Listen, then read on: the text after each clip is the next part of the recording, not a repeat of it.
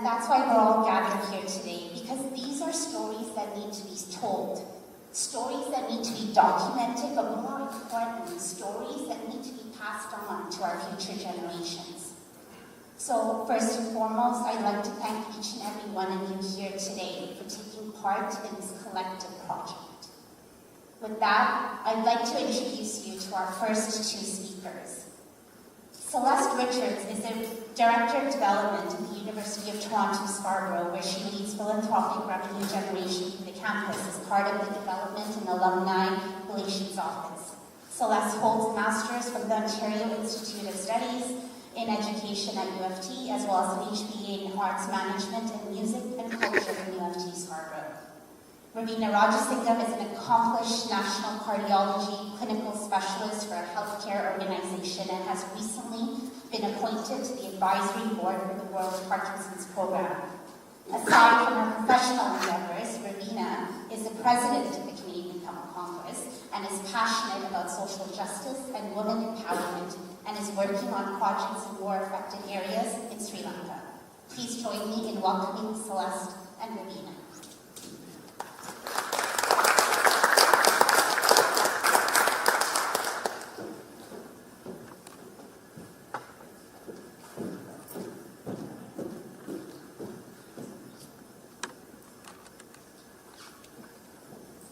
Good morning, everyone. Vanakkam. I'd like to thank all of you for joining us on this beautiful Sunday morning. University of Toronto Scarborough is pleased to co-host today's symposium with the Canadian Tamil Congress, who we've worked very closely with during the fundraising initiative for the Tamil Chair, and who we now count as some of our closest supporters with the broader Tamil community. As you heard earlier, or as you know, in the early hours of July 24th, 1983, armed Sinhalese mobs with voter lists of Tamil names went door to door in the capital city of Colombo in Sri Lanka, wreaking havoc. The days that followed were horrific for Tamil population, resulting in the loss of over 3,000 lives and the destruction of thousands of homes and billions of dollars in businesses. These horrific days are described as Black July or the anti-Tamil pogroms. Today, 40 years later, we are here to commemorate this milestone by first, paying respect to all of those impacted by these tragic events, and second, recognizing the mass migration of Tamils to Canada, in part due to the Special Measures Program undertaken by the government of the day. The Tamil Canadian story is a story of people in search of security and freedom. While the Tamil community in 1983 was small, it was mighty in its organization and unity.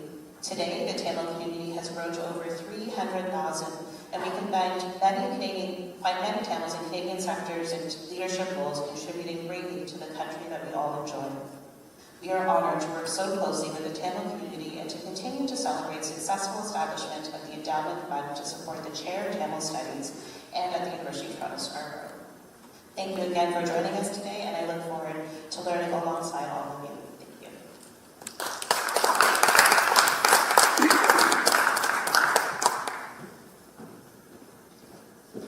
Before I start, if we could all stand up and do a 1 minute silence for those who have lost their life due to war and all the hardship that they faced during the authorities that has been taking place.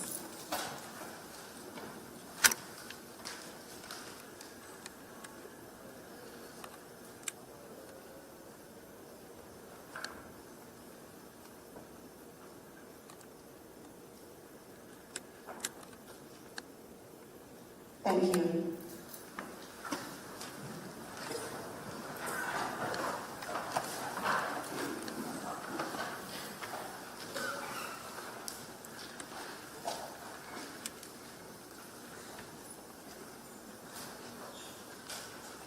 Vanakkam, good morning, bonjour.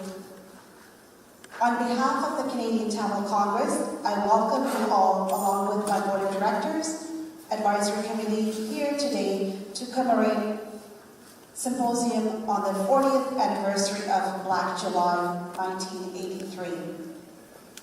I would like to extend my deepest sympathies to those who have lost a loved one and those who carry wounds and sorrows from the tragedy of Black July. Those who survived will always have a scar in their heart and dark memories forever. 40 years. 40 years have passed, but the pain and the traumatizing memories are still with us. Allow me to paint a picture from 40 years ago today. The uncertainty of fear brewing in our homes, wondering whether we would see some of our family members ever again. Personally, on July 23rd, 1983, the very day today, my uncles were both in Colombo for completely different reasons. One of my uncles had just dropped off a family member at the airport and was heading home to Jaffna. He was told all the buses were cancelled going to Jaffna, and he had to flee for his safety. He went back to the place he was staying, and the riot spread to the area very, very quickly. He could see the tunnels were being beaten, stores and houses were set on fire. It was a pogrom. After days of starvation and restless nights hiding in a room, he managed to find safety with the help of a Muslim family at a displaced persons camp. My other uncle was working at the Greenlands Hotel. The hotel was looted and destroyed. He ran for his safety to a convent close by, and the nuns kept him safe. Fortunately, both uncles eventually were able to board a ship back to Jaffna. I'm fortunate enough to say my family was lucky, as the pain was suffered was temporary. Unfortunately, this was not the case for many innocent individuals and families. Their stories are still being told as tales of bravery, but they aren't here with us today to commemorate this event with us. CTC, Canadian Tamil Congress, has conducted many events to commemorate and create awareness of Black July. CTC was the first organization that advocated for Magnitsky Act sanctions against Sri Lankan officials for human rights violations against Tamil people.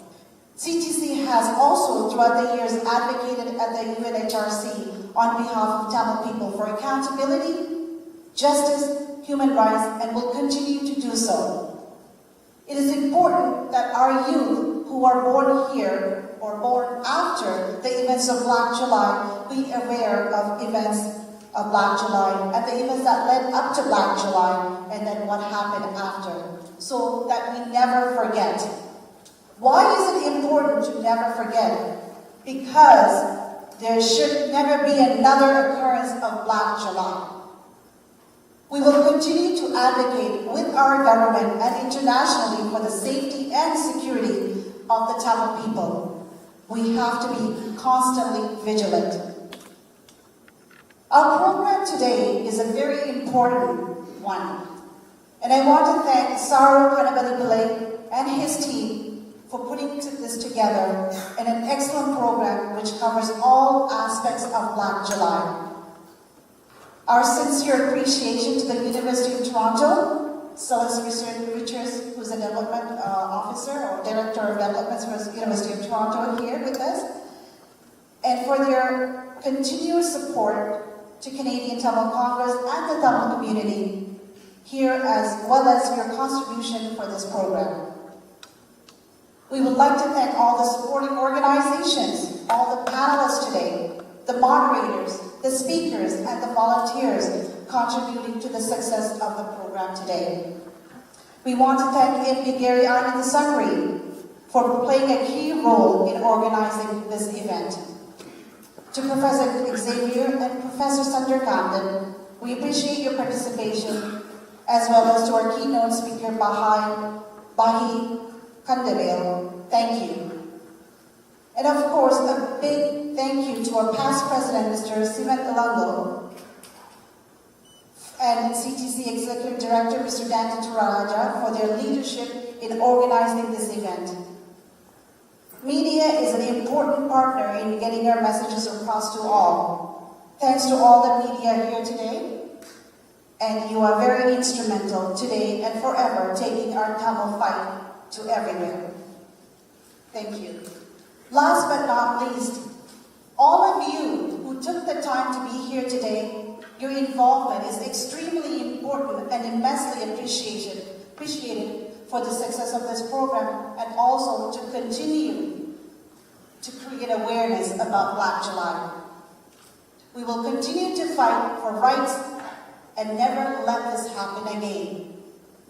Nandri, Vanakkam, merci beaucoup.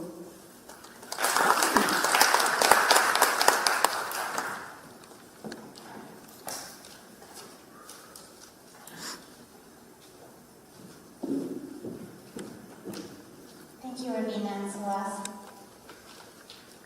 For our first panel, we will be having the panel moderated by Sarjan Kanavadipillai.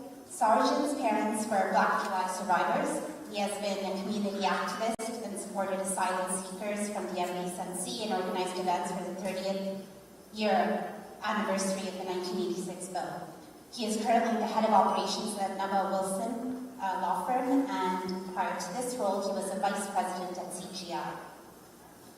Pradeep Raja has been in the education system for over 26 years, first as a teacher, then as a vice principal, a secondary school principal, and most recently, the first Tamil superintendent of education as a mathematics lead. Pradeep is a strong advocate for marginalized communities, and he is also very involved in the community and also volunteers abroad to work with local teachers to support disadvantaged students. Umesh Valupuram is a co-founder of BizRing, a startup real estate property technology company. He is also a board member with Hoyston & Gordon and an advisory board member with Supporters Fund, a venture fund for startups. He was previously the vice president of Affiliate Development with Affiliated Managers Group, a Boston-based public company. Umesh is very much involved in various Tamil community initiatives in Toronto and is a co-founder of Center for Leadership and Innovation, a youth leadership program. Last but not least, on our panel we have Juanita Nandan. She is a long-time resident of Markham and is a community service worker by profession and has the pleasure of representing residents of Ward 7 at Markham City Council. Before being elected as councillor in 2022, Juanita was the public school board trustee for 12 years and past chair of the York Region District School Board. Juanita's record of community involvement speaks to her tenacity and ambition to advocate for the needs of youth, parents, women, and seniors. Could I please have the panelists and the moderator up on stage?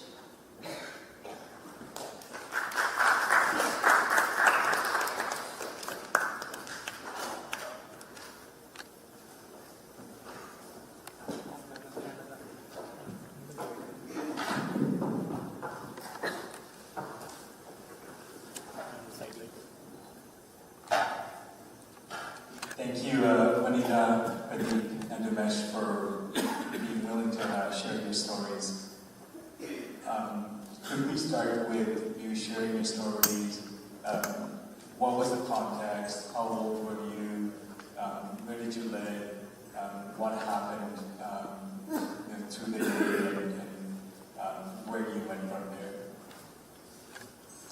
Sure, thank you, Saru. And before I start, I want to thank Telephones, University of Toronto, and everyone else who helped to bring this event together today. So my story, I want to say I was 9 at that time. So it's through a 9-year-old's perspective. So if you can imagine yourself as a 9-year-old, and that's what it would be like. I was living with my Periama, so my mom's older sister in Colombo. So I was there since I was 6 years old for that education, and I was studying at Good Shepherd Convent, Kotahena. So we lived in Muttual. It's about half hour to 45-minute walk to school. The day started as any other day. It was a Monday, July the 23rd. I woke up, got ready, and I usually go to school with my neighbor. She was much older than me, and she took me to school. We were at the bus stop and noticed that the buses were pretty empty. That never happens. Buses are usually packed like sardines, and I was thinking, I was happy to see the bus empty because I never get a seat. And when I went to school, I didn't see all my classmates there that day, so only half the class was there. Teachers were very preoccupied. They were talking among themselves, looking out the doors, and back and forth with their colleagues. And I thought that was strange that we didn't have any classwork to do. We sat and talked to other kids and played games. Around 10 o'clock, they said we could go home. And that was really strange, and they didn't explain anything because I was only in grade 4 at the time, and usually parents came to pick up kids at that age. So they just said and told us we could go home, and parents had been notified. I came and waited at my usual spot where my neighbor would pick me up. But she never came, and I later found out that the higher grades were let out earlier than that. So I decided to take the bus, so I went and waited at the bus stop, and it was very strange because no buses came for a while. Then I decided to walk home.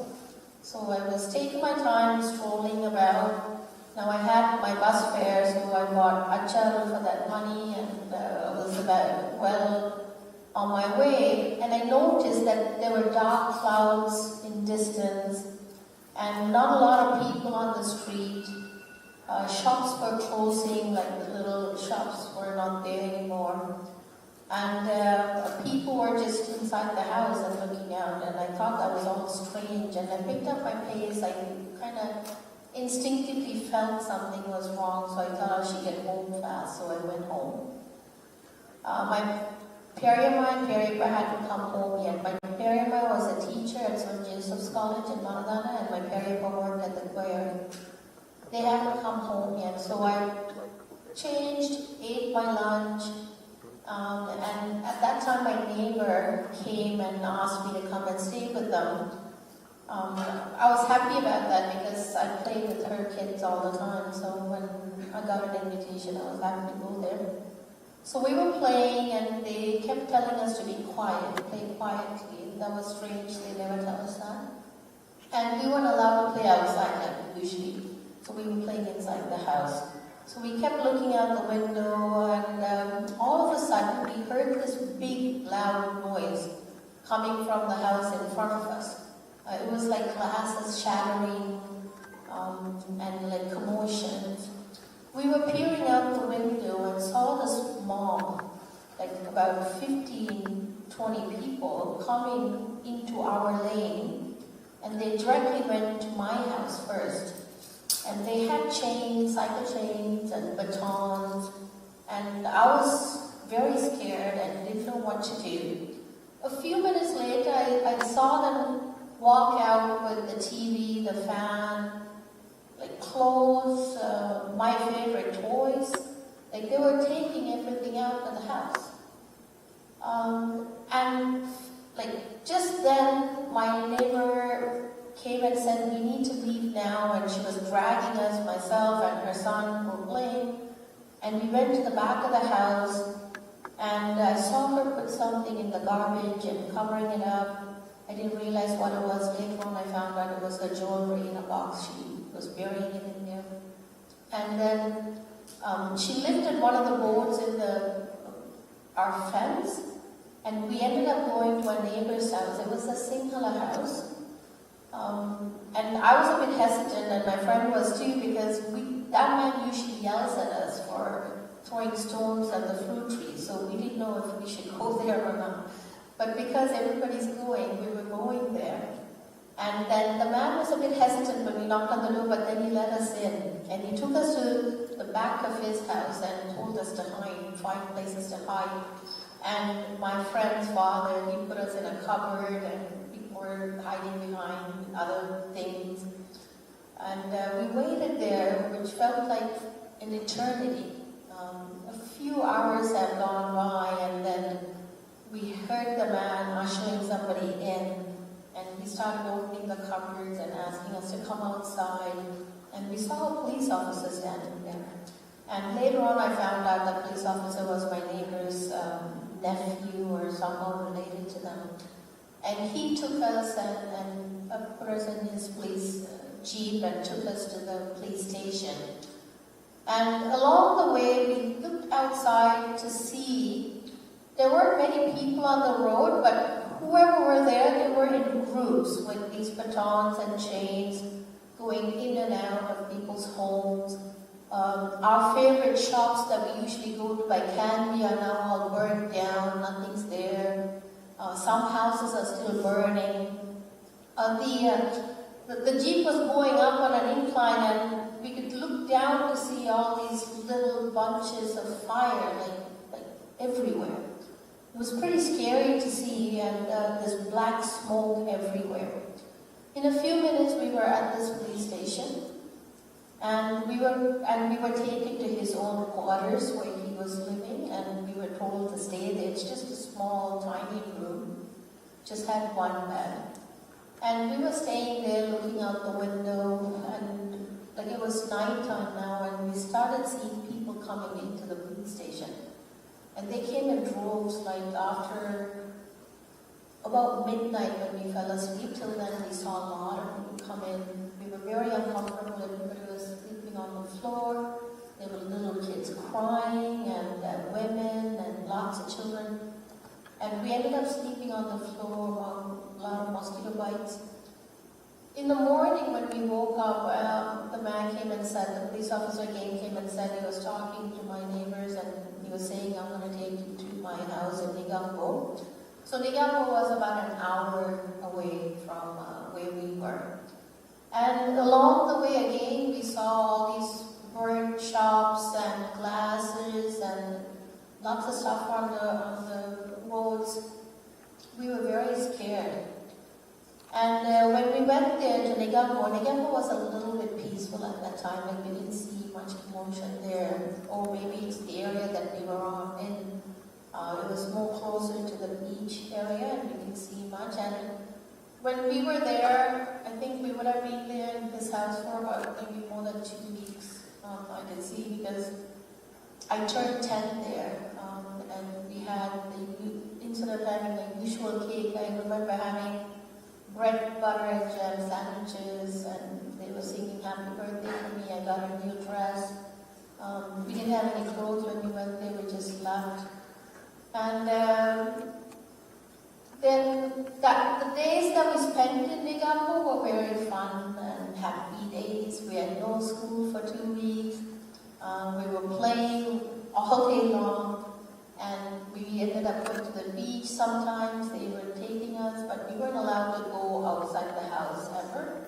And I thought it was very fun, but periodically I would think about my Periama or my parents who were in Jaffna, because I had no connection to them or contact, and I would ask them if Periama had come every day, and they would say no. And I was really worried inside. 2 weeks after, one day all of a sudden my Periama showed up there. And I was so happy to see her. And she thanked everybody, and she put me in a taxi and took me directly to the train station. We ended up going to Jaffna on the day on a train.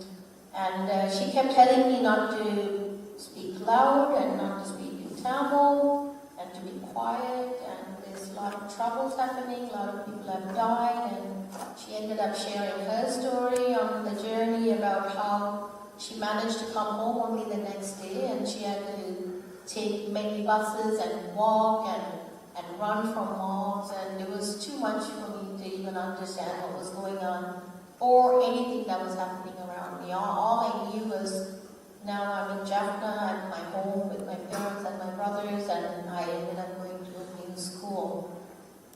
About 6 months later, we had to go back to Colombo for some paperwork or something like that. And I saw my neighborhood kids, one of them playing with my favorite toy, and some of them wearing my dresses. I remember them distinctly because I have a lot of aunts in England, so my dresses were different, and my favorite ones, and I could see other kids wearing it, and it was very troubling for me, and I was trying to yell out the window, and remember Teresa told me to be quiet and not to say anything. And those are some of the memories I had with me of that day. And till about, in 2008, like Bonnie said, till I ended up working on the Black July project 25 years after, I never thought about that or ever spoke to anyone about what really happened. And only at that time, I slowly learned about what had happened, and I was in the middle of that, and it was so real to think about that. So that's my story of Passage 30. Pradeep, if you could share your story. Good morning, everyone, and first of all, I want to thank this land for us to settle, our educators and the elders, and also the social programs. So without it, I wouldn't be here. I also went through similar situations, so I'm not going to get into details. I was born in Kalambur, so my two Amma's brothers, Mama, two of them were in Kalambur, so we will move back and forth between south and north depending on the tension, and I would call it a survival. So during 1983, I was with my Mama's house, so there's all the extended family cousins, so 8 boys and a girl, between 8 and 15. So we were all in the same household, and when we heard that this was going to happen, we got the wind of it. I remember walking with my cousin running home, and obviously we were able to speak Sinhalese, so that sort of got us home safely. And then, when about 15 to 20 mobs came in various, tools to attack, and most of them I recognized because we all used to play cricket in the neighborhood.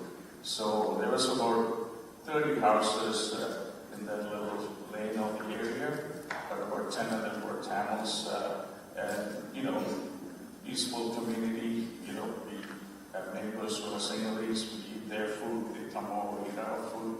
So we were going back and forth, but it's the Sinhalese family who helped us and get us under the bed behind our house. But what happened was this 25 to 30 mobs, they were leaving because they didn't attack our house. Maybe that relationship eased and played cricket.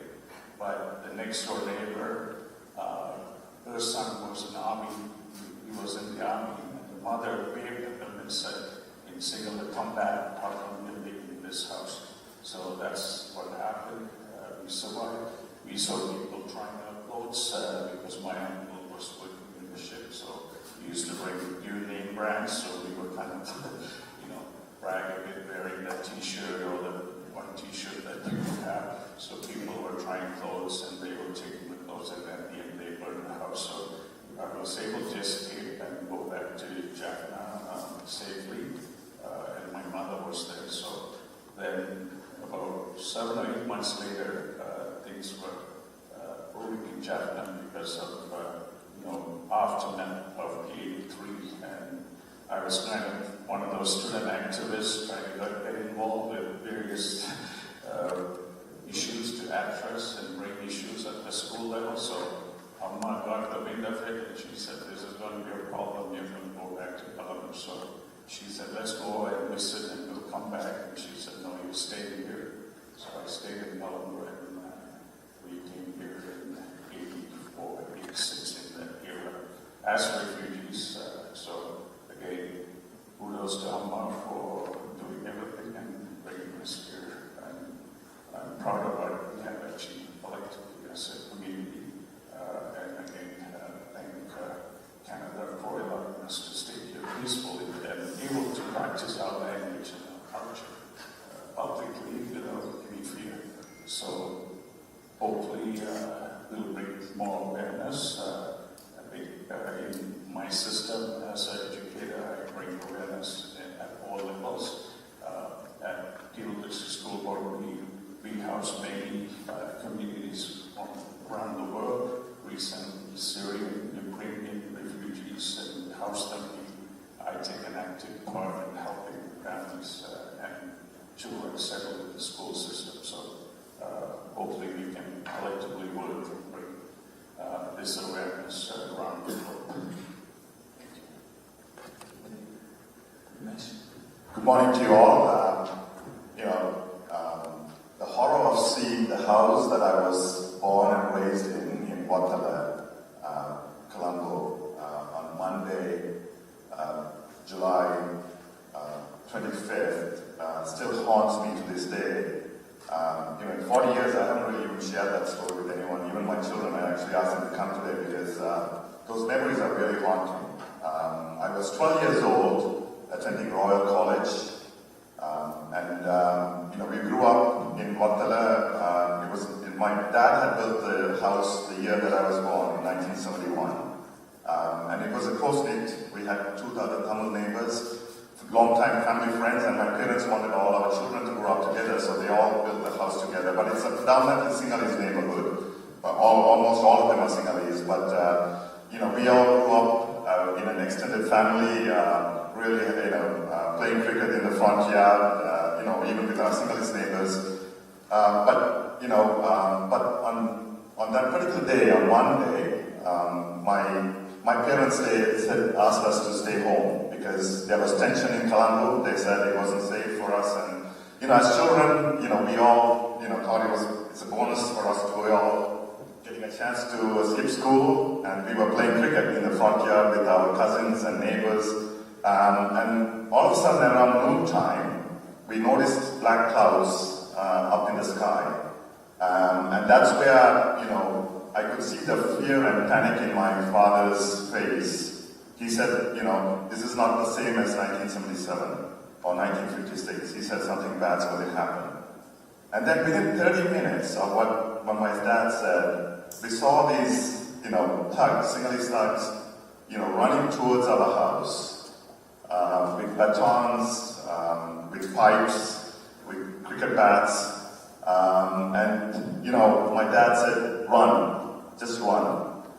And, all of us, there were 16 of us in our house. It was an extended family, my grandparents, my mother's siblings, and my cousins. So there were 16 of us. We just ran. We just ran to jumping over the fence. It was a small fence, to the backyard of our Muslim neighbor. And even our neighbors all ran towards that. And then for us, we were fortunate that our Muslim neighbors didn't hesitate to take us in, give us refuge. But they directed us to a small room where they basically said, go and hide. And here I was, we were all 28 of us, all Tamil families, 28 of us being stuck in this small room. And I could see, peering through one of the windows of that room, I could see the house being set ablaze. I could see the glasses cracking, mobs shouting, Mara Demaleo. All the atrocities are happening right in front of my eyes. And I could turn to my father, and I could see his tears welling, a house that he had built. He had, so much history and so much, family togetherness just being burnt in front of our eyes. 2 hours passed, and finally the Muslim neighbor said, it looks like the thugs have gone away. And here we ran back to our house, still seeing the house, 3 of our houses burning. So here we were, taking water out of the well, hoping to minimize the damage, but pretty much everything what was in the house was gone. And what we also noticed, certainly so many burnt things, but also what we noticed was a lot of things were missing. So certainly that these thugs were taking away the TVs, VCR, washing machine, whatever you know. So there was a lot of looting happening. And even, our Tamil families, my mom usually hides their, jewelries in, the attic. So they very well knew where all the jewelry can be found. found. So all of the jewelries were, missing. And interestingly enough, my middle income was also cut up. They were thinking that, they could be hiding their jewelry in the middle income. But aside from all the material stuff, what was really the hardest part is seeing the photo albums, all my childhood memories. The burnt albums where all the pictures of, my mom had an amazing collection of all these albums. All of those were just burnt, and I could see some of the ashes. So, those are the memories that still linger and really haunt, haunt us all to this day. After we did, the other troubling part was we had this group of, people, most of them were strangers looking around while we were here putting away the fire. They were a group of people just laughing and, at us saying, hey, look at what's happening with them. These were not neighbors, but these were a lot of strangers who had come out to see all the damage, all the travesty that's been done, but they were just laughing. And it was so hurtful to see, humans can be so so mean and uncaring. So really, those are things, those are the images that last forever. Then we heard that the mobs were coming after the Tamil family, so we went back into the house and we stayed overnight. And we found out that, they were actually going door to door looking to kill Tamil people. But fortunately enough, our Muslim people managed to cover for us. But they, the head of the family, he started to fear for their own lives. And basically he said, I can't keep you guys here for long. You have to find something tomorrow.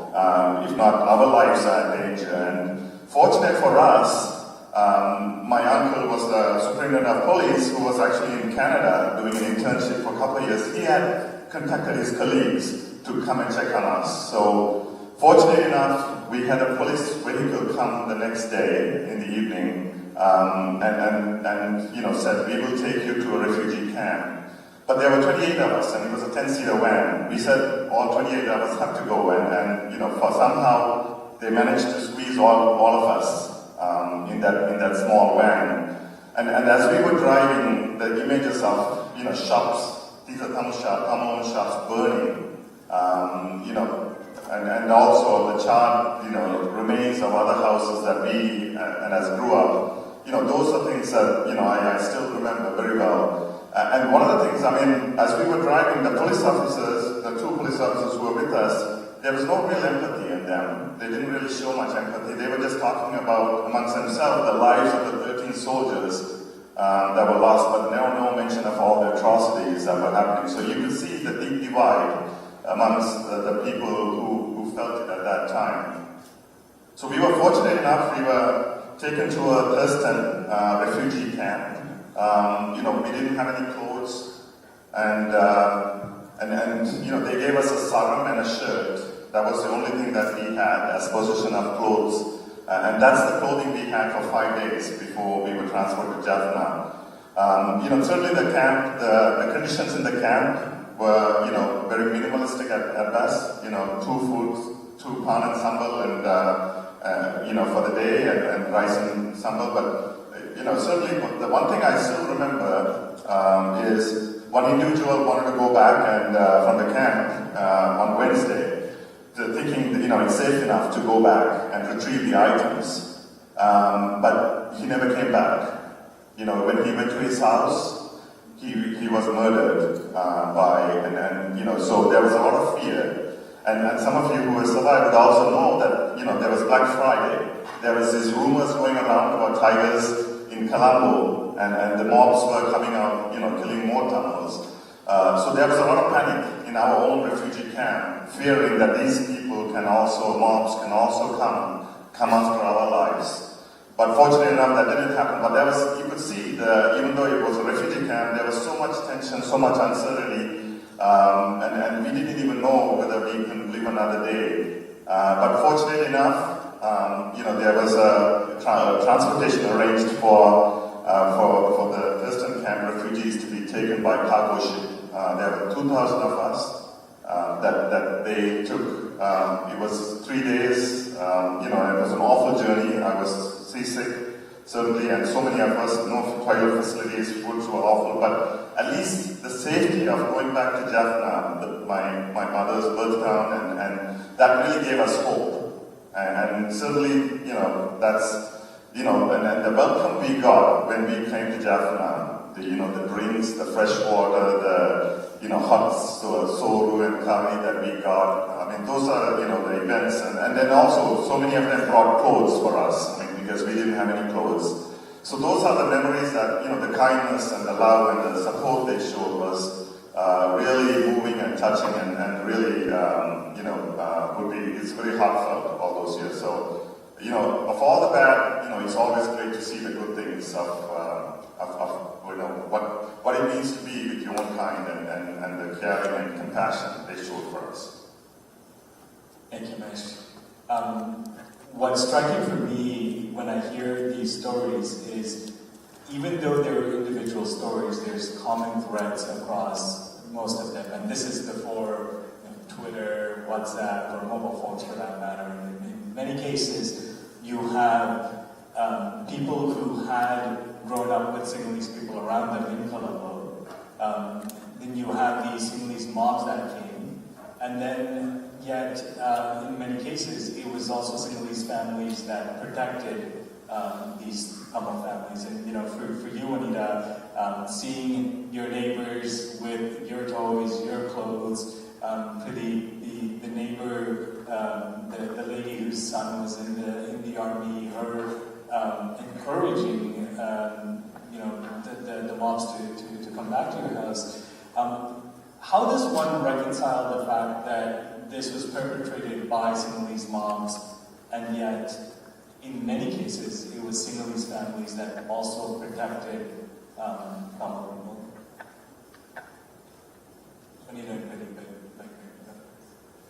Well, it was hard to understand at that time as a young child, not understanding and who to trust and things like that. But later on, as an adult, you could see your perspective changes, and you could see that not all Sinhalese people were like that.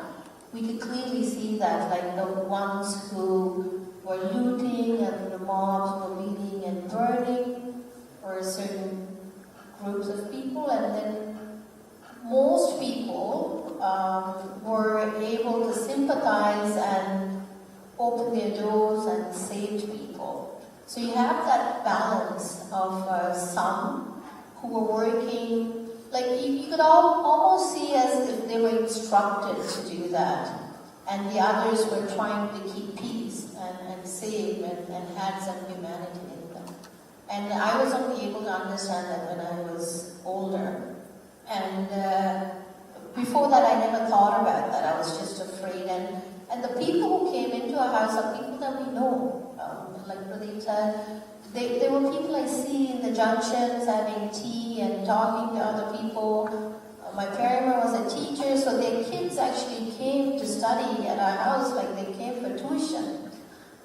So it was a bit much for me to understand. It was overwhelming. Like, why is so-and-so's dad doing this? Or what is he doing? Why is he taking our stuff away?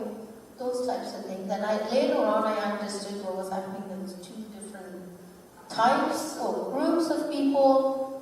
And I understood later on when people had gone with voter lists and targeted only Tamil people.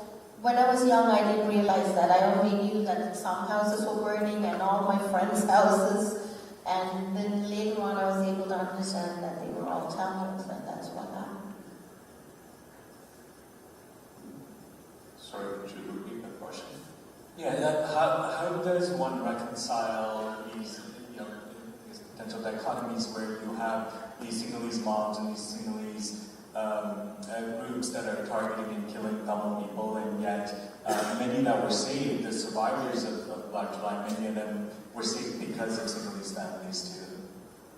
Yeah, well, we have to honor their heroic stand, right? Because there's one side, it's a well-organized one, in my opinion, structured, transported in trains. They were left in certain areas so that they knew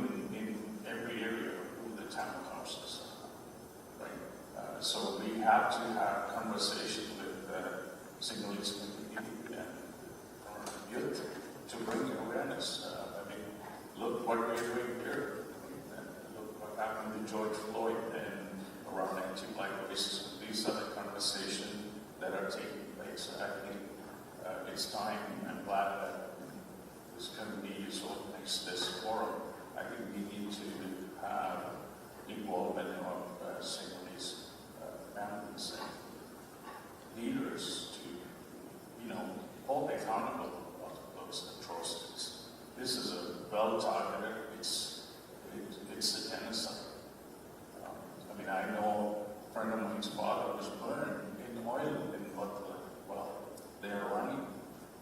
So who's accountable, right? Can you imagine we do something like that here? How would that happen? Where's their security protection? Right? We didn't have any of that. So I think there's more conversation. When we were planning this event, one of the things that became apparent was many survivors of Black July are no longer with us. And we realized we lost those stories forever. And part of the goal today was to create conditions for discussion. And as you had mentioned, I think you haven't talked to your children about this before, right? And Pradeep, I'd like to know if you've had a chance to have discussions with your kids, and how do we navigate that? How do we have dialogue about this? I know it must be traumatic to relive these memories, and sometimes we don't know who should initiate the discussions. I'd like to get both your input on that. No, certainly I'm glad to have my children. I hope they are recording it. I think that's a reminder for them to take their phones out and record. But it's for them to know the history. It's very important. Again, whatever said and done, the Jewish people have done a fantastic job of talking about the Holocaust and passing that message on from one generation to the other. Because what it does, it brings people together and brings that passion for the advancement of the community, and there is a togetherness. So something like that, similar to us, as Tamils, we need to have our children, our future generation of children, remember that, because that is part of our history, and that's one of the reasons why, and main reason why we are here in Canada as our, now we call our homeland, because that is a very important part of history, and very important not just them to know about the history, but it's being passed on from one generation to the other. So very important for us to have every effort being made to document the atrocities that happened, and that may never be forgotten, because so many lost our lives, and our lives will change forever, and that's why we are here calling ourselves Canadian, in a free land. The awareness is key, and I have conversation with different communities to bring this awareness about this day and this month. For non-Sri Lankan community members, friends, and family. Currently I have asked my daughter to read the Prisoner 1056 Roy Ratnagul's book. And I have a number of books, and I have been distributing them to various people. And they are passionate. They want to learn. They ask questions. What are we doing? What's the government doing? What's the Canadian government doing? I think it's an advocacy. It's just the work that we need to continue to do.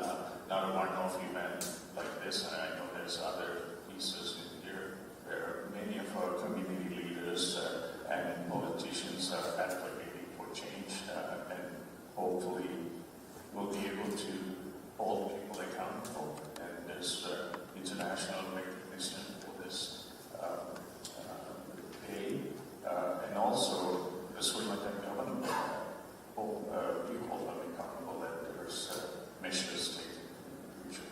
And I think each one of us has roles to play.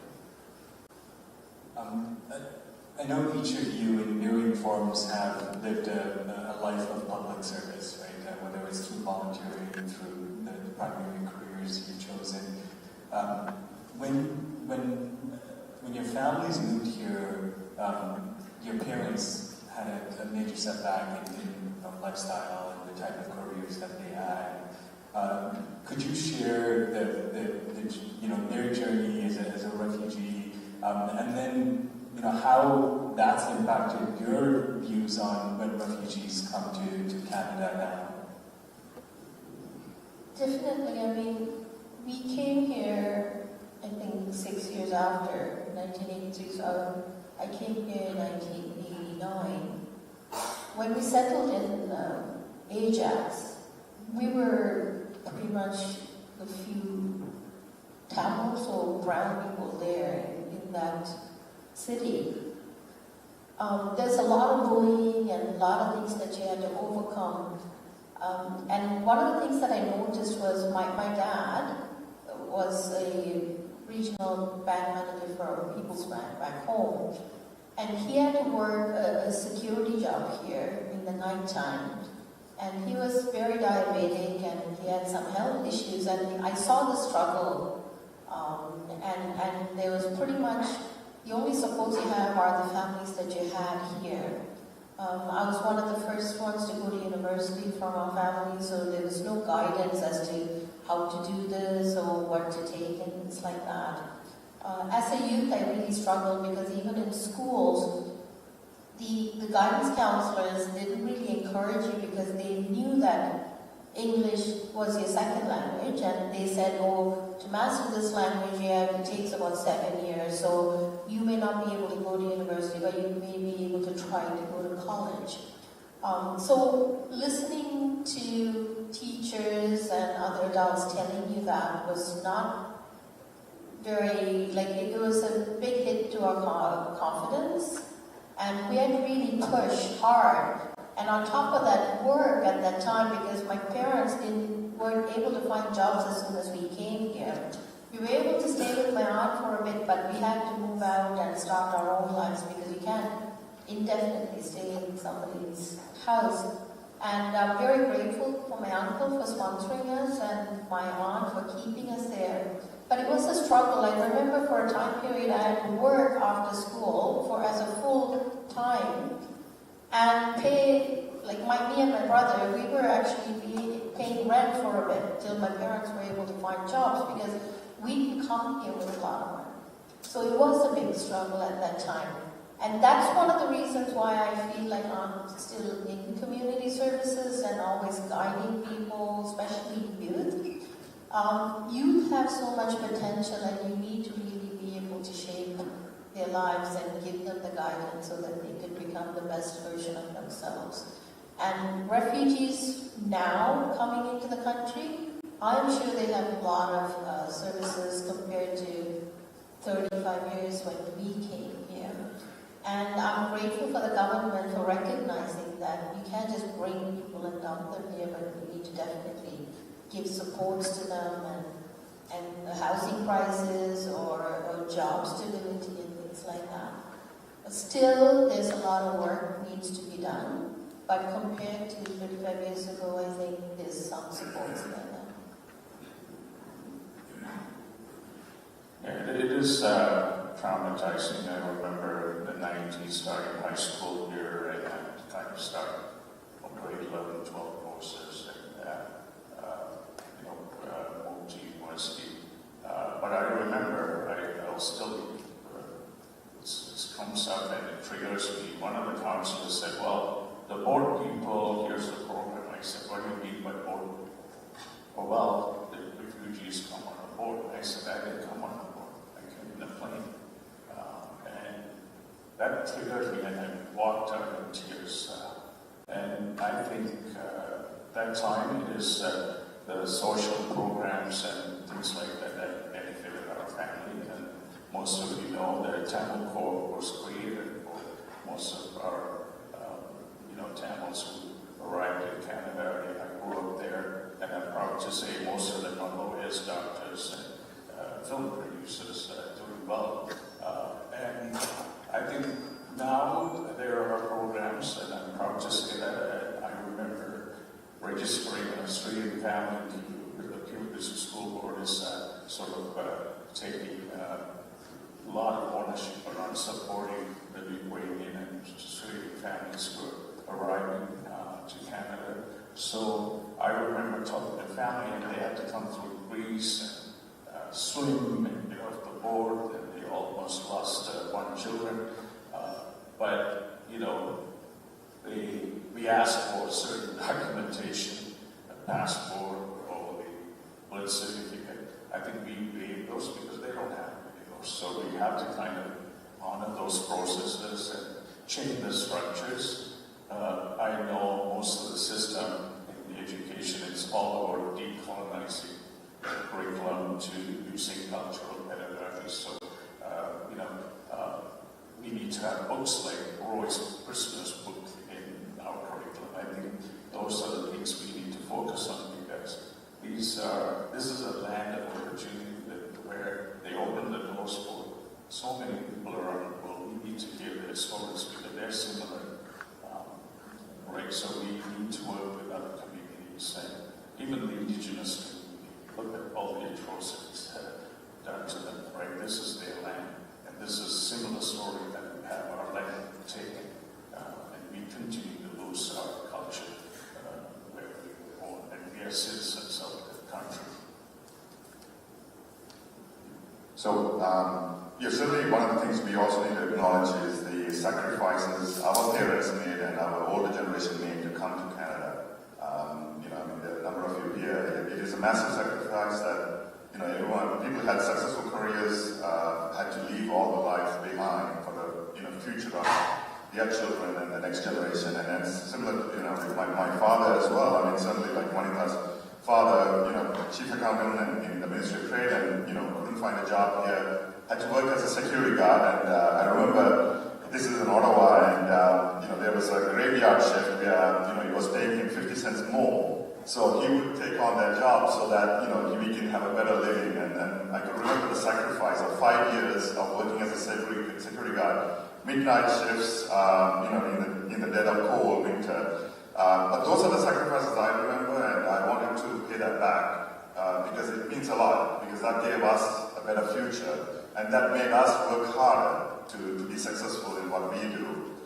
So that's important for us to recognize. And one of the things of me coming to Canada and growing up, I lacked was soft skills, being a new immigrant. And then one of the things that led to was the founding of CFLI, Center for Leadership and Innovation, co-founded by Sivan Delango, myself, and Kumar Ratnam. We started it about 11 years ago.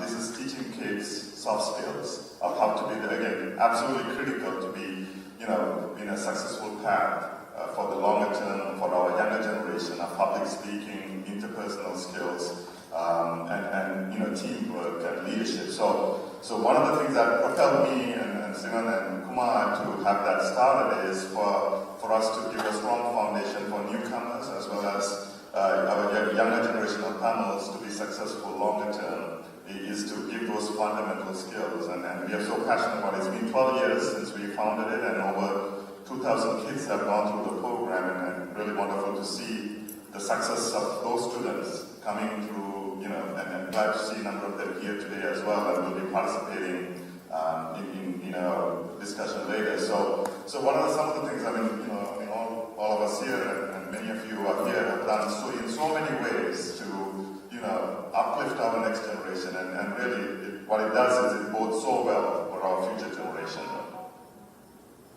Thank you so much for your willingness to share your stance and perspective, Juanita, and Mesh. Thank you.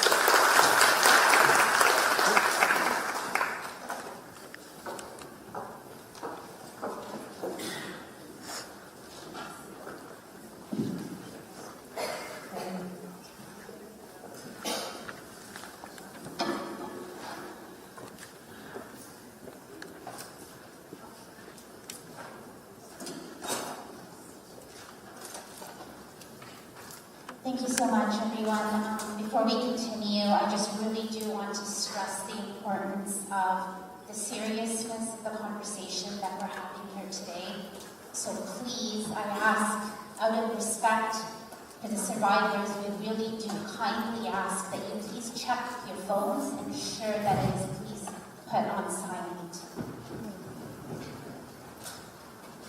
Commission now, Anita and Pradeep, thank you so much for sharing those stories. I know it couldn't have been easy.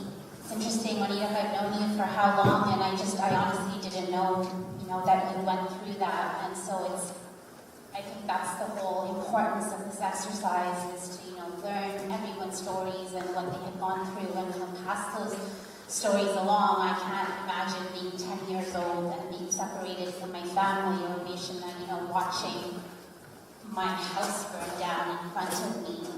And like Pradeep said, I think at one point he said, kudos to my amma for, coming out and surviving. And I think we all take part in that. And, kudos to all of our ammas and appas for actually coming here and, relocating their lives, just so all of us can have a better future. And, looking out into this room today, I'm sure that each and every one of us here has our own story. There's this idea of Black July is this thing that somehow connects all of us, whether we were in Sri Lanka or not, because a lot of us are here today because of the events that happened in Sri Lanka.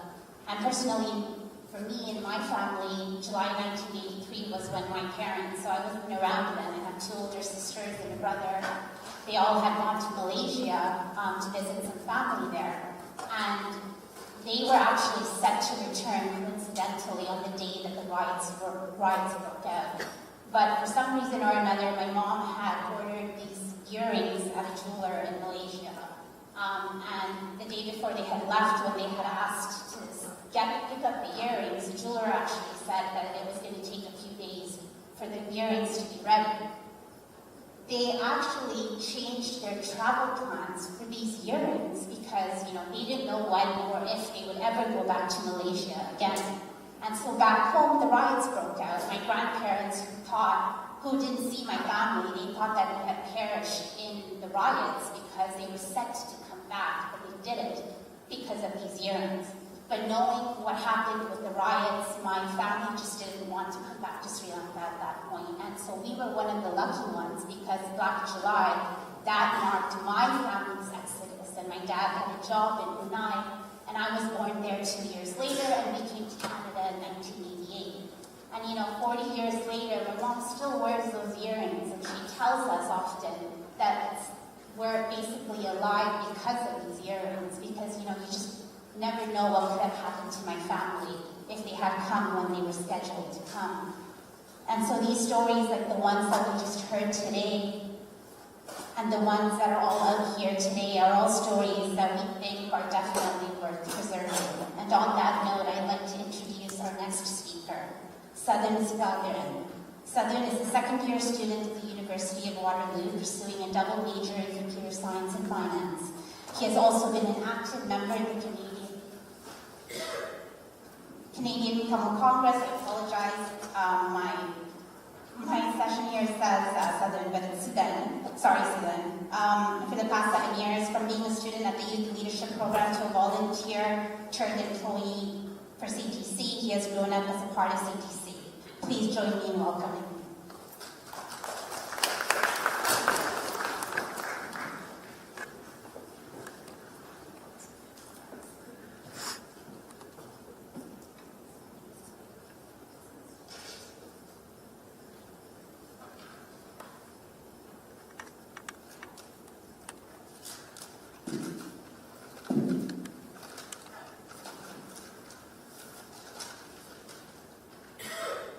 If you asked me a year ago what Black July was, I wouldn't be able to tell you much.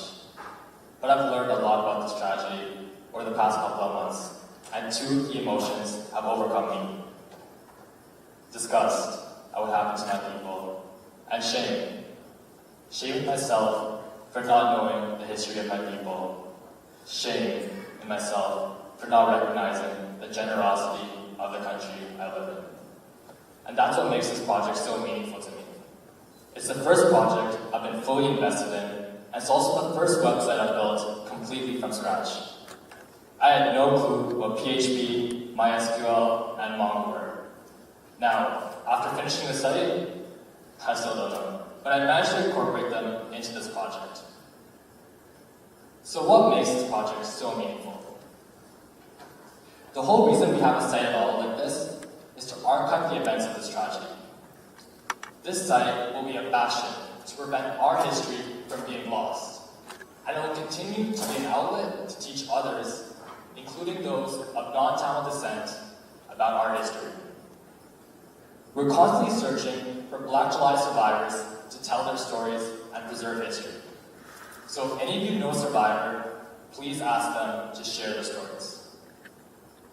I can only imagine how painful it must be for them to relive these memories. But please ask them to come forward. They can contact us through the contact page on the site. Finally, the reason behind this website revamp is that it be more accessible to us, the next generation. The past is ingrained into identity, so not only must we remember our past, we must pass it on to the next generation. It's on us to carry the torch and preserve Tamil heritage.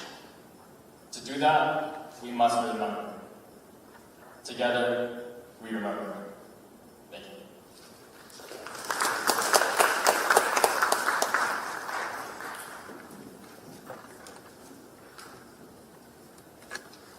Thank you so much for this website that you're working on and for all your hard work. I know you've put a lot of hours into it, so I do strongly encourage everyone to go online and submit your stories. If you could, that would be greatly appreciated, especially for the future generations.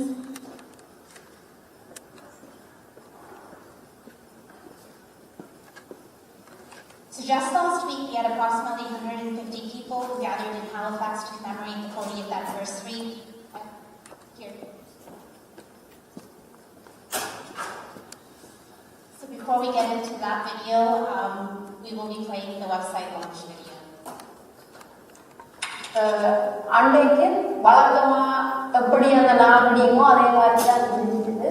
ஆனா ஒரு 10 மணி 10:30 மணி மட்டும் எல்லாரும் ஓடுபட்டு தெரிஞ்சு ஸ்கூல்ல என்ன நடக்குதுன்னு தெரியல. நாங்க சின்ன பிள்ளைல 9 வயசு எனக்கு.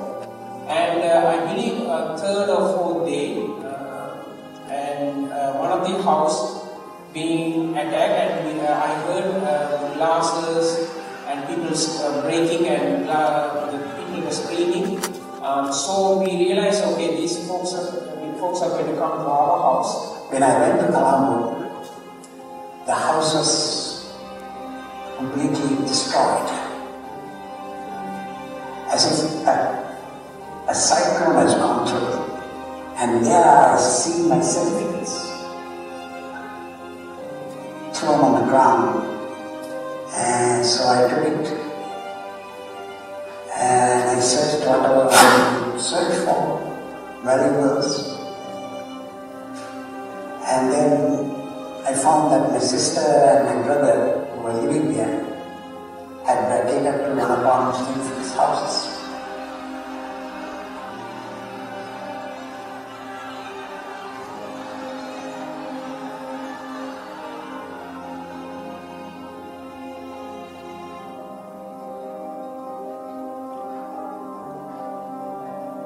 அங்கே ஒரு விகார பொங்கலில் பள்ளி வாசல் ஒரு 1 குடும்பம் 2 குடும்பம் தான். அப்போ அவர் என்ன செய்யறதா தமிழ் வீடுகள் இருக்கிறார்கள் ஒவ்வொன்றும் விட்டா கேட்டு சத்தம் கேட்குது காது பயங்கரமான தோற்று. நான் என்ன உடனடியாக அவர் என்ன செய்ய வாழ அவர்களுக்கு மேல் வீடு இருக்கு, கீழ் வீடு இருக்கு. அவர் அப்போதான் கல்யாணம் முடித்து 6 மாதம். அப்போ என்ன கூட்டி கொண்டு போய் அந்த வீட்டில் அவரை அந்த அலுமாரிக்கு கனவு போடுறேன்னு கேட்டு துணிதான் போட்டு எடுத்துக்கணும். அந்த அலுமாரிக்குள்ள கீழ்த்தட்டில் இருக்கிற துணிகளை மேலே போட்டு அதை கீழே வச்சு மூடி விட்டு துணிகளை மூடா எனக்கு நடந்தது வேறு என்ன செய்வது. We ran to the backyard to the neighbor's house, and I was peeking through the window and I saw our house starting to burn right in front of our eyes. Tears were just shed to see the house just in flames. And I remember for about 2-3 hours, kerosene smell, house, mirror, the glasses cracking. As soon as when the mob left,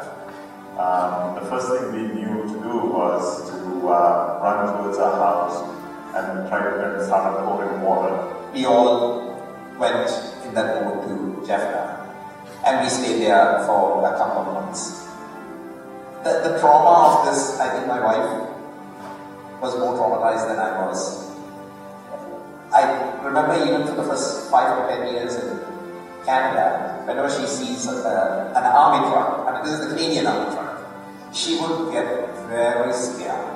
Imagine a red sky, that's still in my mind. That's how I see things happening, and the gunshots and the cries of people who actually ran through my neighborhood to escape the violence. I was a late teen at that time, so and the memories always stick to us in a visual format of how things happen.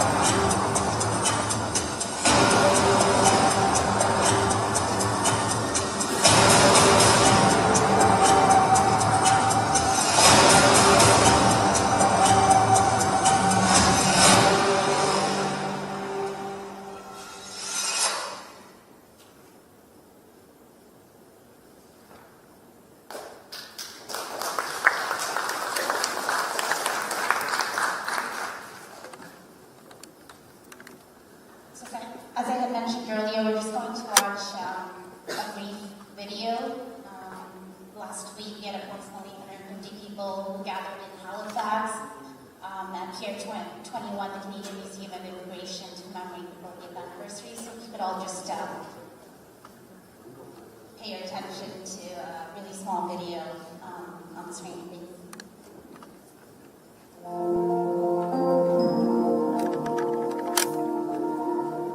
It's important that this story by the Janelles coming to Canada following the events of Black July is told, because it's part of our story, of Canada's story.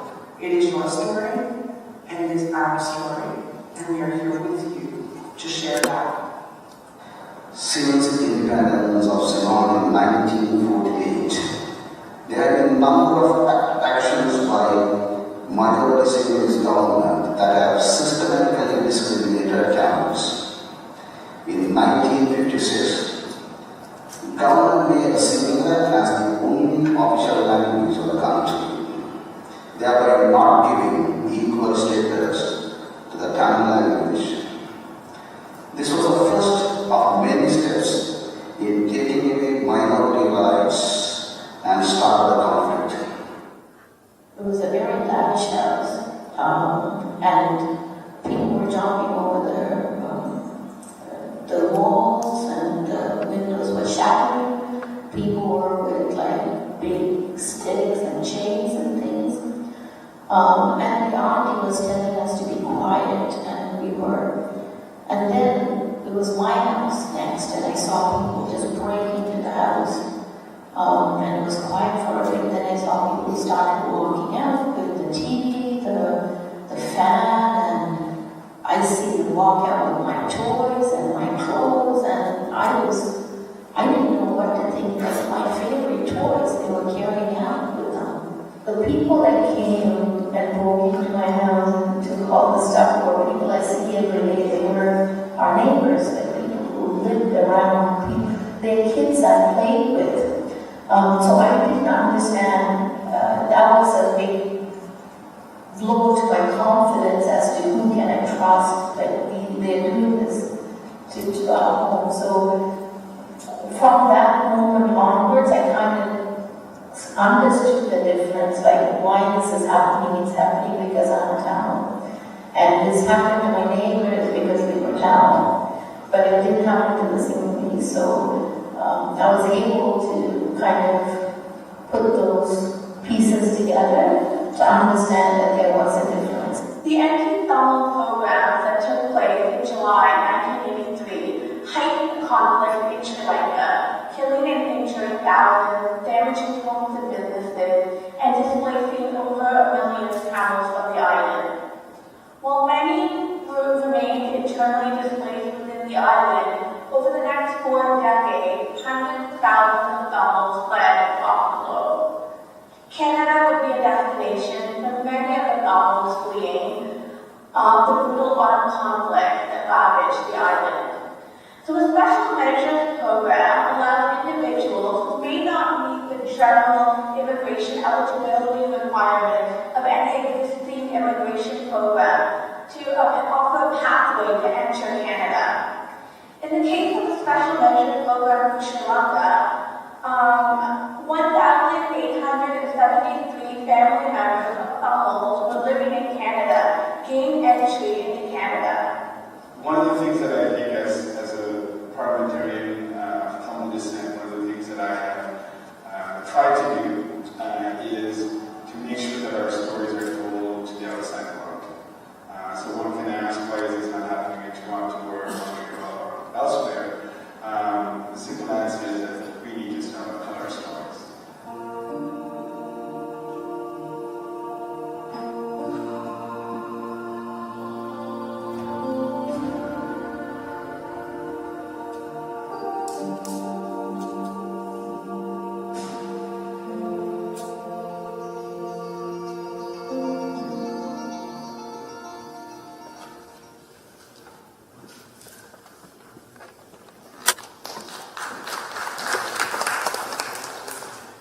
Thank you so much for that video. I'd like to acknowledge and express our sincere appreciation to Myron Monix from Moments by Myron for capturing that video for us. Thank you.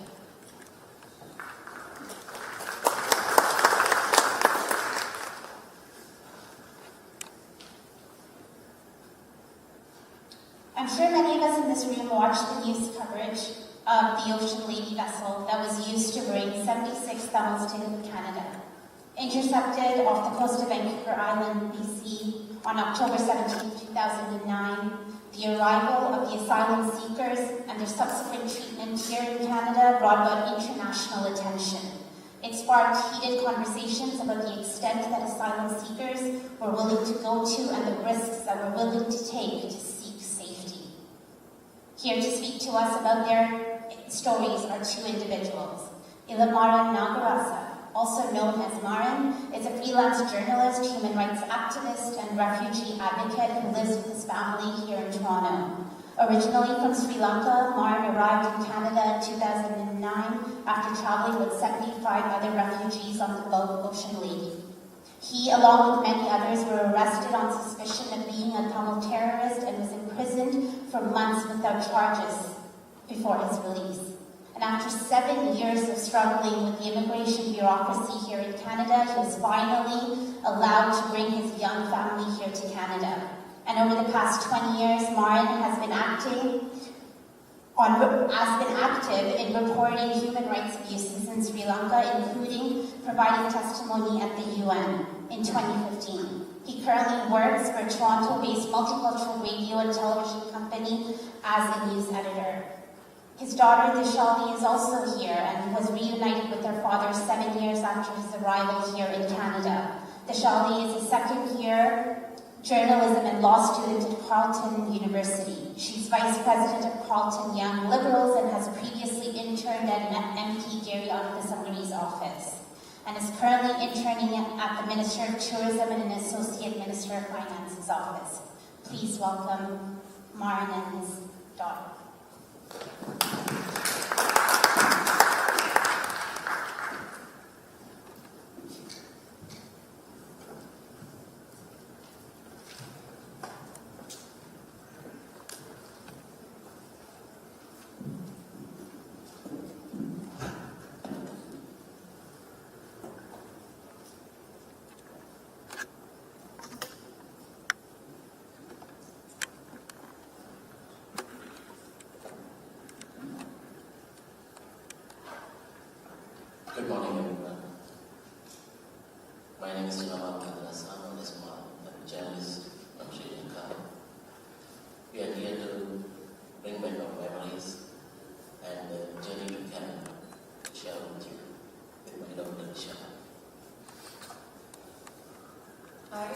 is Dashali.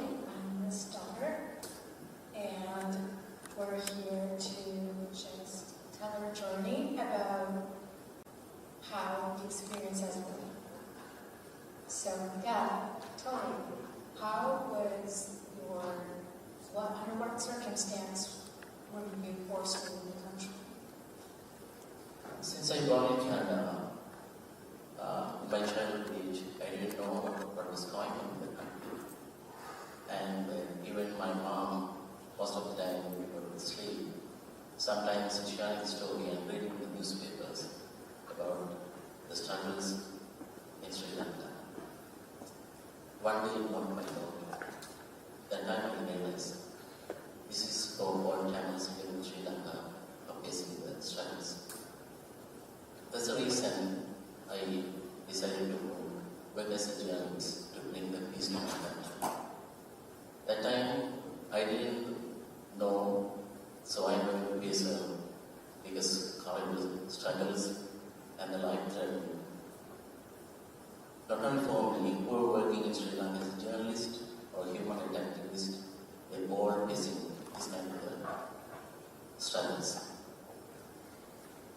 So many events, but one of the incident, there was a 7-year-old daughter abducted from the school because his father is a human rights activist. After 1 week, the body found in the abandoned well in eastern part of Sri Lanka. As a father, as a community activist. So, I took it so personally. We need to stop this kind of struggles against humanity. I reported everything to the international, so it was me to be out of the country. The genocide against Tamils in Sri Lanka still out there in India. The very families, the children, they don't have a place to live. They don't have a place to build their shelter.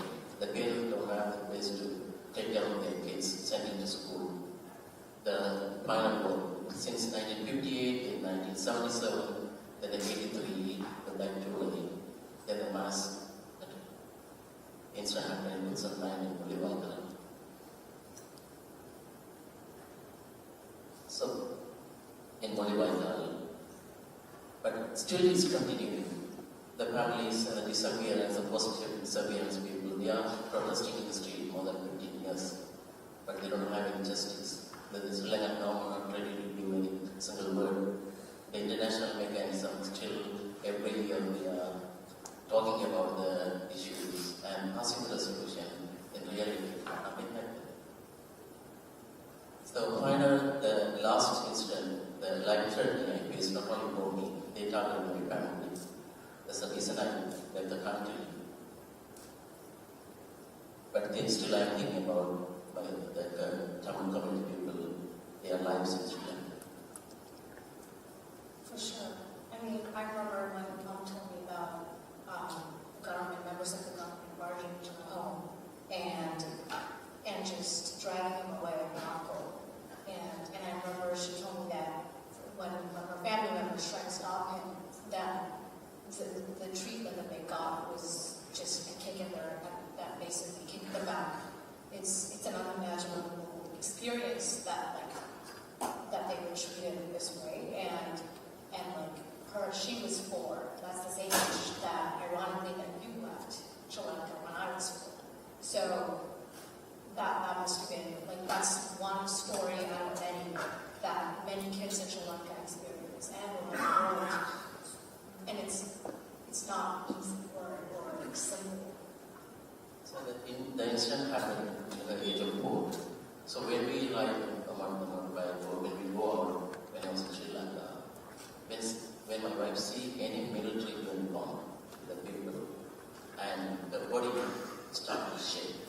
I felt many times when we ride a motorbike, she just brushed my shoulder and is shaking, even in the 30s. But still, she lives in Canada for more than 7 years. Still, whenever she sees any person in the uniform, she points to unusual, it's kind of shaking.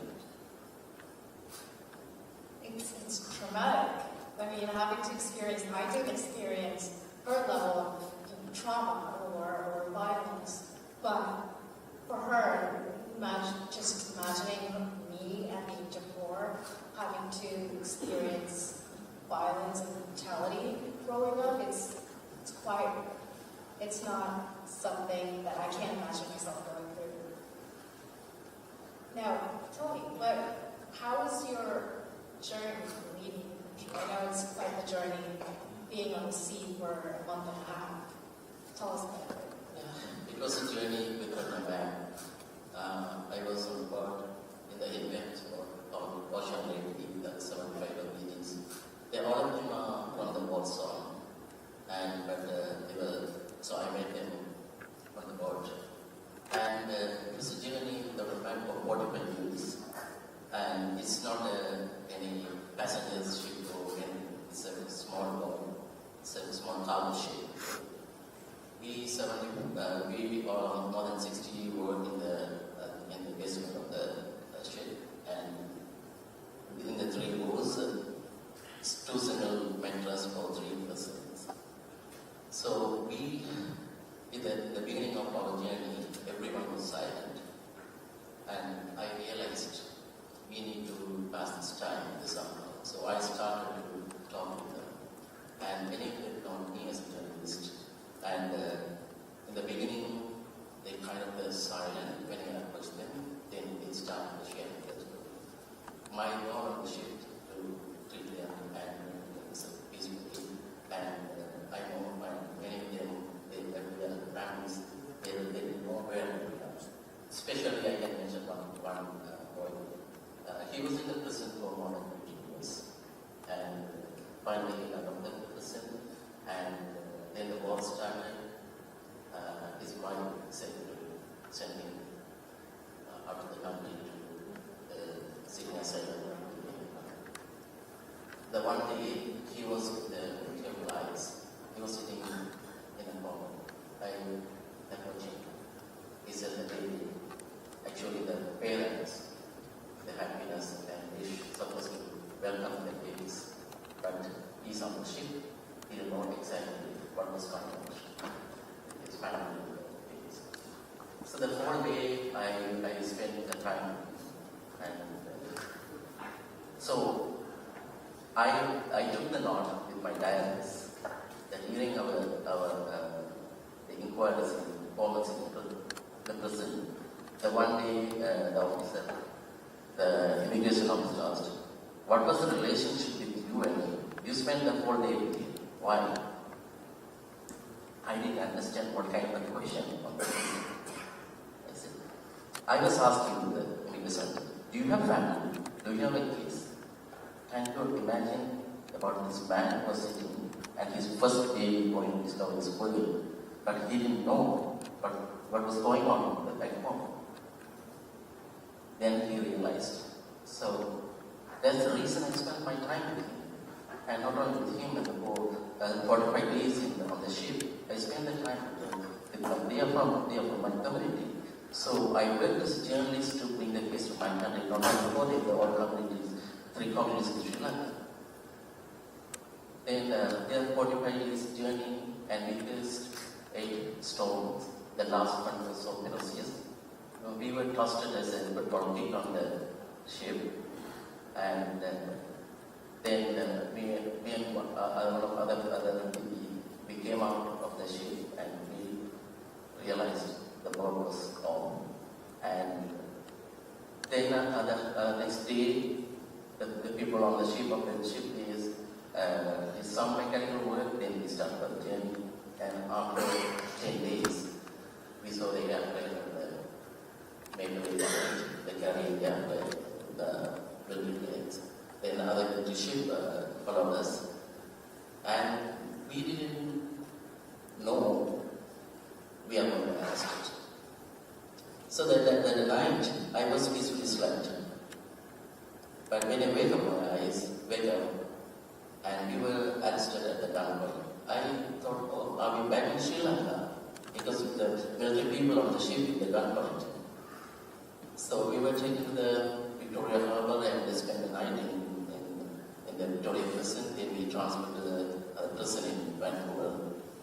Then the 4 months, the vacation 4 months, we spent our time in the Vancouver prison. But honestly, I didn't know what was going on because no one allowed to meet us. And there were we 3 people in the cell, in the bunk bed, 2 of them in the bunk bed, 1 of them on the floor in the settlements. When during the television at the cell, I realized we were in the Canadian medias and we were named as a terrorist. High-profile military leaders and the Tamil terrorists came on the street that time, the news circulated in the media. I felt really sad. Even the 40-day journey, we escaped from the deadly war and reaching out the Canadian soil. Still, we are trying to. This is what happened in Sri Lanka. The Tamils labeled terrorists, the suspicious, the arrested. Though it seems like a country all the way to Canada. The 4 months, inquiries, and so many things we went through, they finally decided to release us with a condition. It's like a house arrest and the bond. And then other 4.5 years, I was living in Canada. It's like an open prison. And I cannot go out of my house from midnight 12 to morning 6. That time we lived so many conditions. Then I have been accepted as a refugee in after 4.5 years. It took other 4 years to bring my family to Canada. It's just when I heard when you told me about you at gunpoint after the whole journey, after just hope and tiring, but that hope of we're leaving an unsafe country and going into a possible safe home, and only to be just pointed a gun at and put in prison. I can't fathom that at all. Like it's I don't know. I have no words to say, but it's just not what I would have imagined at all. But yeah, like I remember you calling on call and just having that happy face, but I knew you were not in the best position back here based on my mom's reaction. Like she wasn't happy. Yeah, she had a happy face for me putting up for that. I'm okay face to her daughter, but like growing up, knowing the situation, what I experienced, I knew that she wasn't okay. She was just pretending somewhat, but it's just, it's not something that anyone should be going through. Yeah, I remember after I left the country, my wife and daughter, they were hiding for 3.5 years because of the life threatening. And they were they had to travel place to place to protect them. And I didn't have that time in direct contact number. I had to wait until they called me. And one day, in the early morning, I was preparing the news for the radio station, so I'm working. And my wife won't call me. That time, there was this kind of sticking sound. Then she said, "Oh, just wait. Then they said, she had a spanker because of the wrong delivery. She was 4.5 years old. Then the line was disconnected. So other 6 hours, I didn't know exactly what was happening. Still, I was delivered the news to the radio station, and the morning main news also I had to prepare. But I called my colleagues. They explained the situation. One of the colleagues responded. He said, "Ma, just take care and just let me know what happened to your family, and don't worry about your news, and I can cover for you." Then others said, after 6 hours, one of my friends is a doctor in Sri Lanka. And somehow he found where my family lived, and he gave the tip, and he said, "Man, no worries, that she'll be okay, she's okay. I'm taking care of your daughter, no worries."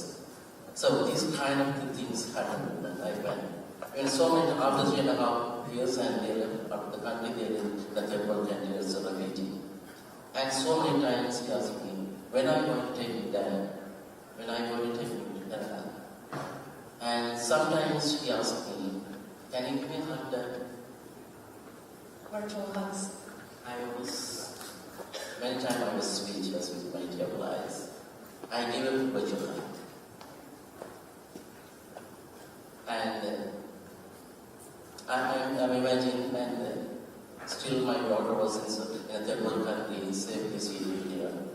And with hundreds of kids still living in Sri Lanka under freedom.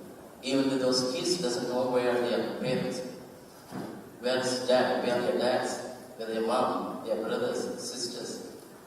In the 15 years now, still they are protesting. The post-disappearance relatives, they are still not asleep, they are protesting and calling the government, where are their relatives? But the government already declares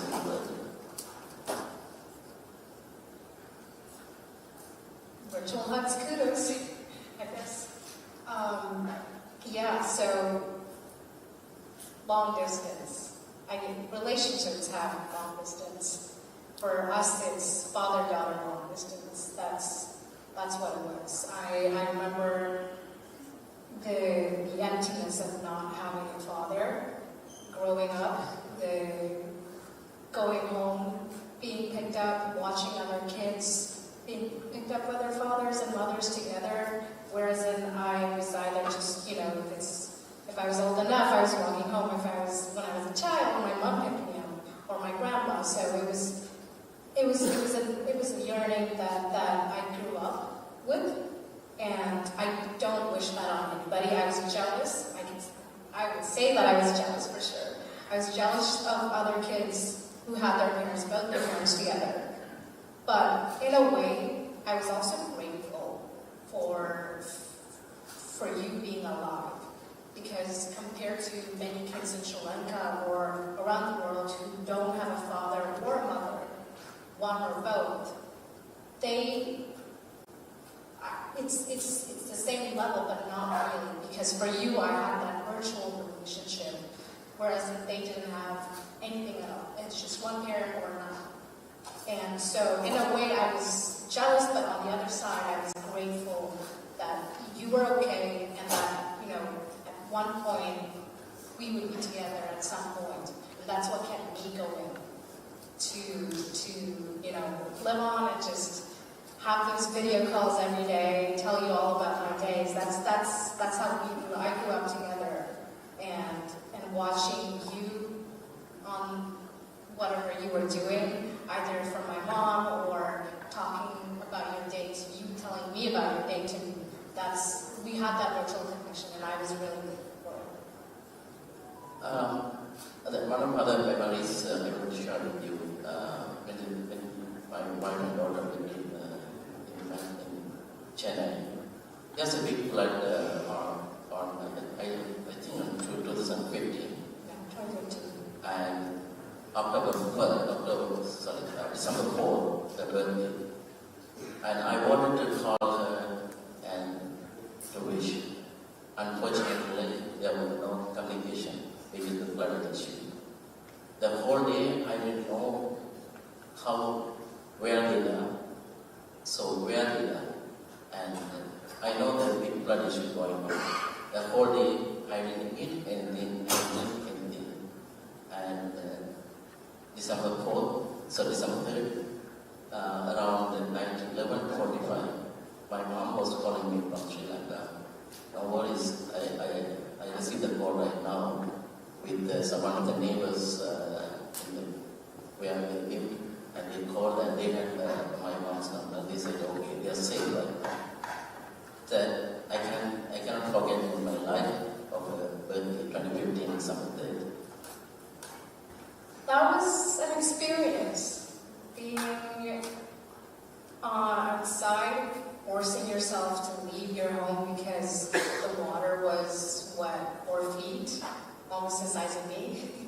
that time. I was neck level in water, and I remember it like it was yesterday. We were getting out there, there was a bunch of bugs and snakes. It was gross, disgusting water. But we wanted to get out, there's no other choice because our house was on the ground level. And it was one of the tough times where I had to experience the entire place, or at least the town we were at, was flooded fully. And I remember it was my birthday and I wanted to call you, but I didn't get any calls from anyone at all because all the network was disconnected and we were just, we had no connection, our foods were running low, the news was everywhere, but it was just not a good situation to be at, especially on a birthday. You want to be happy. But yeah, I remember missing that call because you call every birthday somehow, but I didn't receive a call that day. Yeah, even after I accepted a celebrity in Canada, in 2013, it took other 4 years to bring my family to Canada. It didn't happen easily, and the Pen Canada members, the publisher and my lawyer and journalists, they all worked hard to bring my family. And when we came to Canada, I still remember the Copper government when Copper and his minister, they were standing on the ship. He said, "We are going to protect you from whom? From me." So still I remember when I read the news and when I see the videos, I feel really sad. Even they already on the ship for the Edison campaign. When the government changed, so my daughter sent a small video to the Prime Minister Trudeau and the Immigration Minister. And the Pen International Pen Canada, the campaign to bring my family to Canada. And hundreds of journalists worked really hard. Every day they called out of office and the constitution in Markham. And finally, my family arrived in 2016, on the 2nd. And my family decided me and we blessed she has other 3 siblings and we went down other 3 kids to Canada. My family is quite big. I have 4 kids. 3 millions. And so my family decided me and my daughter, and with me and my daughter started to raise her voice for the justice for those siblings, started facing the struggles and living struggles around the world. We started to raise our voice. And still the genocide happened in Sri Lanka, and recently other mass graves in northern Sri Lanka. It's not the first one, and every year, as I mentioned before, the United Nations Human Rights Assembly and other human rights organizations, they are discussing about the Sri Lankan genocide issue, and we are passing the resolution, and really nothing happening. I remember in 2010, the former Secretary General of the United Nations, Ban Ki-moon, went to Sri Lanka. And then thousands of refugees trapped in a refugee camp, and they lived in front of the gunpoint. And the people were feared of the life-threatening, and they felt like they might be killed, and they didn't say any single word to the Ban Ki-moon, but only silent. The tears came drawn down from their eyes. I remember still. But their lives still, there's no any difference. Still, the disappearance and the abductions, the arrested, still continue. So we have thousands of stories, the diaspora journalists. All of them come forward, tell their stories to the international. That's the way we can navigate the problem. We can navigate international to bring peace to Sri Lanka, not only for Sri Lanka, to make this a beautiful world and peaceful world. Indeed. I mean, just going back to what you said about reunion, I remember getting out of the airport and just running towards you. like it was, I can remember it like it was just now that I, fresh out of memory. I was, like I had a luggage in my hand, and I just literally pushed it down the car plate, the road path, and I didn't care, I was just running. I was running to you, and I had you so tight. That was a moment that I can never forget. It's just there in the front of my mind. But going back onto the government and fixing what needs to be done, yeah, I'm grateful Canada has taken a step into it. Canada is one of the first country that's actually recognized the war, the genocide as it is, and working within the government and watching the process and steps, the changes that are possibly being made, and in the future as well. It's getting hope, and I hope that I guess I can see us being a influence to other countries and giving that push to the rest of the world to recognize what it is and make that change. Because right now, Sri Lankan government, it's family. It's a family, just one family, just taking turns for power, and their beliefs are just circulating within themselves, and that circulation needs to be broken, which could possibly give the rest of the country a chance to have a better leader, a better government, and I hope that we can have that change in the future, and possibly soon, rather than years on to come. The international mechanism need to be taken necessary actions to stop the genocide against Tamils in Sri Lanka, because every certain times in the 40s and 5 years, the government the regime changed, and still the same their family and their relatives in the power, and they are requesting the international needs. Sometimes they are going to form a mechanism and something we are going to do this, but in reality nothing happening.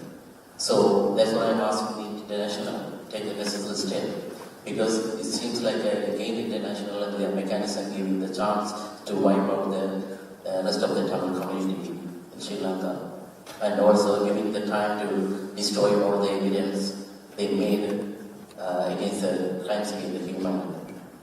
So we need to step up, and we need to raise our voice to bring peace to our country and give a permanent solution for our Tamil community. For sure.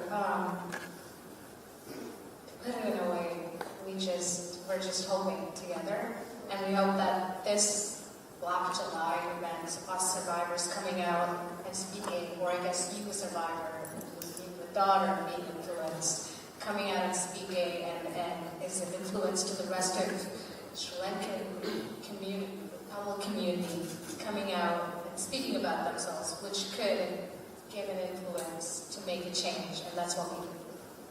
So before we wrapping up, I want to give you one word, which is on the board I discovered that human spirit can be strong. Our job is to make it even stronger. This is our only hope for peace in the world. Thank you.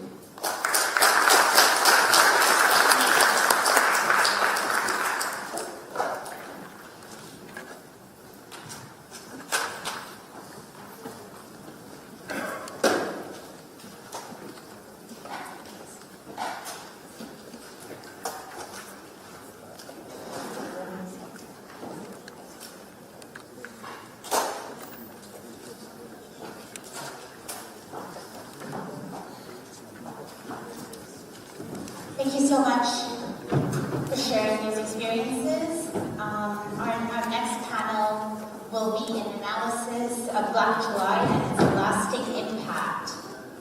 This panel will be moderated by Harry Sivalingam, who is is a PhD candidate in socio-legal studies at York University, focusing her research on the experiences of maritime forced migrants.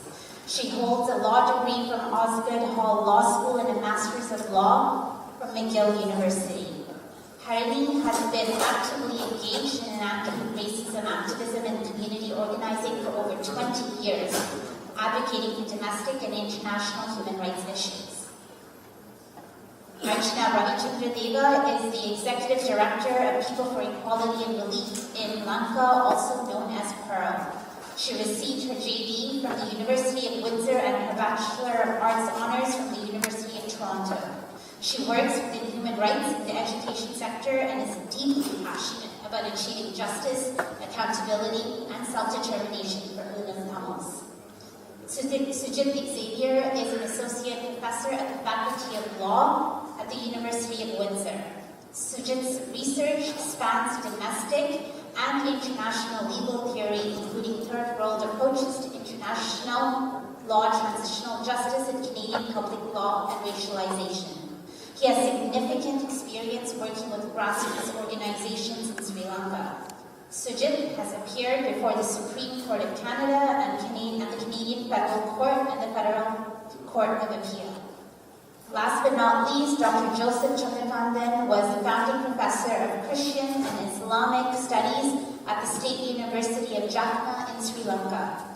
He graduated from Gnanadeepa Pontifical University in India with first-class honors and was the first Sri Lankan to receive his PhD from the University of Ottawa and a PhD from the St. Paul University in Ottawa in both 1986 and 1988. Please welcome our moderator and our panelists to the floor.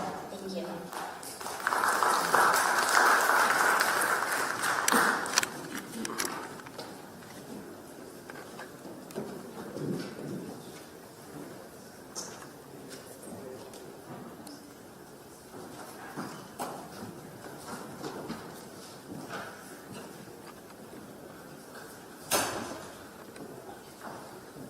The purpose of this panel is to provide an analysis of Black July and its lasting impact on Tamil nation in the north and east of Sri Lanka. So our first panelist will be Professor Chandrakandan, who will speak about what led to Black July. So Professor Chandrakandan, can you provide a short historical perspective of the key moments of post-colonial, post-independent Sri Lanka state that led to Black July? Feel free to podium or later, whatever you're comfortable.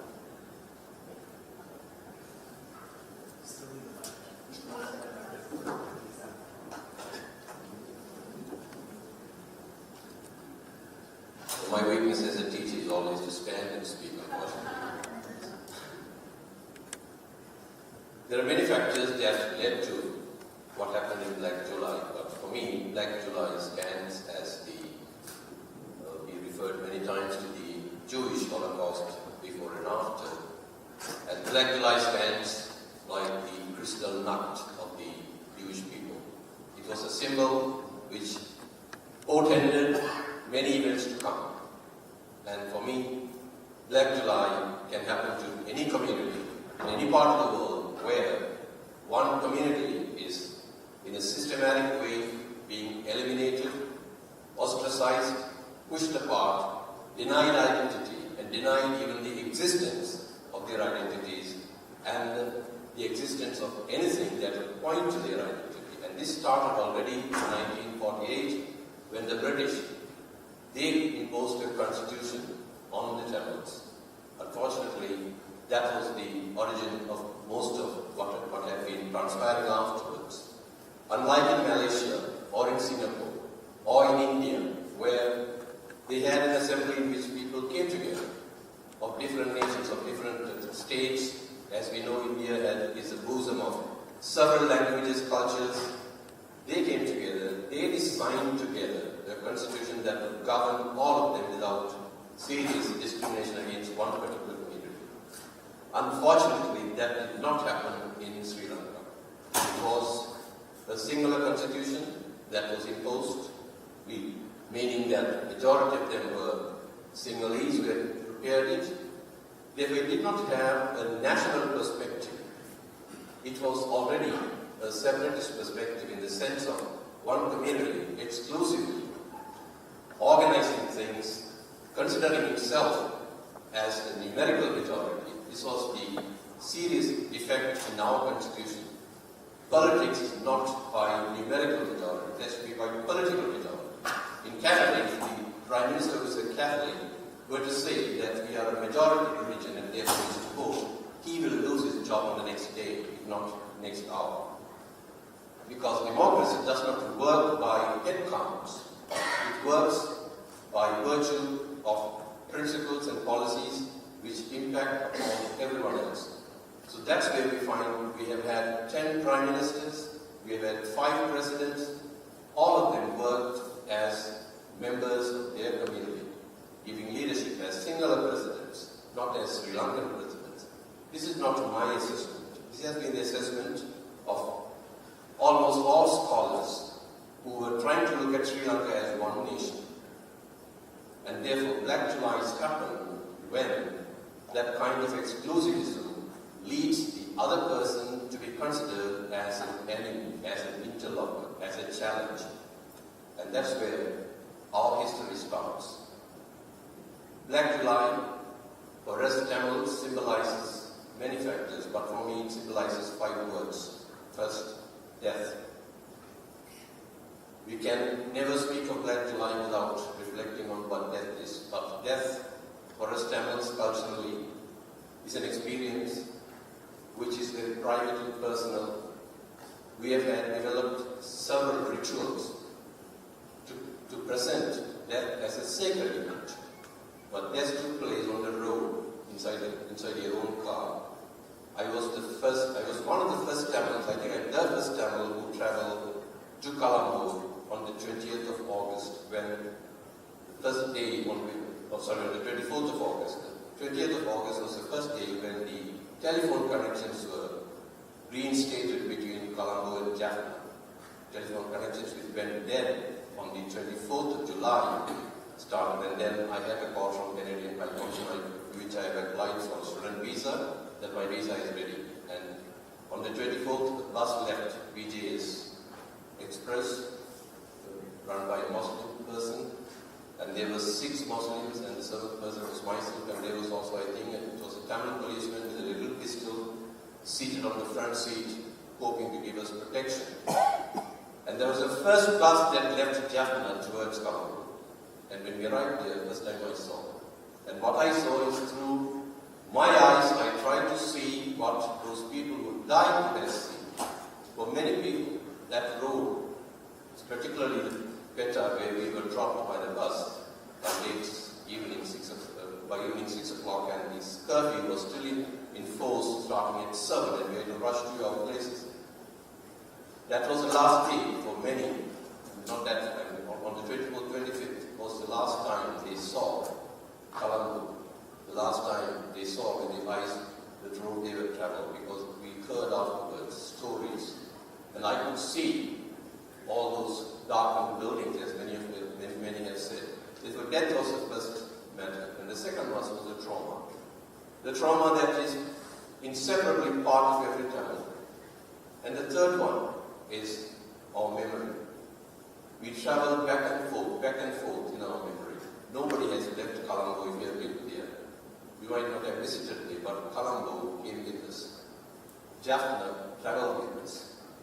Our memory perpetually reminds us of our roots.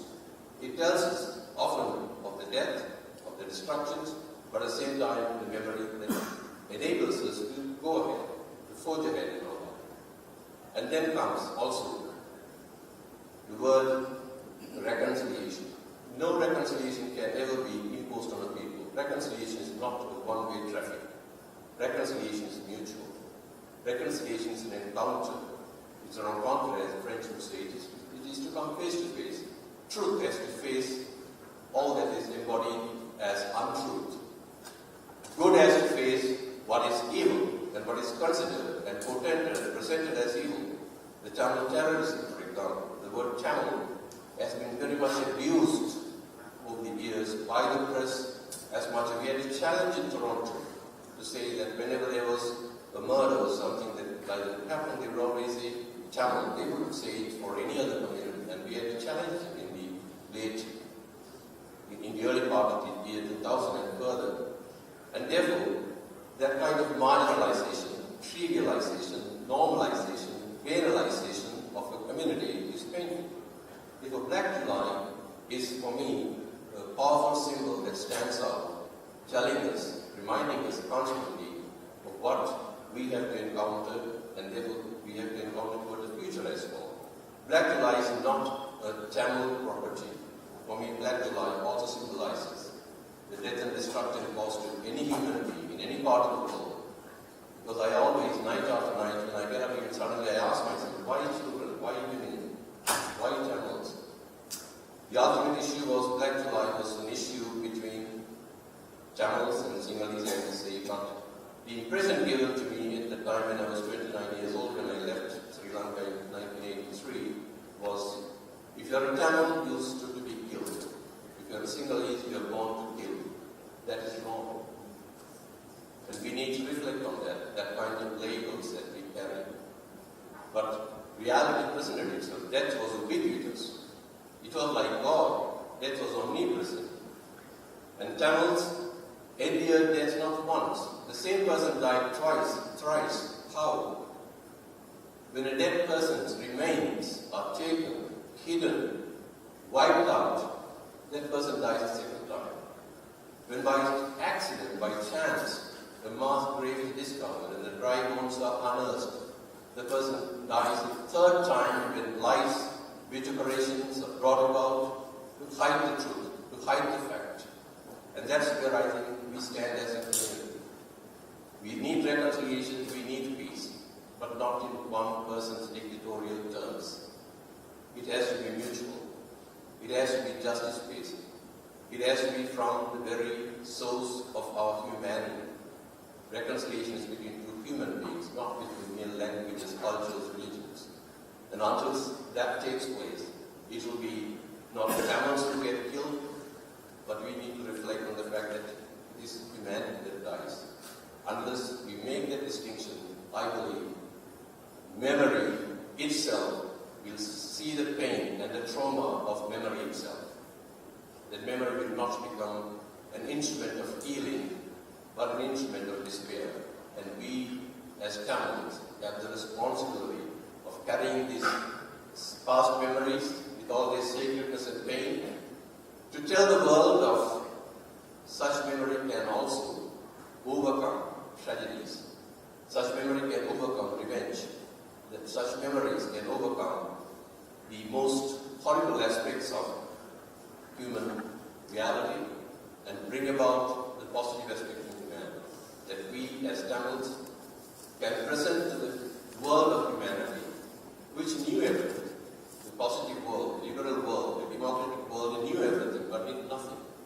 Loneliness is another word in which Tamils found themselves.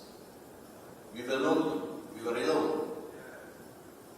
We thought the world would understand. There was the R2P, the right to protect. That was passed only around the year 2005 or 2009, we know as to how many hundreds of people, how many thousands of people. The world has many things in paper, but paper will not redeem us. Paper will not save humanity. Actions will. That we need to make Black July the symbol of action that will give hope out of despair, that will bring good out of evil, that will bring light out of darkness. Thank you. Thank you. I'm going to call on Professor Xavier to now speak about the place of the Foundation in the unitary Sri Lankan debate and what role can the Foundation play in resisting reconciliation and research. Thank you.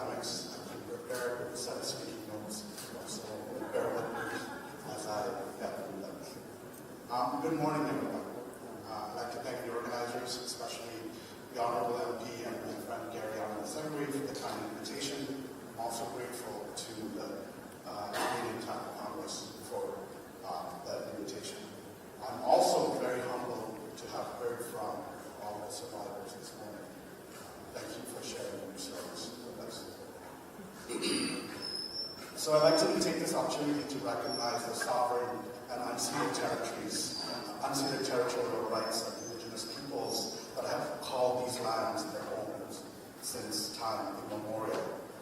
I'm able to live safely as a refugee settler on these lands and benefit from their dispossession.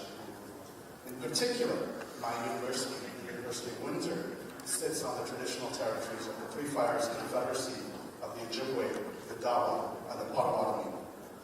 The territory of the Three Fires Confederacy are part of the unceded territory of the Walpole First Nation. I'm really grateful to the community members and the elders of Walpole First Nation for their teachings about the importance of recognizing the ancestral and sovereign rights of Indigenous peoples. This type of land recognition, of course, invites a broader question about how I came to these lands and waters. How we, as a nation, came to these lands and waters. I, along with my family, came to this place in search of refuge because of the protracted violence that we experienced in the north and east of Sri Lanka. Many of you in this room came in search of safety and freedom because we could not live peacefully without discrimination and fear on our ancestral territory. While my colleague has set out some of the elements that brought us to this place, I want to first focus on the legal provisions that enable the violence back home in my 10 minutes that I have. Then I will turn to the idea of resistance, reconciliation, and resurgence. For us, and here let me be polemical and controversial, for us as Ulam Tamils, 1815 is an important date.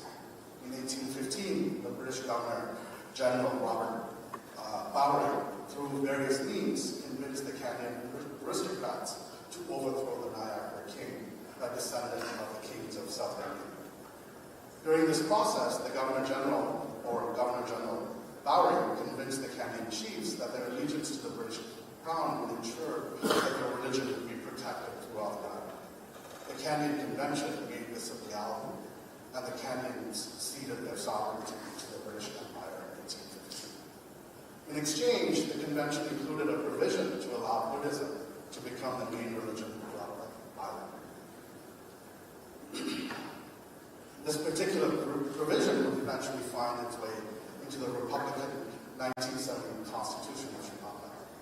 I know that I'm skipping over almost 200 years of history, but I think it's important for us to understand that this provision, along with several other legal measures, ensured that we, Tamils, were minoritized on our own lands and waters. The Canadian Convention started a process of othering the Tamil community on the island.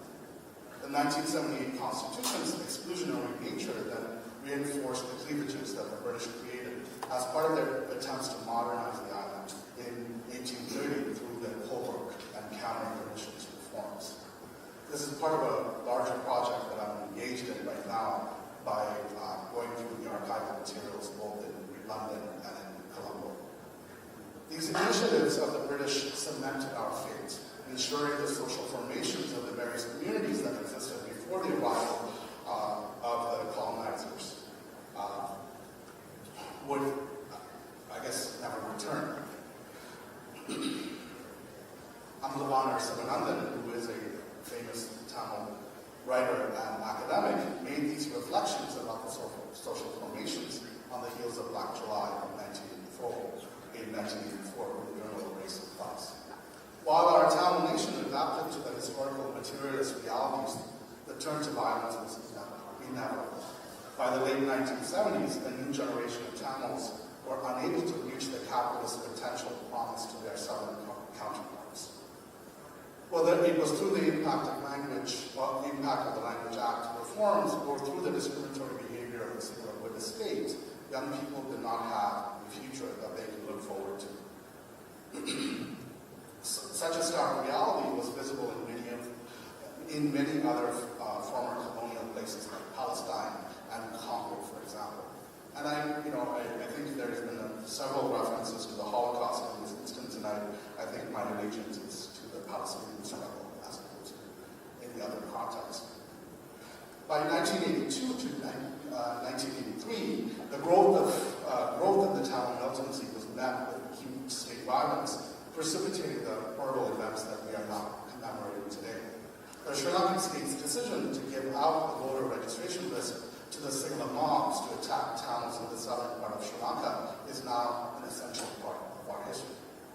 What is missing from these framings is the visceral reality that many of us faced as we waited for our loved ones during the last week of July in 1983. Turning to my own lived experience, my father was born on July 25th, and so my mom and I waited for him to celebrate his birthday. He was in Colombo working for an organization that he founded. I had just turned 5 years old at that time. We were excited because we had planned something special for him. But as we waited for him to arrive, the older people in my family grew more and more anxious. Our waiting went from hours to days, and by this point, I knew what was happening. My mother could not hide it from me. We did not know what had happened to her. A week later, my dad came back home to Balan, which is in the northern part of Sri Lanka, and we were all very thankful that he was safe. He had managed to escape the violence of the week, and he hid, relying on the kindness of strangers. Many others from our community were not so fortunate. By all accounts, this particular week in 1983, or this particular week in July 1983, precipitated the ethno-racial conflict and the eventual civil war. The war continued on for about 27 years, as we all know. There were acute periods of violence where the civilians would have to move as the bombings became unbearable.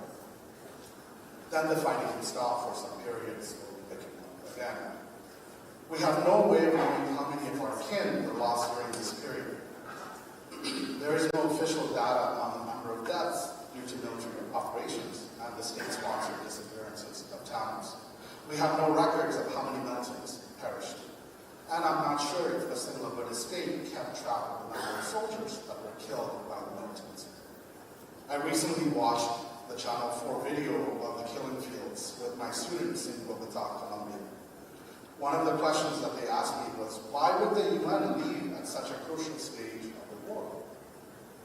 There was no one to bear witness to what would happen to our people in the last days of the war.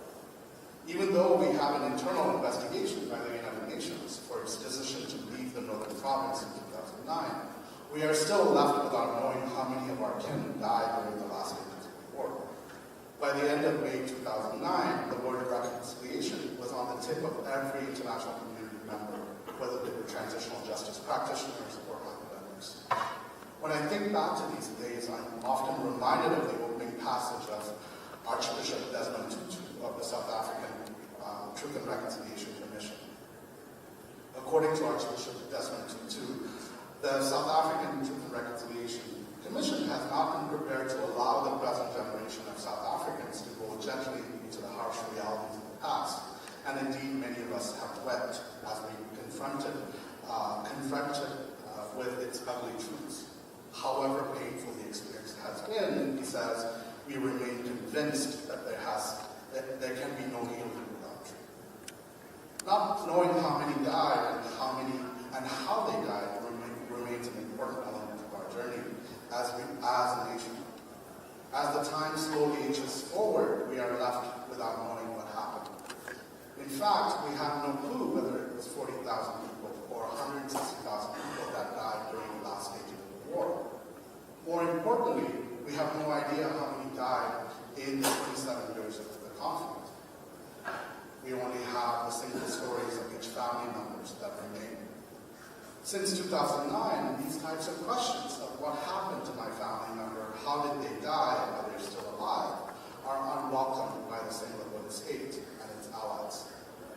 In this reality of not knowing the ugly truths, if I were to use Archbishop Desmond Tutu's words, we have to turn to those around us.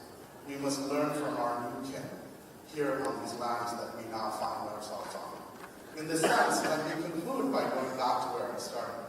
The Canadian Truth and Reconciliation Commission's 94 calls to actions has brought about a resurgence in thinking critically about the roles of settlers like us in the ongoing genocide of Indigenous peoples.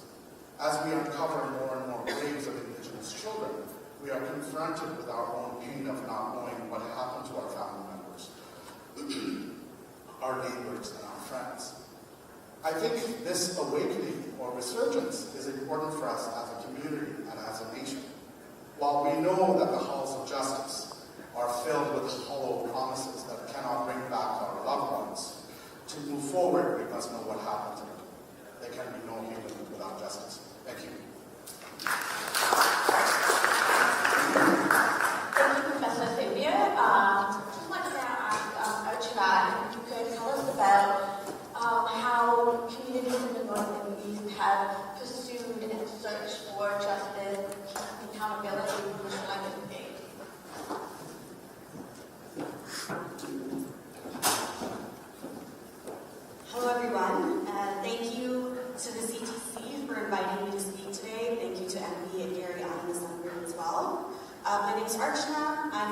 executive director of an organization called Pearl, and our main mandate is to look for that justice, accountability, and self-determination for the Tamils in the Northeast.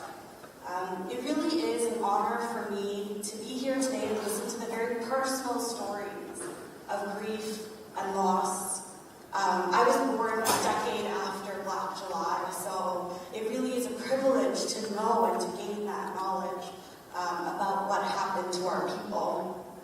I want to speak a little bit, though, not about the personal impact of grief that was experienced by Tamils, but how Black July was also deeply political and deeply intentional, and how the Black July pogrom still impacts Tamil politics and the ways in which people in the Northeast, for example, engage in Tamil politics to this day. Of course, we've heard about Black July and the impact it's had. Over 5,000 Tamils killed. Again, we don't know the numbers though, so that's just a number. Countless rapes and assaults, the destruction of Tamil shops, over 100,000 Tamils displaced and their lives forever changed. We know that these weren't spontaneous acts. The mobs had electoral lists that only the Sri Lankan officials could have given them through some form of government direction or support. We have eyewitness accounts from the UN officials where Sinhala civil servants admitted that they were given sanction to engage in the killing by their senior officials. We know that the London Times reported army personnel were actively involved in encouraging the looters and did not intervene. The destruction was intentional and state-sponsored, calculated to destroy in whole or in part a targeted ethnic group. I encourage everyone to look at Black July not just as these spontaneous riots that erupted out of the tensions that were happening in the Northeast. Actually, one of the projects that Pearl worked on a few years ago was going through the old news articles from Sri Lankan news outlets in 1983. And you'll find that from May 1983 to July 1983, not one single day went by where there is not a Tamil person killed by the state. So it wasn't just July, and it wasn't spontaneous. Things were building up, and it was deeply intentional. So we must see Black July as a deeply intentional part of the state's genocidal statecraft, the basis of which still continues to this day. So the Sinhala Buddhist nationalist project, which still underpins Black July, still continues. We see this, for example, in the continued state-sponsored land grabs in the Northeast, the forcible change of Tamil religious sites with police backing as late as even last week, the heavy military occupation in the Northeast. I think the most recent figures are that there are one military official for every 6 civilians in the Tamil Northeast. The continuation of the anti-terrorism laws that have existed since the 70s, and the continued empowerment of the executive presidency. One of the other means through which the ramifications of Black July continue is the culture of impunity that exists in Sri Lanka, and which the culture of impunity for the crimes specifically against the Tamil people and other minorities. So till date, no individual nor has the Sri Lankan state ever been held accountable for what the atrocities occurred in Black July. This lack of accountability emboldens the Sri Lankan government, allowing it to perpetuate further human rights violations, including the Mullivaigal genocide in 2009. This prevailing culture of impunity is a hallmark, I think, of Sri Lanka, and has perpetuated a cycle of injustice. And those accused of those crimes maintain political and military positions of power to this day. So how can this state change? As such, one of the ways in which Tamils, and Tamils in the Northeast specifically, resist this history of violence and genocide is to call to account that cycle of impunity and advocate specifically for justice and accountability. This is a big part of the work that we do at Pearl. Naming the crime for what it is, making sure that the crime is not forgotten on the world agenda, and using whatever tools we have available to us, including through international law and through public and political advocacy, to confront those crimes. So for example, following the events of Black July, the government established the Presidential Truth Commission on Ethnic Violence in 2001, which was mandated to investigate the ethnic violence that occurred between 1981 and 1984. The commission did not result in any justice or accountability. Similarly, the Paranagama Commission of 2013 also mandated to investigate alleged disappearances in the Northeast between 1983 and 2009. Again, no real findings, no justice. Sri Lanka has established over 15 truth commissions and commissions of inquiry since the 1970s.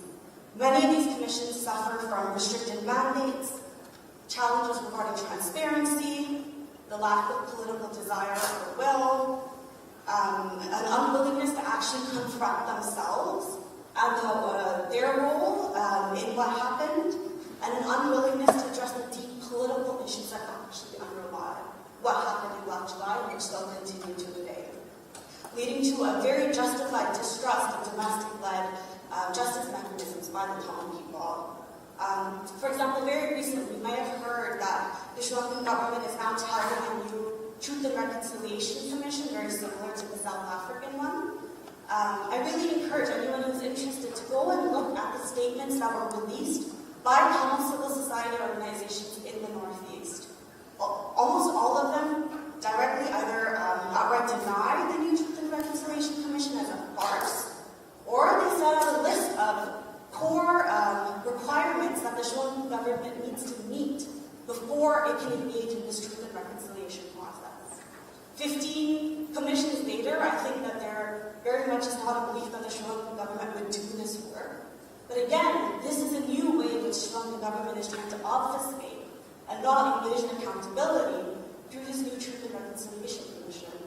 And we have a role to engage in that as well. You know, talk to your policymakers or your politicians. Talk to your people back home. Share the story that this Truth and Reconciliation Commission is not one that's accepted by the Tamil community unless meaningful change is going to occur. We must continue to advocate for more robust international mechanisms which can ensure impartial investigations, promote justice processes, and exert pressure on the Sri Lankan government to overcome the domestic barriers that hinder progress and healing. For example, we know that the Tamils have been successful at the UN Human Rights Council. I know a lot of people today have called out the fact that it seems like nothing is happening, but trust me, I've talked to policymakers, and one of them has told me straight up, if the Tamil people don't make as much noise as they do, Sri Lanka would not be on the agenda. So it's our role to make sure that story is still being told, and to ensure, for example, that our story is told not only at the UN Human Rights Council, but at other UN institutions and processes and mechanisms. For example, Sri Lanka's UPR. For example, through the rights-based mechanisms. We need to continue expanding our work at the UN as well and create institutional memory in its various mechanisms. Where the state itself wants to erase the past, we keep the truth alive through our push for justice. I think we also need to appreciate the Canadian government's efforts as well. And a big thank you to Emiliano Desangri for his work on this. The recent Canadian targeted sanctions is probably the only time in history where the Sri Lankan heads of state have been held individually accountable for something. Of course, we know sanctions don't go far enough, but it's the first time that cultural impunity has been confronted, even if it was in Canada. The failure of domestic accountability and the entrenchment of impunity in Sri Lanka demands a concerted effort from us as Tamils here, and is still being engaged by the Tamils in the Northeast. We've heard about the mothers who have been forced disappeared, for example, who are engaged in daily roadside protests, and who go to the UN. And if you read their placards, what does it say? We need an international justice mechanism. We need justice and accountability and genocide recognition.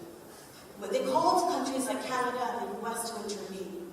So we need to hold these perpetrators accountable by the push for genocide and healing, and ensuring a just future for the Tamil community. Now, to conclude, I wish to say, peace cannot be simply the absence of violence. It requires addressing the root causes and ensuring accountability for human rights violations. The legacy of Black July and the subsequent armed conflict has left incredible marks on our brains and our minds and our lives.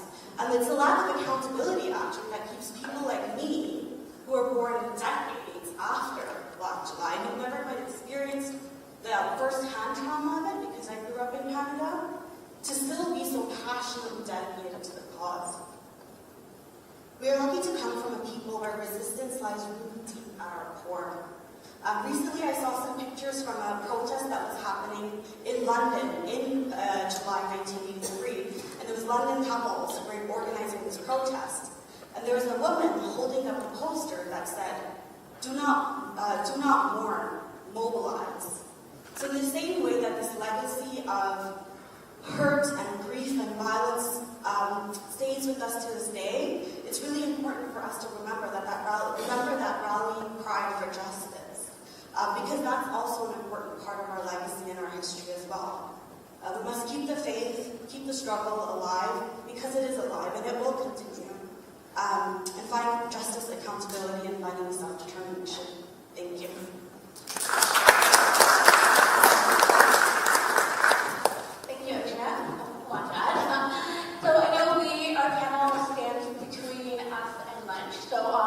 I'm going to keep my questions very limited. I'm going to just maybe throw out a couple of questions and feel free to answer or pass. So in the previous panel, the first panel, I don't know if all of you were here for that, but Umesh spoke about his father, who was recounting his Black July experience, looking through that and surviving it. He spoke about his father saying that this is different. This is different from 58, 77. So I want to know if any of you can speak to what do you think was different about the anti-Tamil program in 1983 that sparked or became the catalyst for the armed resistance movement, which eventually led to decades of armed conflict?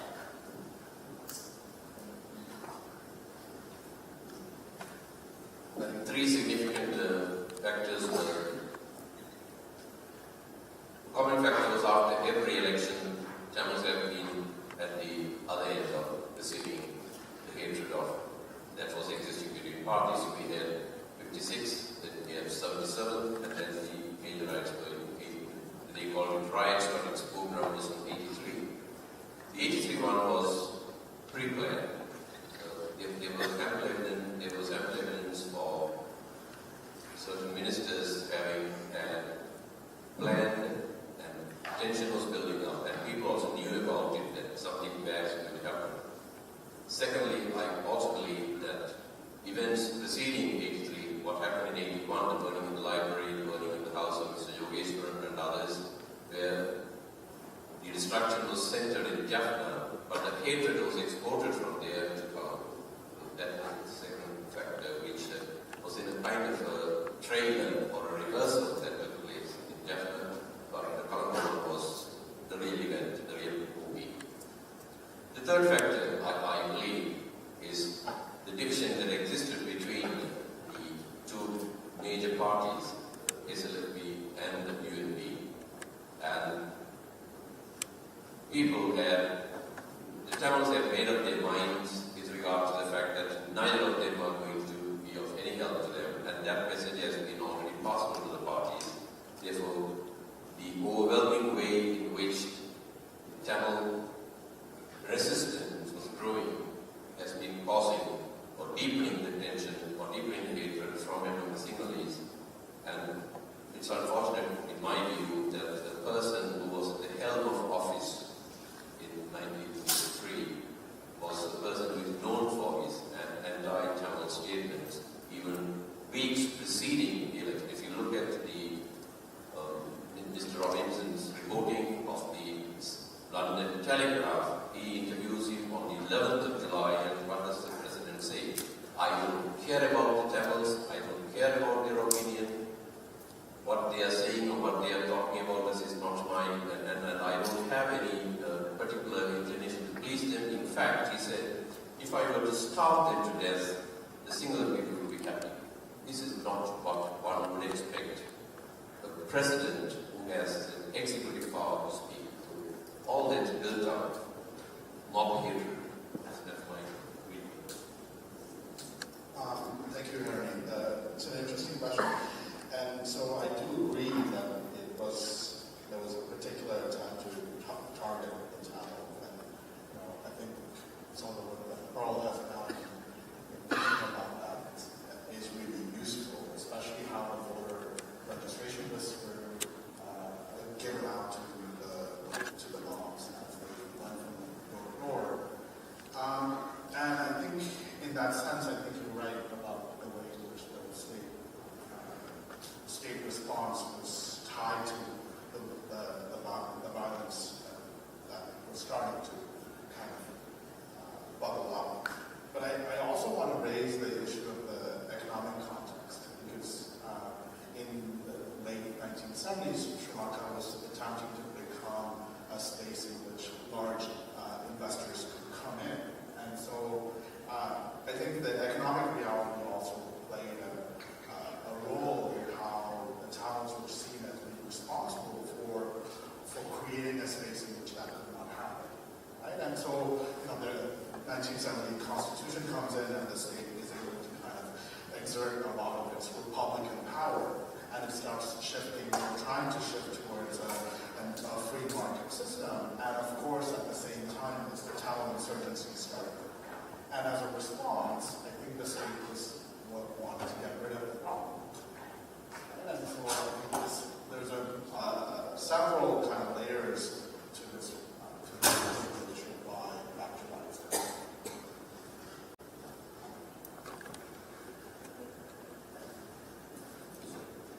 So, thank you. We take maybe a couple more minutes, or should I? Okay.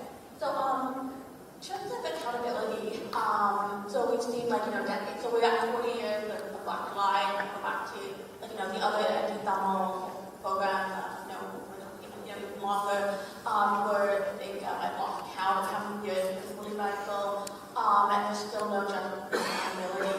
So what avenues, either through public law or private law, do you feel exist for Tamils who've experienced anti-Tamil violence, crimes against humanity, or crimes of genocide, to pursue justice and accountability?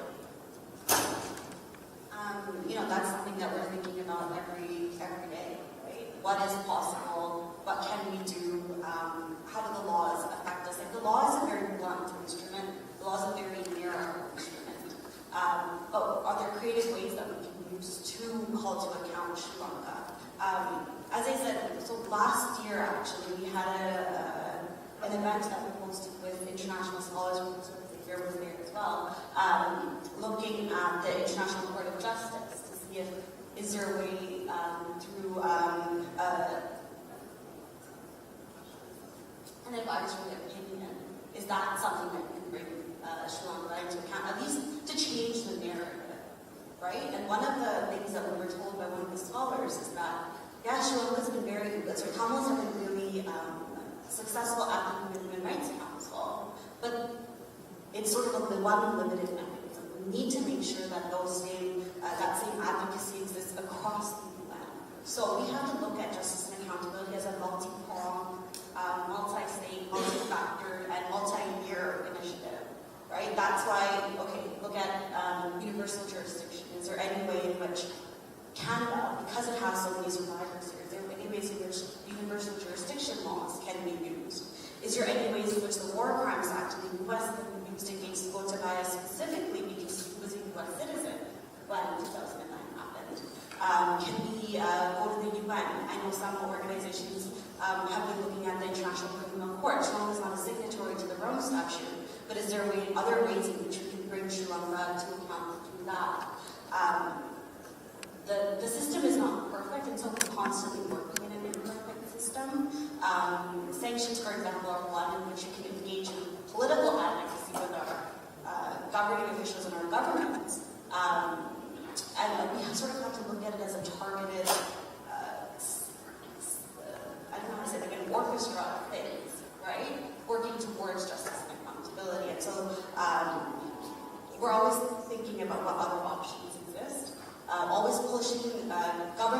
governments are also open to doing the easiest thing, right? They don't want to take that next step forward. For example, Canada can go to the International Court of Justice, perhaps on torture issues, and that was something that we were considering.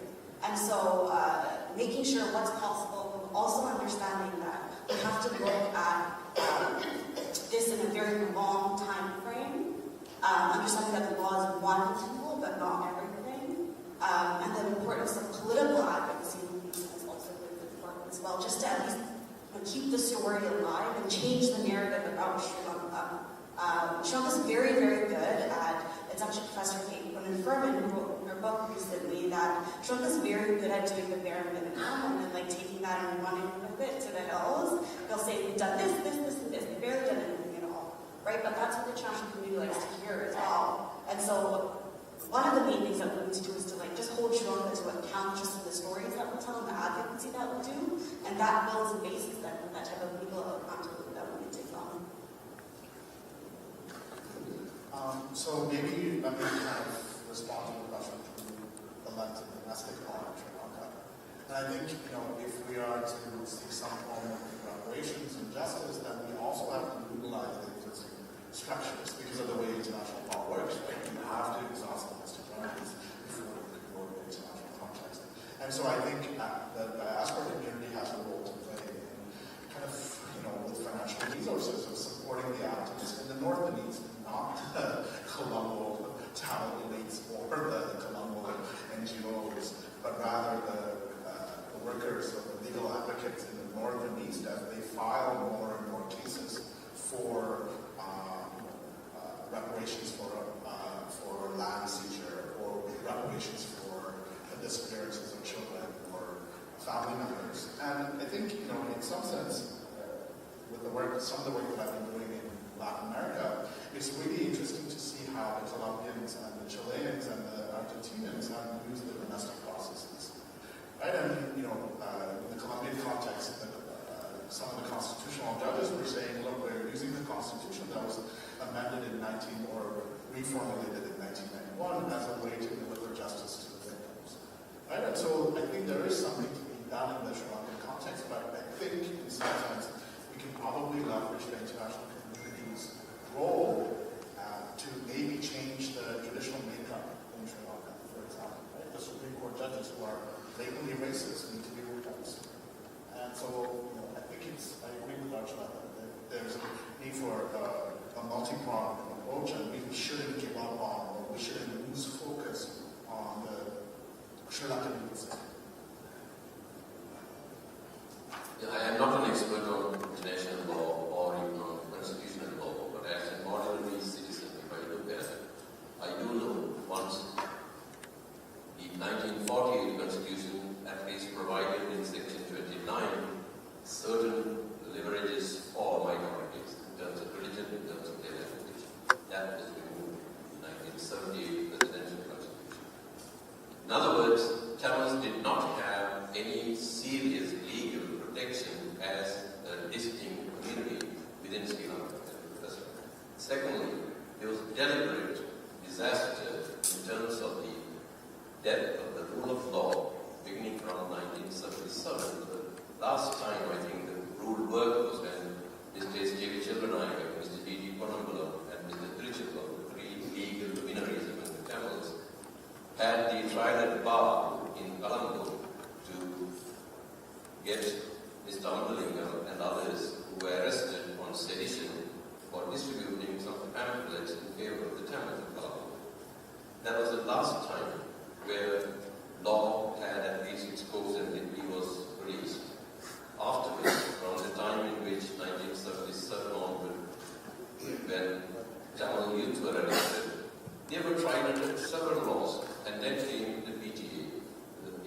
In other words, laws were enacted in Sri Lanka in a very discriminatory fashion, and most of the laws that were brought in to have a criminal impact on the Tamils, including the Sixth Amendment of the Constitution, and the common tinkering of the Constitution, even when they needed, where they can enact laws that would in many ways impact on the Tamils.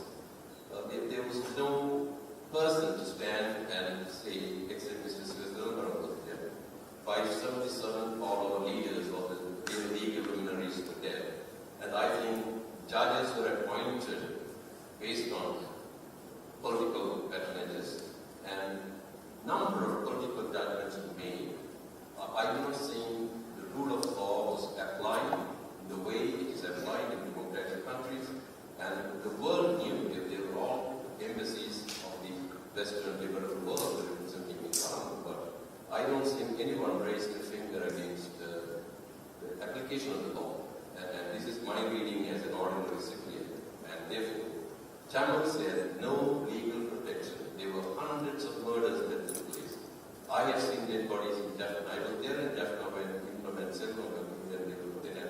And the president who said, I am a Gandhian and I follow the Dervish law and so on, he sent a special kind of email with which Mr. Gulbiratunga was sent him, his nephew, his sister's son, with the writ that on the 31st of December 1979, that he shall destroy, eliminate, and bulldoze all that is related to terrorism, and all the government resources will be at your disposal. The law reads something, not rather read something like that. And the day he came and murders took place. So, just give me one example where the blatant daylight murder of a Tamil individual was ever tried in courts after 1977. Nothing. Thank you. Thank the panelists for their insights on the lasting impact of Black July on the Muslim Ummah. Thank you.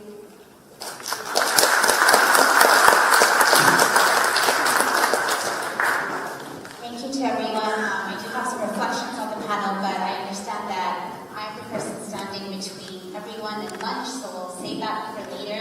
Just one more minute of your time, if that's okay. At the risk of sounding like, first and foremost, thank you to our panelists. At the risk of sounding like a broken record, one of the main objectives of us gathering here today is to share stories, but at the same time express the importance of preserving these stories. And to that end, you saw the clip about our Black July website, and so we have volunteers that are waiting outside at the registration table. I know several of you have stories. Please share those with us.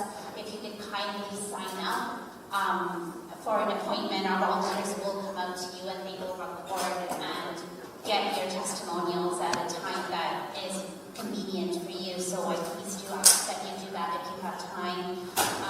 And now, just on to lunch. We have box lunches that are available. I have been asked to let everyone know that the boxes that are marked M are mutton, C is for chicken, B is for vegetarian, and we also have vegan options, and they have been marked accordingly. And lastly, I know we're running late on schedule, but if we can kindly ask everyone to eat and return for 1 p.m., that would be greatly appreciated. I am so sorry, but we do want to just stick on schedule. Thank you so much, everyone.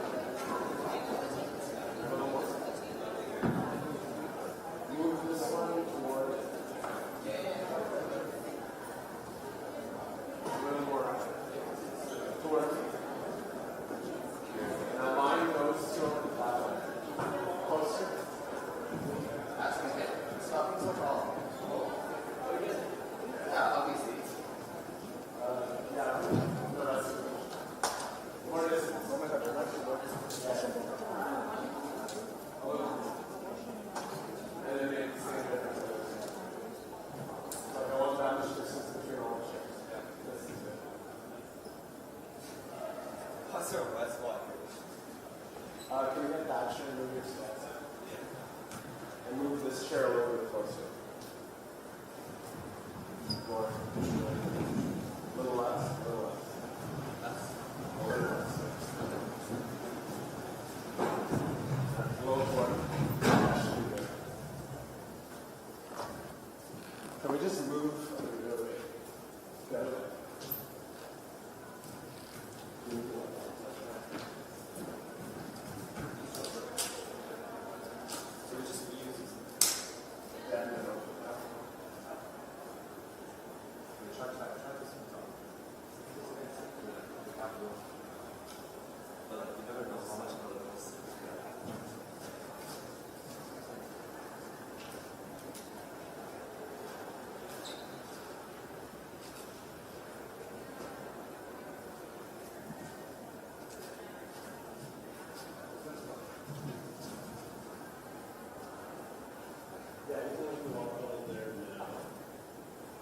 Uniform. It's every 6 times.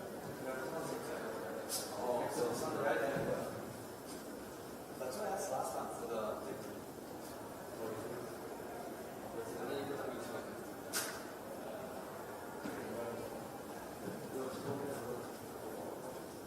Where are we going? We're just going to grab another couple of water bottles just to place it out. Oh, no, just.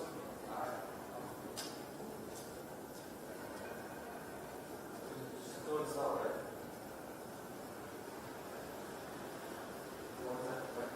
Yeah.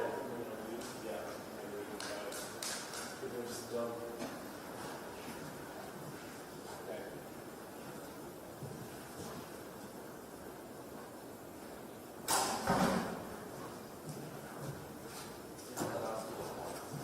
The last two.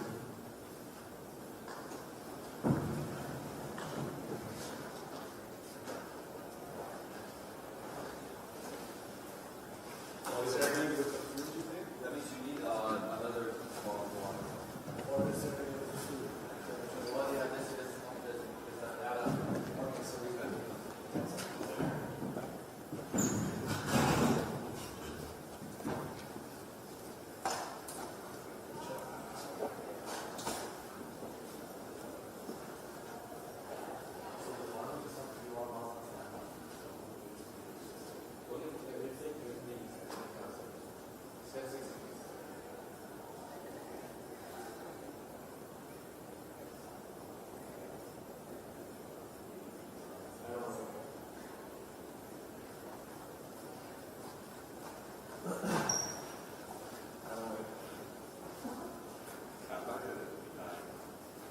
Are you good? Yeah.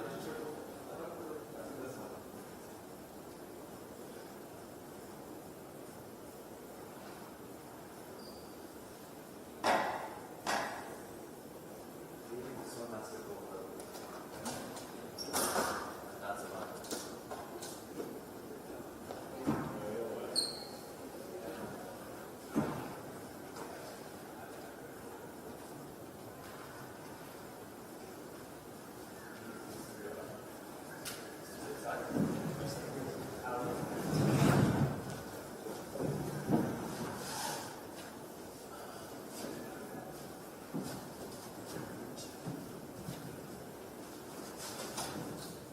We just put our bags here.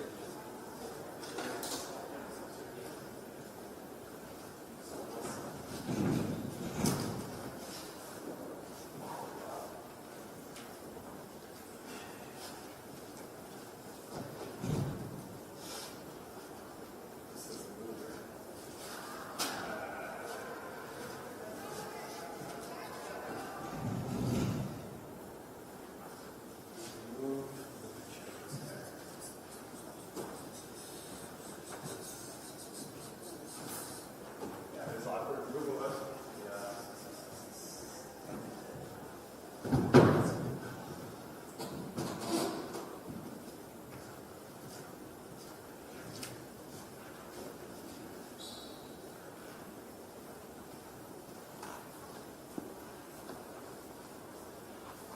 So there's going to be one person that's speaking, right? Like the main person.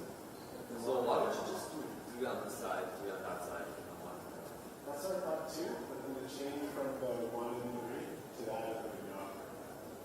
Right? Because there's only 4 people. Yeah. Oh, yeah. I'm kind of. I mean, you start off with the end, you just tell them to coordinate it. Start off with the end, move to the center, then you could just like from here, first person speaks, second person, third person. Then you have like 2 sets of mics over here. First person, second person, third person for the second set. It would work that way too. Or you could just make a single file over here, 1, 2, 3, 4, 5, 6. It gets too wide. Yeah.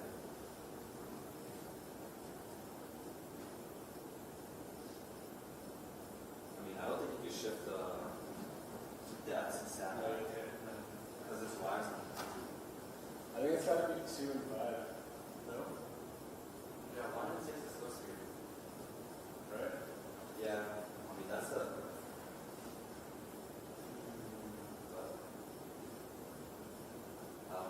Something off of 2 and 5. It's not so bad with the 2 and 5 because they're 2 high school students. So you could put something over here. That's not bad at all. So we put these on over here.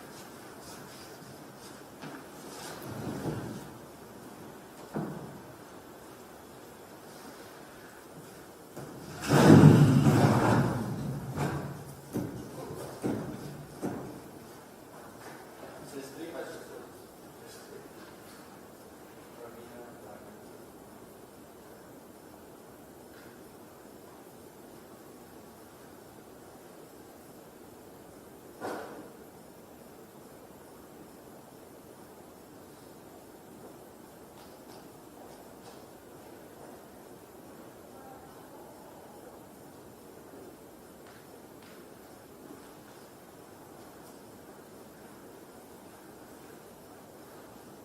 That's fine. Yeah, that's perfect.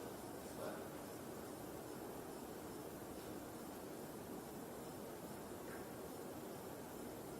Have you shot another one like a staggering pattern? Backwards? No, like. You don't have the right.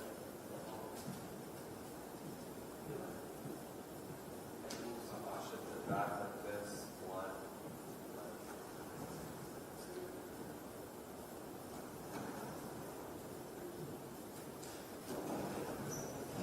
But if I'm the person that's sitting there now, I'm not really seeing her effect.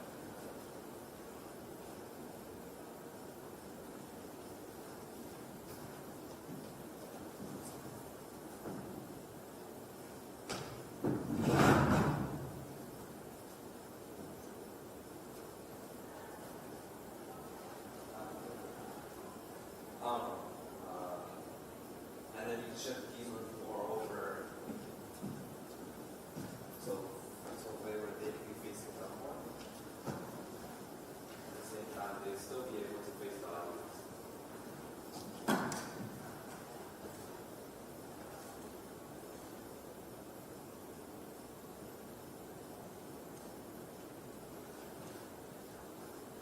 trying to think about the transition too, right? Because we can make it too big of a difference between the 1 and 3. Yeah. Because, I don't know.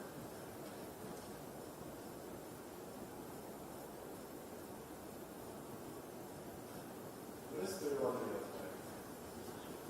I think the moderator will word to this.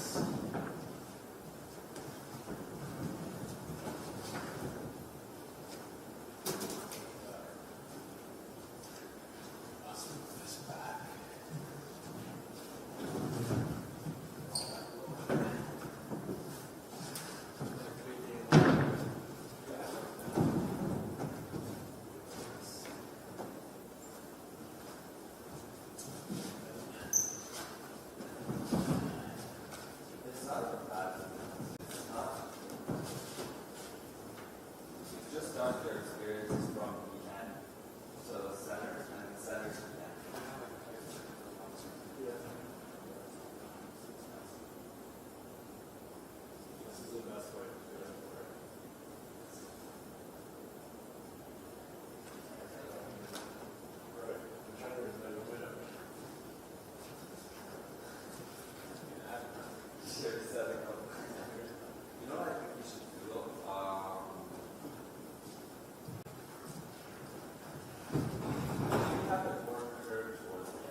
Like, it's got to be like a little bit like that.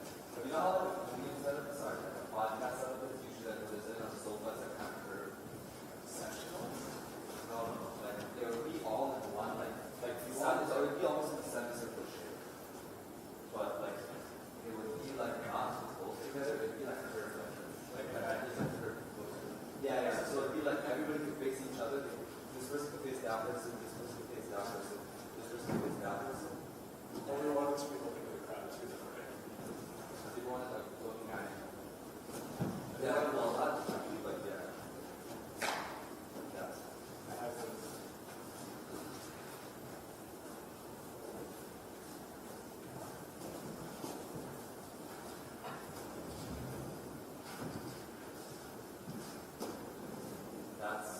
That's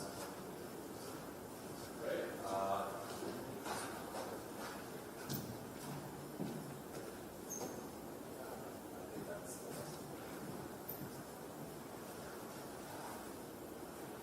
Because I'm also thinking about visibility from here. Because if I'm sitting here, I can't really see this person. There's a camera here. I can see everyone-ish if it's like this. So I'm just thinking, I think this is what we do.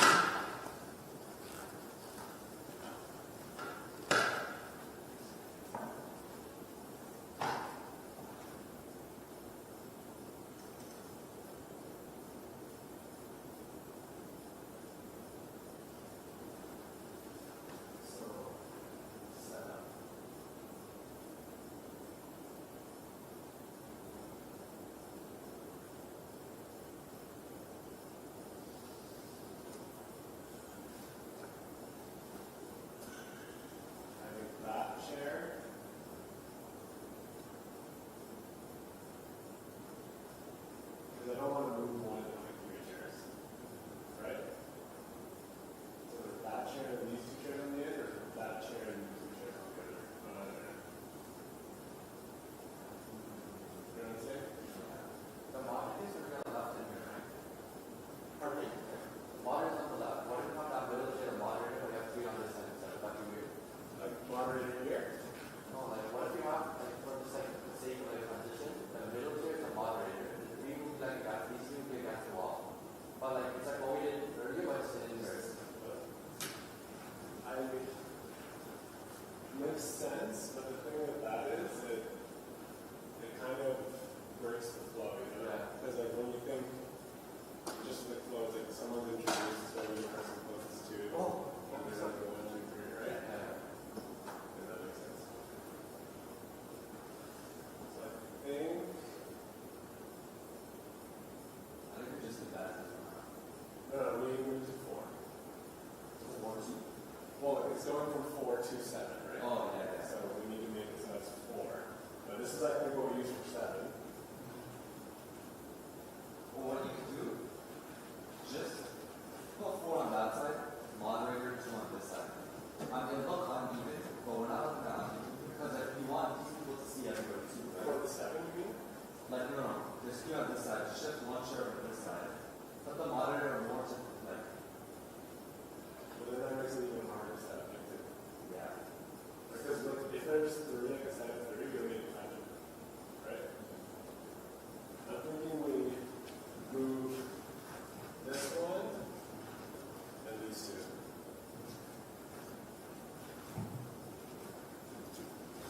Like, it's for the... No, it's got to be moderator here. We move these 2. Right? Oh. So, this is how the 4 moves.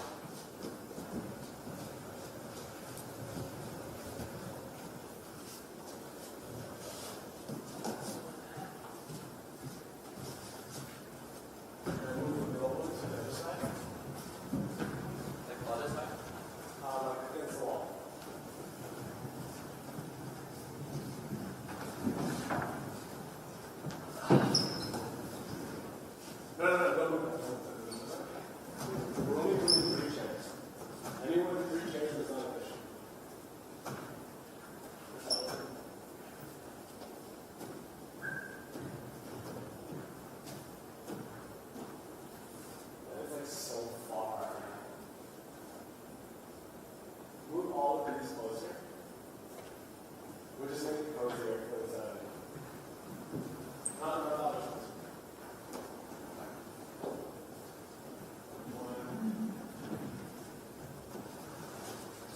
Let's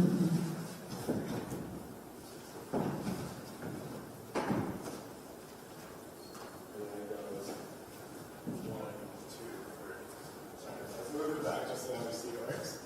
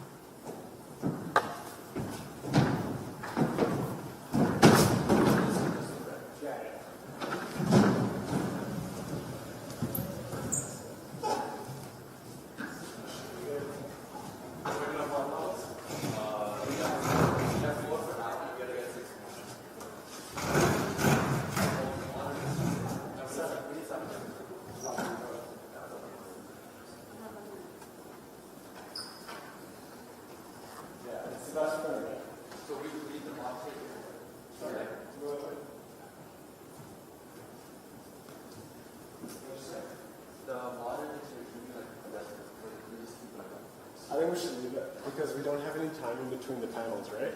It's not like we have like a video or something and we can actually play with it. It's literally going to go from the 4, they get up.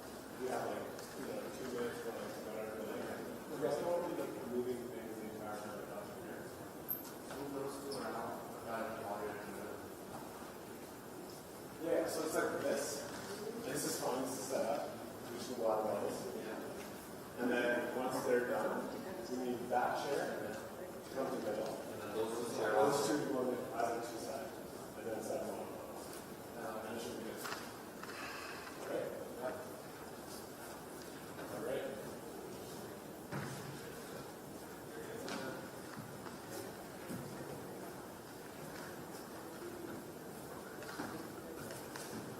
Sorry.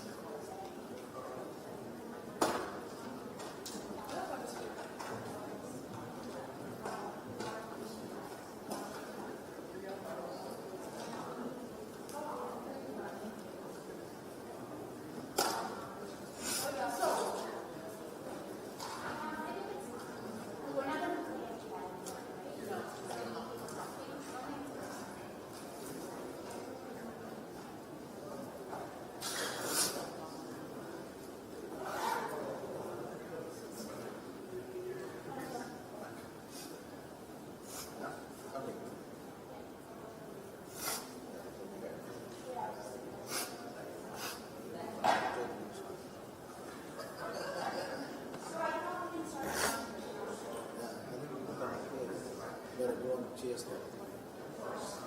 Yeah. Otherwise, you won't come.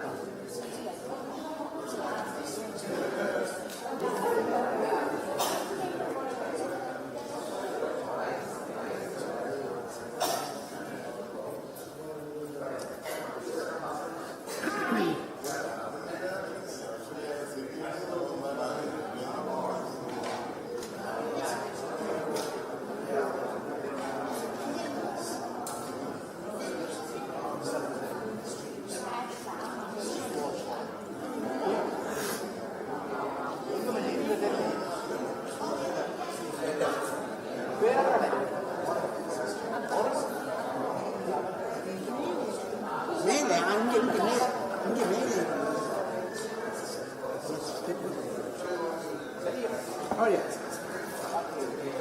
You are seated and look. Papa.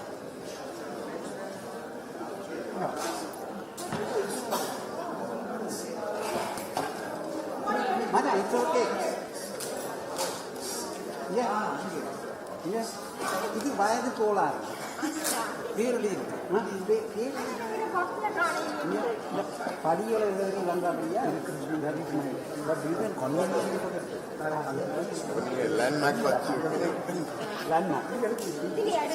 அப்படித்தானே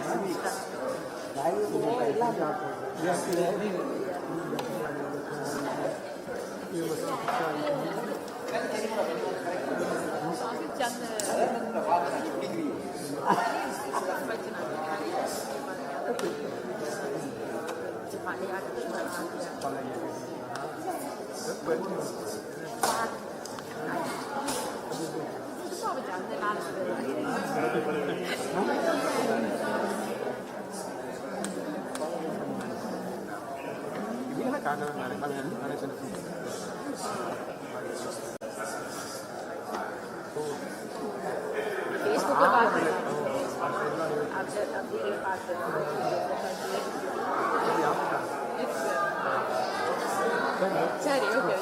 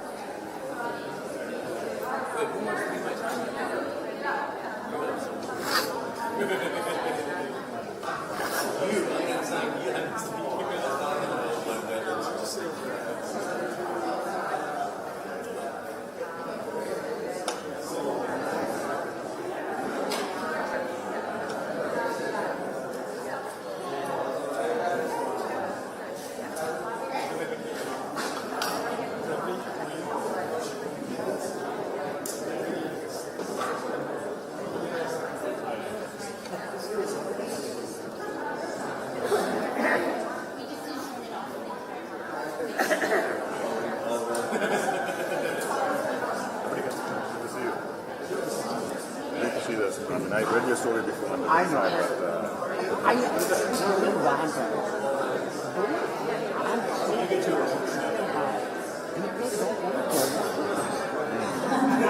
Hi everyone. Hope everyone enjoyed your lunch. Could I kindly ask that everyone come forward, if possible, please, just so we can have a more intimate group if possible. Thank you.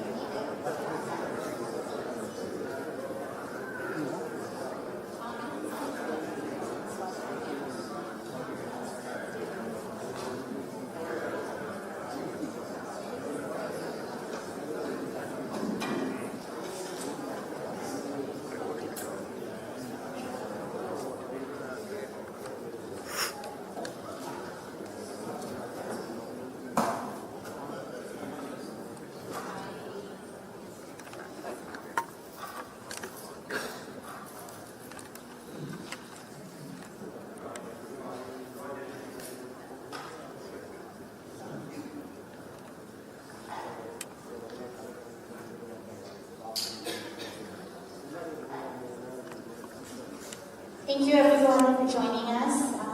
We will be continuing with our panel discussion. And up next, our panel is entitled Reflecting on the Tamil Canadian Journey, the Past, Present, and the Future. Our moderator for this panel will be Radian Simon Pillai. He is the film critic for CTV's Your Morning and the pop culture columnist for CBC Syndicated Radio. Radian was born in Sri Lanka and raised in Scarborough.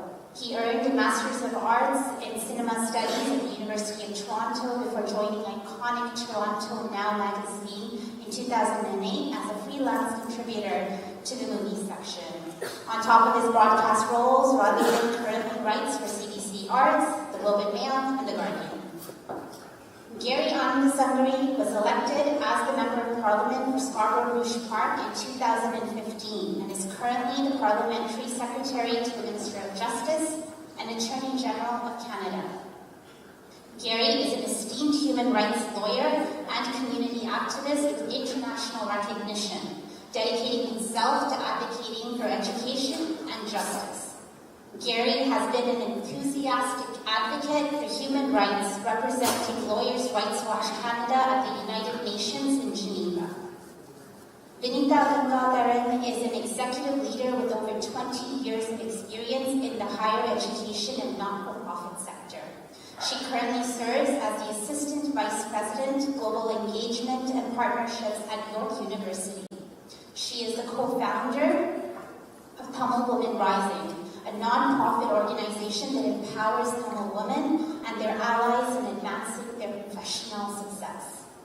Kirtana Rang is a communications professional who is inspired by city building, dedicated to making life easier through technology, and who enjoys telling important, complex stories in everyday language to Canadians.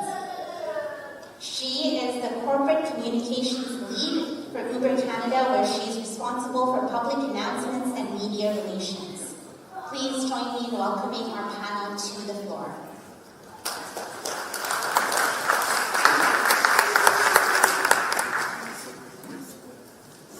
Hello.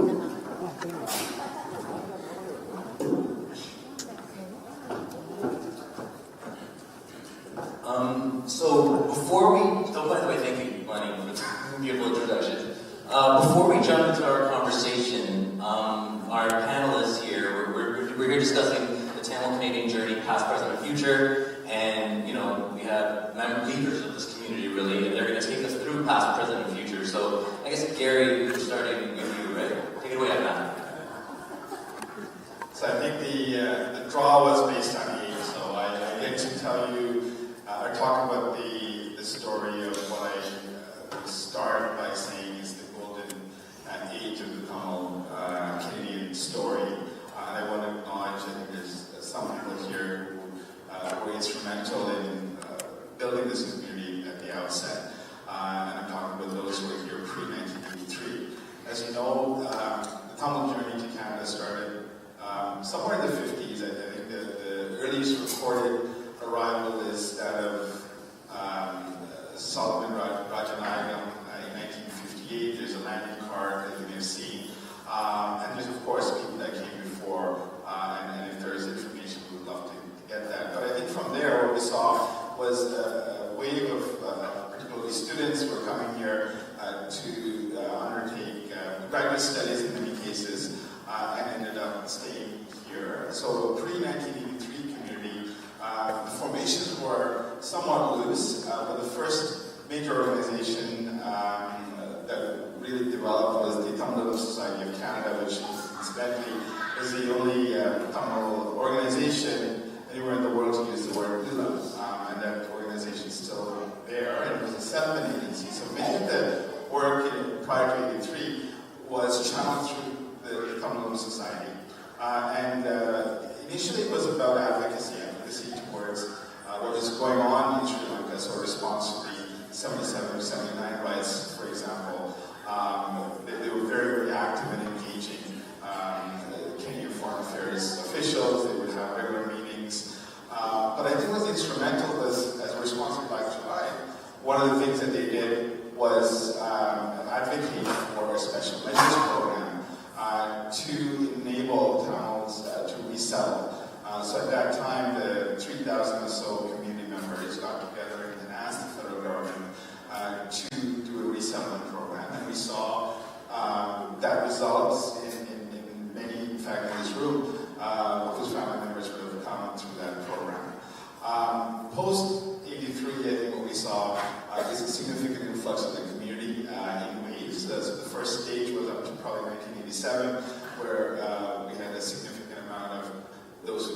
refugees, asylum seekers. We saw the 1986 boat, for example, off the shores of St. Charles, Newfoundland. And by the 90s, the primary mode of migration was family sponsorship, family reunification. So we had a wave of people that came here in the 90s who were primarily part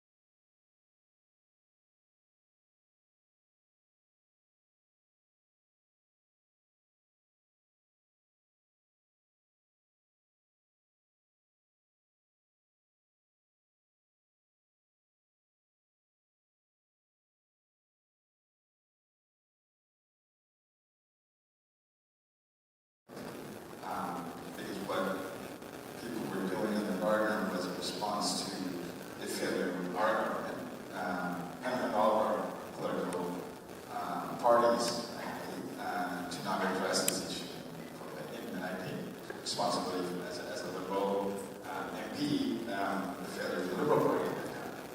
It's something I've taken up many times.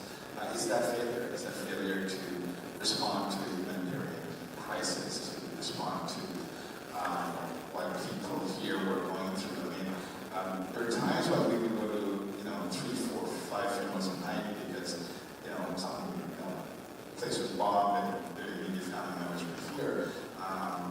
Many people had direct family members who were lost, so the desperation I think could not be underscored.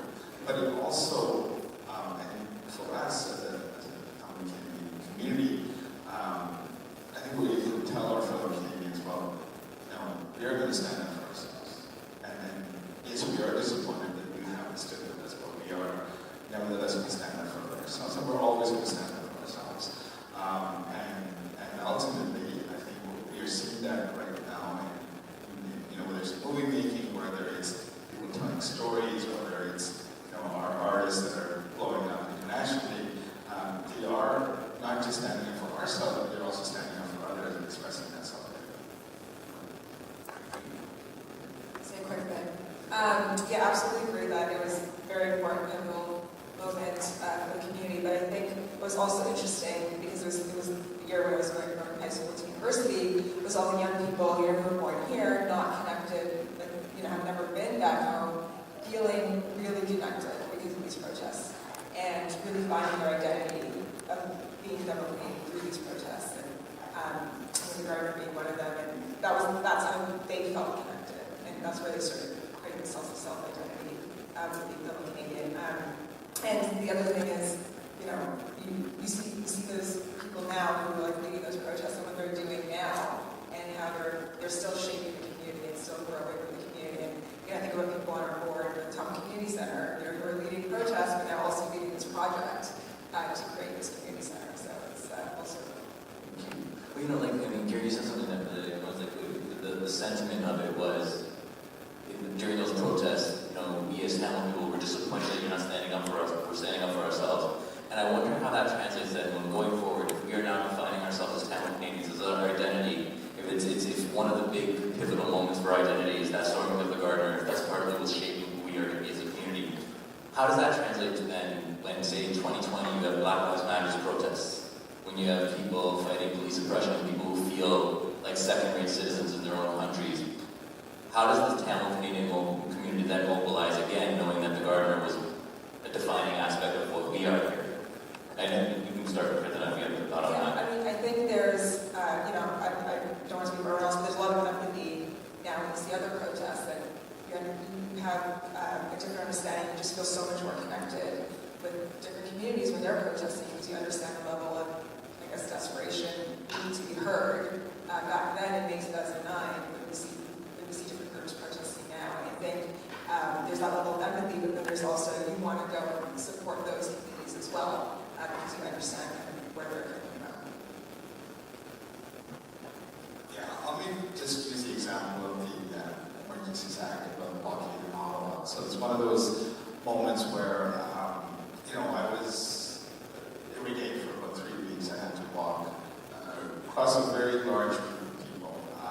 Many of them not nice. Many of them had a very, very strong, visceral hatred towards racialized people, and they expressed it. But there were also families, right? So I was struggling virtually every day as I walked, and there was later on towards the end, we were escorted to Parliament and back. And I saw families as well. I remember one day, as I was actually driving, I saw 3 kids and their parents walking to Parliament Hill. And I remember what, talk radio was telling us on Mother's Day, you're basically bringing kids to a protest in Gardner of neighbors that, are you parents, are you, why are you failing us? And I saw the same messaging come out at that time. Right? And so it's one of those things where, it's very conflicting because the right to protest is such a fundamental right. And I think as Tamil Canadians, we fought for it so many years, whether it's getting a permit at police park or getting a permit at a school to gather. Every single time we've had to fight to have that right to protest. And I think when we voted. Emergencies Act is one of those struggles and personal challenges I had. I did vote in favor of it, but it was a struggle, and for many, many nights, I was awake trying to see if that was the right thing to do, because I always go back to the moments when we were marginalized, and we were going through this, and oftentimes how difficult it was and how lonely it was. And of course the context is different, and there's so many other variables here, but the principal approach is a principle of free association, and it's something that I think we can never take for granted. And to me, the government or any of the other forms of protest we had, Ottawa, for example, was blocked for days when we initially started protesting there in February, March of 2009, and we had the same responses. And I think we do owe it to ourselves to continuously challenge sometimes convention when it comes to basic rights as well. I think the settlers, we have an obligation to look particularly at the Indigenous issues and how we not only allies to the Indigenous community, but what we can do to ensure that the recommendations from the TRC are in fact acted on. And the other is, I think, to evaluate our own biases around, whether it be the Black Lives Movement or we have our own biases towards certain things. And so I think we need to address that. It has made us, many of us, far more empathetic to the plight of others. We certainly see that in the refugee crisis right now. And I think we're also seeing the kind of narrative that we saw before around refugees. And I think we have an obligation to speak up around refugees. And coming to Canada, I certainly see many immigrant communities who themselves are immigrants and settlers who speak out against additional immigration and additional settlement of refugees. There's 60+ million refugees, displaced people around the world, and so I think we have an obligation to figure out how we address that as town communities. Speaking to the allyship aspect of it, and then I hope we can speak to this, do we do enough to reconcile? I mean, what you were saying, it was actually a big part of the conversation in a recent film called Displaced by Beats 90. Talented Canadian filmmaker made a film that was prompted by a question her cousin asked her during the 2009 protest. How do we as a Tamil community, protest on this land against the genocide that's happening while we are here benefiting on land after the Indigenous communities here, survived the genocide, right? And what do we do there? So when you talk about the allyship and stuff, Kirtan, you're looking at something like the Tamil Community Center. We are setting up a Tamil Community Center on this land. We are getting resources from governments that are not necessarily providing clean water to Indigenous communities, that are not, governments that are taking away resources about maintaining Indigenous culture and pouring it into the Tamil Community Center. So how do we reconcile that? Yeah, it's definitely a struggle. It's something top of mind, and something that our board and Tamil Community Center thinks about all the time.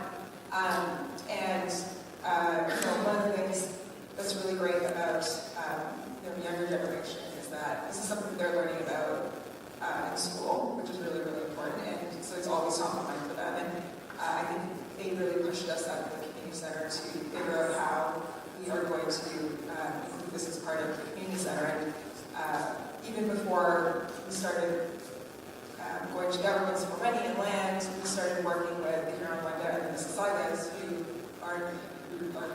have our land, the 260 land, and we reached out to them and said, hey, look, this is a project that we want to start, this is the piece of land that we're looking at, and they were just happy that we reached out to them, that there's this dialogue that's happening, we speak to them on kind of a quarterly basis, and everything we do, we talk about how we're going to work together. This is the Bell Community Center, but it was open to everyone that's part of the community in Scarborough, and they're really working with us on placemaking, what's important to them, and consulted with them throughout the entire process from day one. And so it's definitely a struggle. It's something that as we were working on different projects in the community, different projects in the GTA, figuring out how we can work with Indigenous communities is really important. There's a formal consultation process that the government will make us go through, but we've developed a really good relationship.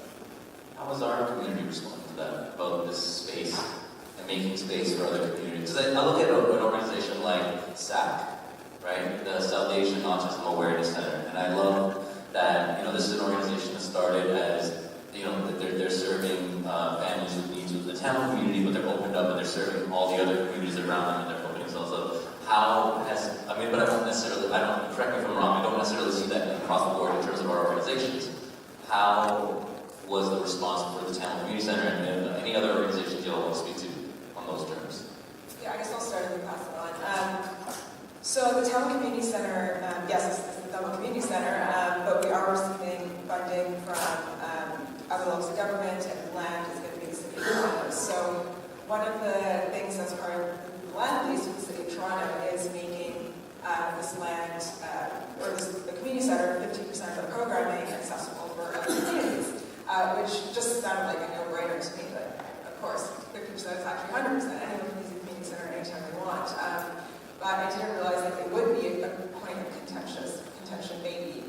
We actually had a virtual community town hall, and somebody actually raised it as an issue because they said, we're building this community center. This should be for the community. And that was just an interesting conversation that then involved publicly there. But we kind of reminded everyone that we don't have our own space here. So we've been using things like the Chinese Cultural Center or like, the TSC building here today, which is open to everybody. And the Double Community Center, similarly, will be open to everybody. And actually, one of the reasons why the government is supporting it is because that is an area in the city that does not have a community center right now. So their hope is that we all can pull together and build this community center. It'll lift the entire community up, not just the Thank you. Do you want to add anything? We're not living in an island, right? So we are, we're living in a space where it's very multicultural, very diverse.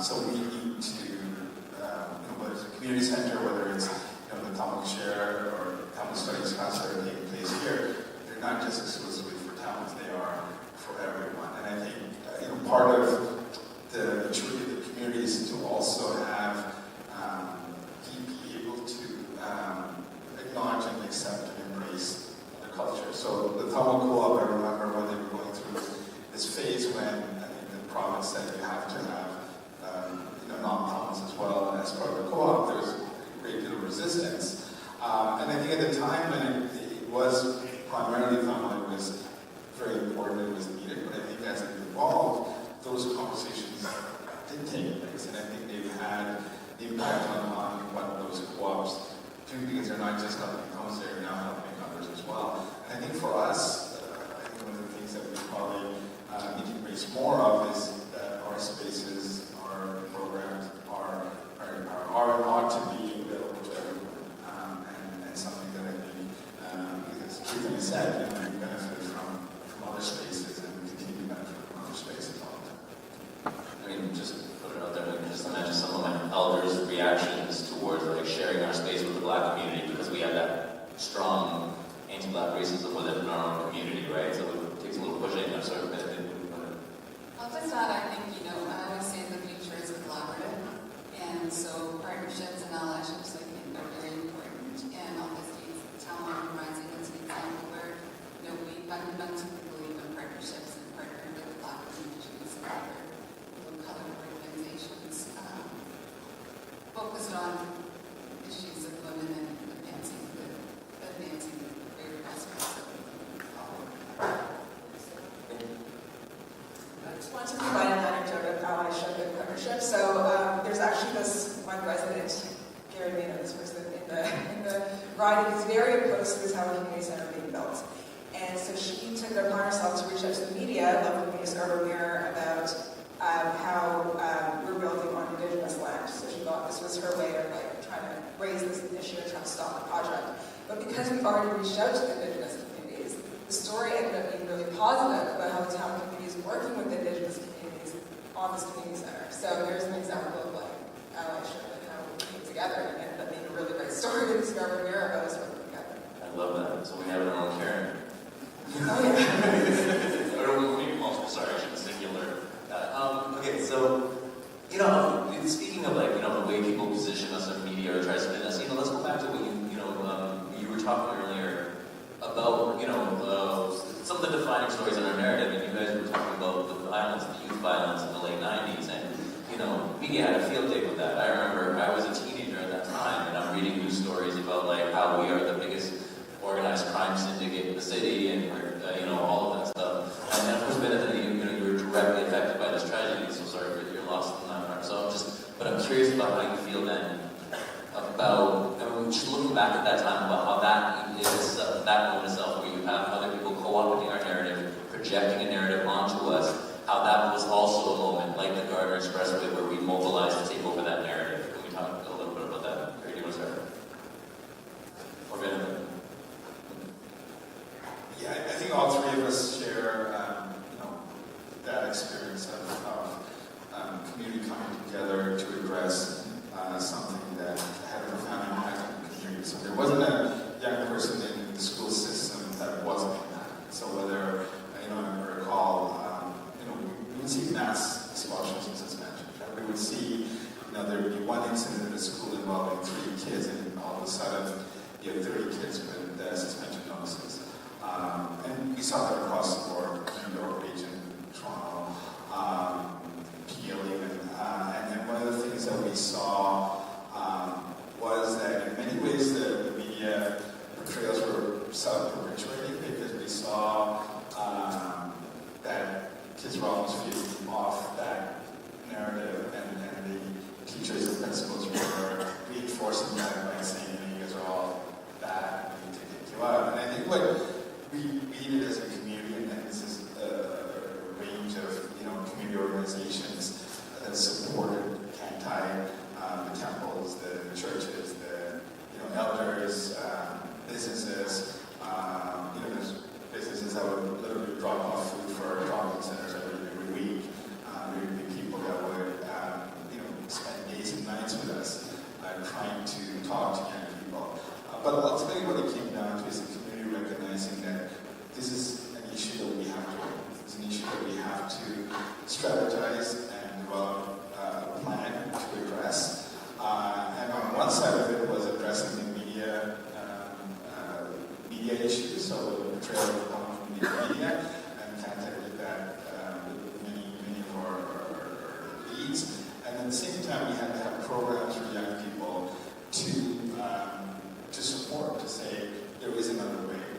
If you're 2 different groups that are fighting each other, then let's actually get together. So Campbell, this good Hitler, which is probably one of the examples where we had 2 competing rival young people, and I don't want to say the word gang, but young people who were in conflict, you had to bring them together and say, you need to work together. And one of the unique programs we actually had was Dragon Boat. So we would develop Dragon Boat teams every year, because it's basketball, soccer, baseball. You have people who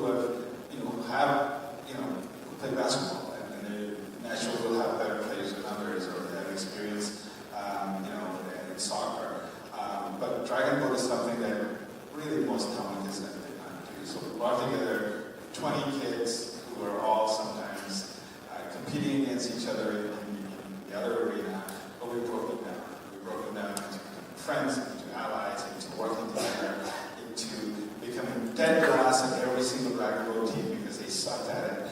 But they sucked at it as a group, and we were proud of that, because the real issue was we were able to get them to work together. And I'm very, looking back now, I think we should be very proud of what we've done to address youth violence. Other issues have come forward, and I think we have responsibility to address it, but I think at that moment in history, our trajectory would have been different if we didn't address it. And I do really want to shout out to Bobby, who's not here today, who was instrumental in many of the organizations that responded. So there's many others, who were part of it, but definitely not the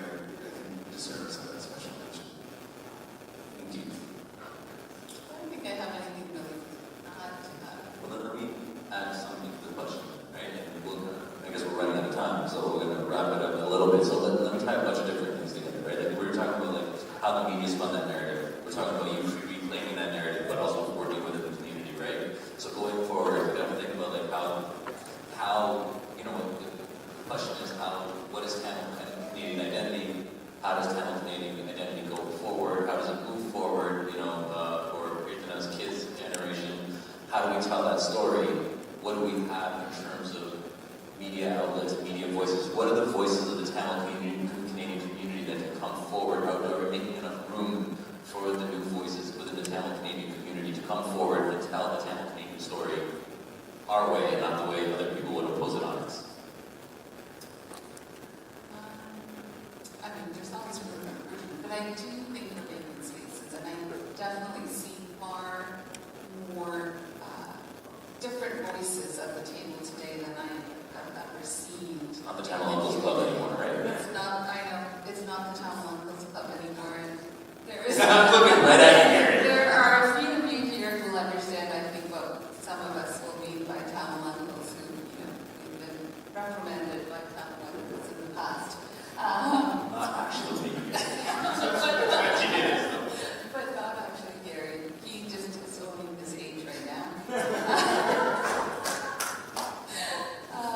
Anyway, so I do think there are many more voices at the table right now, and I think we're far more open to addressing the issues. And I think Manti was a perfect example of an organization that addressed a need of the day. And I think we have organizations like ANU and others who have come forward to address different issues, not just within the community, but in the broader community. We're talking about the disability organization. I'm not as familiar with them. So I think there is, the issues are being addressed. I think we should all be keeping an open mind. And I think it can tie to the evolution to CFLI. Right? It's another organization I think that's doing some really great work in advancing the youth's potential. So one organization addressed a problem, here we're addressing the potential, and I think there's lots of other organizations like that that have stepped up. I mentioned SAP, another group that's addressing the need of the day, but also was recognizing That's a huge animal. Do you have anything to add? So, look, I think, when we were preparing for Black July, I think we pulled out a list of all the Tamil media folks, or Tamils who are, virtually every single media outlet had someone who could call and say, hey, Rad, can you do something, or can you make sure you pass this on to the newsroom? That was missing 20 years ago, right? So we now have that. We have Tamil Bar Association. I mean, you have a legal issue. We have a bunch of lawyers, some of the top lawyers in the country who are, available for us to do constitutional litigation. We have Tamils in finance. We have, and I don't want to just name everyone, but there are so many different organizations that are out there that are actually representing us at different tables, but oftentimes tables with enormous soft power that, we've been shut out, right? Whether that could be in labor, it could be in the labor movement, it could be, in boardrooms, it could be in government, right? If we have people here, director of public safety, right? Or of immigration. And I think those are things that we never had access to. We have people in every single level of government in Canada, Ontario at least, where we can go to and have a Tamil voice plead our case. So it's no longer just about, mass labeling. It's also about having an outlet for us to have that discussion and have that engagement and have that, I don't want to say influence, but have that reasoned conversation about whether something is reasonable or unreasonable, whether policy will have an adverse impact on us as a whole, or is it something that is completely innocuous and doesn't impact us. So I think those outlets are available to us, and those resources are now available to us, right? We no longer have to raise $100,000 to launch a case. We can actually launch it and then figure out who's going to do what to get it. it's very, like as they were saying, it's very exciting to see our community being involved in every single thing possible. And you need a normal person in anything you can find a normal person in any industry sector in Canada. I think for me now it's more about how do we make them feel kind of connected to the film community and get them to action and use their networks and strength to like do something for the community. And so like for me, that's the Talent Community Center. And so how do we get them to move for the Talent Community Center? And that I think is like the next piece of that. Yeah, can I just add to that? I'd love to see some kind of cohesion between, look, we have these new voices on social media. When you look on the one hand, you have Sam Pillay running On Canada Project and reaching so many people on her Instagram account, speaking, about the issues of the day. And then you have a comedian like Sundar going all around the world bringing queer Tamil comedy and kind of just owning our voice in that space. And it's like, I'd love to see the ways we're going to bring all of those voices together on stages like this. But in the meantime, thank you so much for coming together, for having this conversation. Thank you all for listening. I didn't stay for any of the ends of the other shows. How does it work? Do we stand and walk? So, okay. Bye, guys.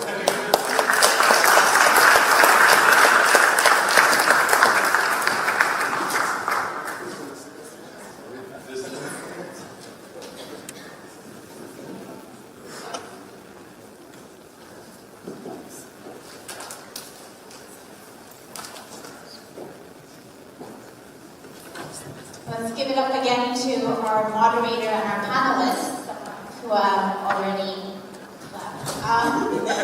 Thank you so much. This panel on the Canadian journey, the past, present, and the future, it's touched on so many things that several of us can identify with, whether it's gang violence, how Tamil organizations came together, the presence of women in positions of leadership, and, the importance of the Tamil Community Center. It really did somewhat felt like, a trip down memory lane. And, speaking about how important walking the Gardner was and how pivotal it was, I think, with any of the negative media that came with it, what it did start was it sparked conversation among people, between Tamil people and non-Tamil people, to talk about the atrocities that were being committed in Sri Lanka. But, bringing this back to Black July, the whole idea of how to share these stories within our own community, I think it's really important that, once again, we document these stories. So here is my ask for you again.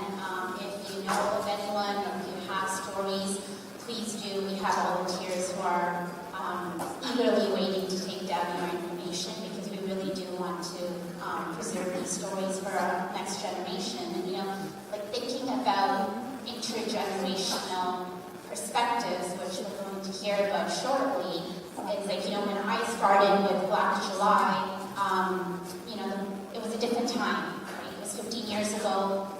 The war was still going on. It ignited something within me, and I took that passion to go do advocacy, to do advocacy with respect to the community and what was happening in Sri Lanka. But Black July today is different, right? In the sense that it affects generations in different perspectives. Because what happened when I learned about Black July is different from, my 22-year-old nephew who's sitting here, is going to be different from what my 6-year-old daughter is going to be, right? So the idea is like, how do we keep this going?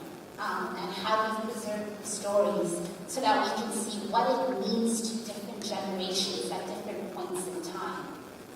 That being said, that takes me to the next panel, which will be on intergenerational perspectives growing up in Canada. Our moderator today is Ramya Anand, who is the co-host and producer at Accessible Media Inc.'s daily entertainment and lifestyle show, Kelly and Ramya. Her work involves meeting fascinating people, hearing their stories, and facilitating conversations that bring out the messages that people want to tell. And as mentioned today, she will be moderating a panel on intergenerational perspectives growing up in Canada.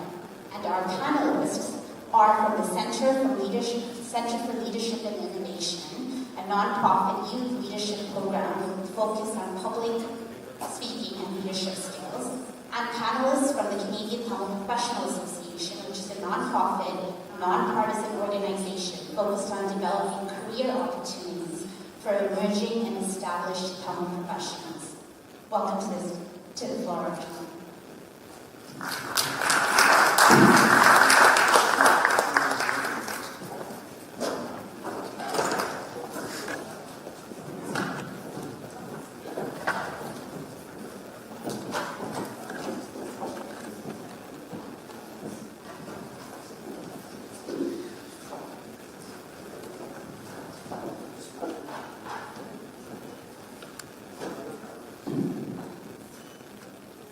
Thank you.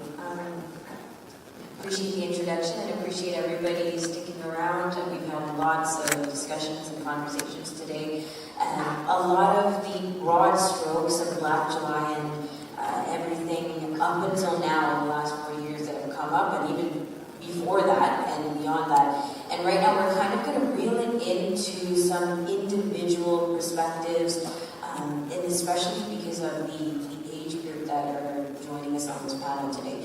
So, Black July, 1983. It's been 40 years in recognition, in commemoration, falling right on the day of, in July 23, 2023. And this is a panel discussion among first and second generation Canadians on the impact of the events surrounding Black July. In our upbringing, present life, and the influence that these events had on how our voices, Tamil Canadian voices specifically right now, are being heard around the world. So I'm Ramya. I'm going to be moderating this panel, having really just a conversation around the table with the seven of us, as three CTPA members identifying as first generation Canadians, and that is Geethan, Sarani, and Anush. And then we have three CFLI graduates who are identifying, the younger panelists, who are identifying as second-generation Canadians, Pravina, Sajjan, and Varun. So let's get an understanding of what Black July 1983 is. Okay, and I know that you may have heard this throughout the day, you may have lived it, you may have found the definitions yourself on Google, but just to kind of refresh and restart and reset the conversation a little bit. It is a series of state-sponsored programs against the Tamil community by the majoritarian Sinhalese community and the government, leading to a widespread violence, death, and destruction. So we're referring to this as a program, the Black July events, and that is a massacre, an organized massacre of a particular ethnic group, this being the Tamil community. So us sitting here on this panel, we most likely and definitely have not experienced firsthand the events of Black July. But we have parents who have fled the country. That's why we're here. We have grandparents with stories and accounts of experiences that they've faced. We have brothers and sisters who have tried and continue to try to connect with the happenings in some way or another. And we ourselves are working towards understanding the impact of these events on our identities, how it fits into our past, our present, our future, and the way that we connect with ourselves. So this brings us to the question and the conversation of generational trauma for the Tamil community. It's very much stigmatized still, as we've been hearing throughout the day, if not swept under the rug altogether. Now, hopefully, we're having more and more of these conversations. It definitely feels like we are. And as we get older, we share more. Time continues to tell the impacts of this kind of intergenerational trauma, and we become more aware of this historical strain that's ongoing and still impactful of what the community is facing. So we're trying to deeply understand how we're connecting to these things, right? And that's why we bring it back to stories, because as I said, we are sharing, we're exploring here. Not all of us have gone through anything of this firsthand. We weren't the ones to flee the country. We weren't the ones to leave and be displaced and go through the physical trauma of warfare. So let's become aware of this word, epistemic trauma. Epistemic trauma in this context, in this setting of Black July, refers to the psychological and emotional distress experienced by individuals and communities resulting from the transmission of knowledge about historical events, such as Black July in Sri Lanka, across generations. And this form of trauma usually emerges when successive generations are subjected to the collective memories, narratives, and lived experiences of their ancestors who, the ancestors, directly were influenced or impacted or experienced the traumatic event. So that's kind of where we're starting from. And to kind of get things going, let's get to the introduction of our 6 panelists, and Sajid will start with you. Hello everyone, my name is Sajid Aaron, and I'm a 17-year-old high school student. I'm a proud Tamil Canadian born here in Toronto and a program coordinator at the Center for Leadership and Innovation. Much like many other second-generation Tamil Canadians, I learned about Black July through stories shared around the dinner table by my parents and my grandparents. I'm very honored to be here to share my personal insight and the insight of other people in my generation, and thank you for having me. So hi everyone, my name is Dharini Thiruraja, and I'm here on behalf of CF Allied Student Coordinators. I'm a double Canadian born here in Scarborough, and I'm going into my last year of high school as well. So just like many others, I learned about Black July through my parents, specifically my father, as he's very passionate about giving back to the Tamil community. I think it all started off when we would all go on long road trips, and he would take this as an opportunity to educate my brother and I. And I'm very thankful for that, but at the time, I didn't really appreciate them. I undervalued them and thought it was just a way to kill time on the road. But now, as I've matured, I've come to realize the importance, and I appreciate those talks. I want to learn more about his experiences, what my grandparents have talked about, and so on. So now I look forward to those road trips as I get to further understand what happened and the overall racism that went down in Sri Lanka. Thank you. Yeah, we're already starting to get an understanding of how you're relating to the trauma of others. Pravina, how about you? Tell us about yourself. Hello everyone, my name is Pravina Chandruan, and I'm a 16-year-old Tamil Canadian born and raised here in Toronto. Alongside Sajid and Dharini, I'm also here on behalf of Center for Leadership and Innovation as a youth program coordinator intern. And I think my story dates back to a couple of decades ago when my parents and grandparents first immigrated from Sri Lanka to Canada. I had heard the stories and the struggles they faced as young Tamils, and I think it really helped me to connect to my culture and my roots back in Sri Lanka, and it helped me to become more appreciative of who I am, and I now feel deeply tied to the events that happened in July 1983, so I'm very grateful to be here today. Thank you for having me. We'll get further into that. So those are our younger and first generation Canadian identifying group. And now we move over to this side, starting with Anush. Great. Good afternoon, everyone. My name is Adushin. So I was born in Colombo a few years right after Black July. And since then, I've lived half my life in Kuwait and about 15 years now in Canada. So from my parents' account, I know that around Black July was one of the most traumatic times in my parents' lives. And I think about as possibly a time that could have caused my parents to never have even met each other. So my mom was a student in Colombo at the time, and as soon as the riots started, she went back to Jaffna to be safe with her parents. She was fortunate because I think her parents were able to afford and were able to plan in advance to tell her to leave the city at the time. My dad wasn't as fortunate. He stayed in Colombo and he actually hid within the city for more than 48 hours. He talked about his fellow students, other vigilantes walking around the road, testing people in Sinhala to see if they were Tamil or Sinhalese. And thereafter, untold atrocities that we all know of that took place. And so many folks that were involved that were peers and friends of people that were Tamil that lived in Colombo at the time.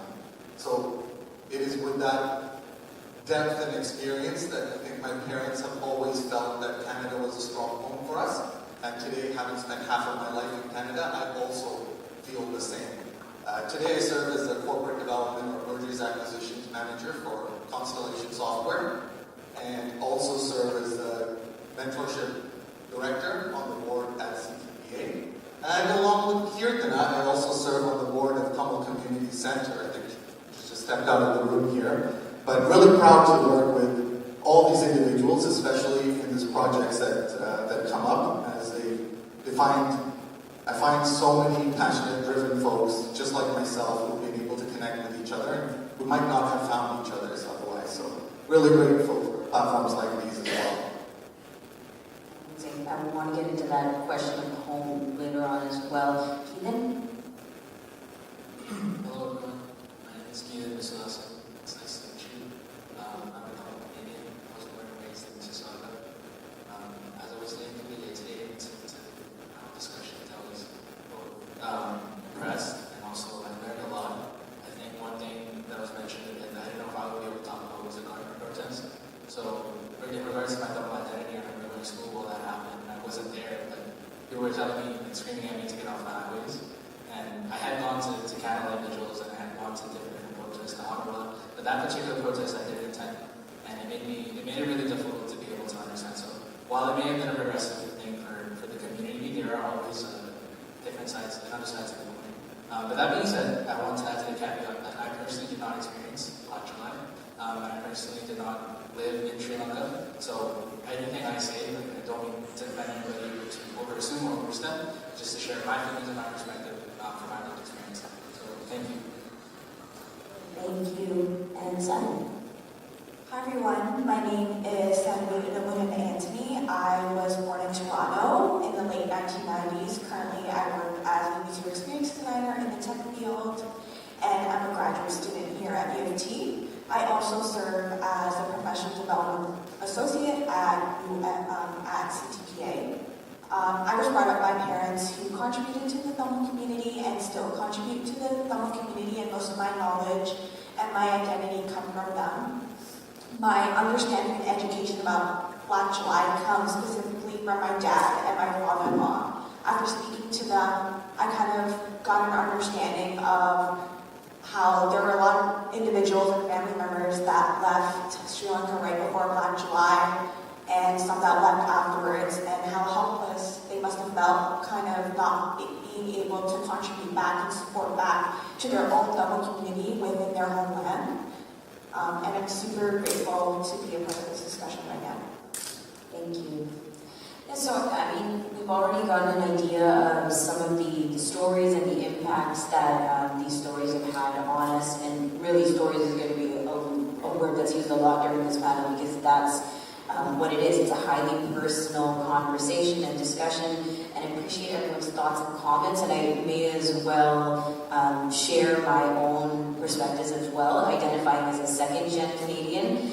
I was born in Jaffna. I came here pretty much a year after I was born in 1994, and these stories were endless in our home growing up. My mom fled her home during several conflicts, not just one, and not just Black July impacted, but she was a teenager through a lot of her trauma, and 1977 onwards, with her basically the clothes on her back and her family is all they had to leave with. And my father, also, speaking of, highly traumatizing experiences, was a 25-year-old when he got captured and held with hundreds of other Tamil prisoners for the better part of a year in Busan. He was manipulated and tortured and scarred and wounded physically as well as emotionally for literally being a Tamil. So all of these stories in some way or another that we're relating to each other, relating with and empathizing with, these are the kinds of things that we wonder about and question, how does this impact us? Because we weren't directly involved. So here we are now in 2023 in Toronto, putting our history on the table. We're conversing with each other, we're talking and connecting as first generation Canadians through people before us. And we all have stories from our parents and grandparents and I want to know how they were being told to us. So Saturday, can we start with you, starting with a personal example of how you learned about Black July? Of course. So I first learned about Black July by attending events and protests with my family members during my childhood. I remember being very curious about why there were so many Ulam Tamils kind of coming out and showing their support, especially during a work day in the summer. My parents and others informed me about how Black July was one of the darkest times of their lives, and they wanted others to kind of recognize the struggles that Ulam Tamils kind of went through.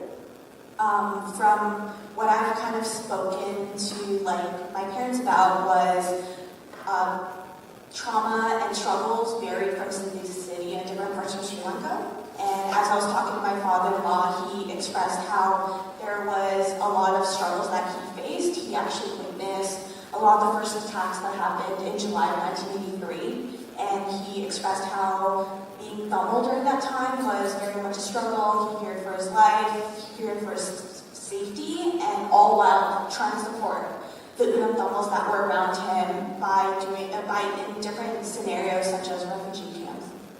And these are very extreme situations and circumstances that people have gone through, right? These are not just your day-to-day impacts of traffic in Toronto. These are huge. So how did you feel as a young person, as a child, leading these conversations? I felt sad and empowered. I think the sadness comes from, I think anyone would be sad to hear if their parents went through something like this. I would never want to even be in those shoes. So, but I also feel empowered. I believe my parents are so resilient to be a part of their lives right now and within the community itself. I think a lot of Ulam Tamils who live through these events have built up a lot of resilience, and that makes me feel very empowered. Right. Absolutely. And it's incredible that we can connect that way to people who've gone through something that we haven't. How about, Pravina, over to you, your experience learning about Black July? Great question. I think similar to many household situations, I can imagine, my first encounter with the accounts of Black July was sparked by a family dinner conversation. So I remember being about 9 years old and having my brother question my parents and grandparents as to why they initially left Sri Lanka to come to Canada. And this inevitably resulted in the exchange of stories surrounding the Sri Lankan Civil War and ultimately the events that took place in July of 1983, which had an immense impact on my parents' decision to come to Canada. And I think having two parents who came from different cities in Sri Lanka was also really eye-opening to see the different narratives and stories that they had and sort of draw connections between the two to better understand the situation. On one hand, my mom was born and raised in Colombo, so she was unfortunately directly impacted by the riots. So she was displaced from her home at a young age. She had to go ahead and stay in a camp for a couple of days and then eventually was forced to move to Jaffna to continue her education. Whereas my dad grew up in Jaffna, so he wasn't directly impacted by the riots, but rather he was actually within close proximity of the initial bombing of the Sri Lankan army. He experienced a lot of the trauma through just hearing information through the news and seeing the influx of people come from Jaffna or come from Colombo to Jaffna. And I think that it's really important to acknowledge the experiences people had in different cities, just given the fact that there's this misconception sometimes that Black July only happened in Colombo or just one city, whereas I see it more as a nationwide event that definitely had a major impact. Yeah, the more you hear stories, the more prevalent it is that the experiences people had could be so drastically different from one another. And that could be location, because where they were at the time, but also, when they left or how they were able to share now that they're here. Things like that. Did you ever get an opportunity to visit Sri Lanka yourself? Yes, so I am very grateful to have visited Sri Lanka. I went back about 8 years ago, so I was quite little. I don't recall a lot of it, but what I do remember is being able to finally put a location to the stories and experiences that my family members had told me. So for the longest time, it was sort of this just distant understanding of what my parents' childhood was like. They told me all these stories, and I know my grandparents shared the ups and downs of living in Sri Lanka, but I was never able to fully picture it until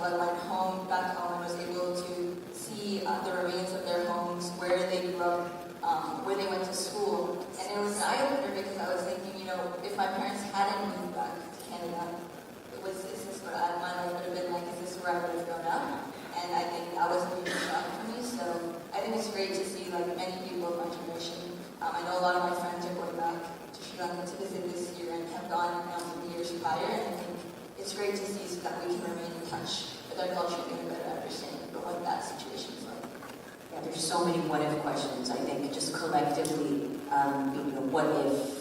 There's so much of that in our community. Most of it being spawned from sadness and tragedy and history, of course, but also just in terms of could things have been different. So this personal impact and the knowledge, the stories that we hear from family and communities, pretty much all of us have said this is the deal. We heard through stories when we were growing up. Sajjan, starting with you, can you talk about the impact further of hearing these stories? As a member of the Tamil family, the impact of Black July was deeply significant for me. There were constant reminders as when I was a child from my parents and my grandparents on the hardship that they felt, and these reminders are what built up my understanding of my family's history as a whole. It was evident in the small thing that they did. It was like the way that they emphasized certain cultural traditions, in the stories that they shared, and the cautious approach they had towards certain topics. These things were really important, and they built up my childhood. And as I was growing up, these stories helped build up who I am as a person. There went not a week where the Black July event and the Sri Lankan Civil War were not mentioned in one way or another. And as such was a constant shadow. It was there even when we weren't talking about it or even thinking about it, just there. Yeah, it's like this unconscious connection that we have through the collective trauma. And as you got older, did you connect these stories or this knowledge to your identity in other ways, like voluntarily start seeking more knowledge and deeper understanding? Yeah, as I grew up, I started to realize how much of an impact Black July really had on my life. So I realized that Black July was a pivotal catalyst in my parents' immigration to Canada. But I think as a child, I didn't truly understand what that really meant.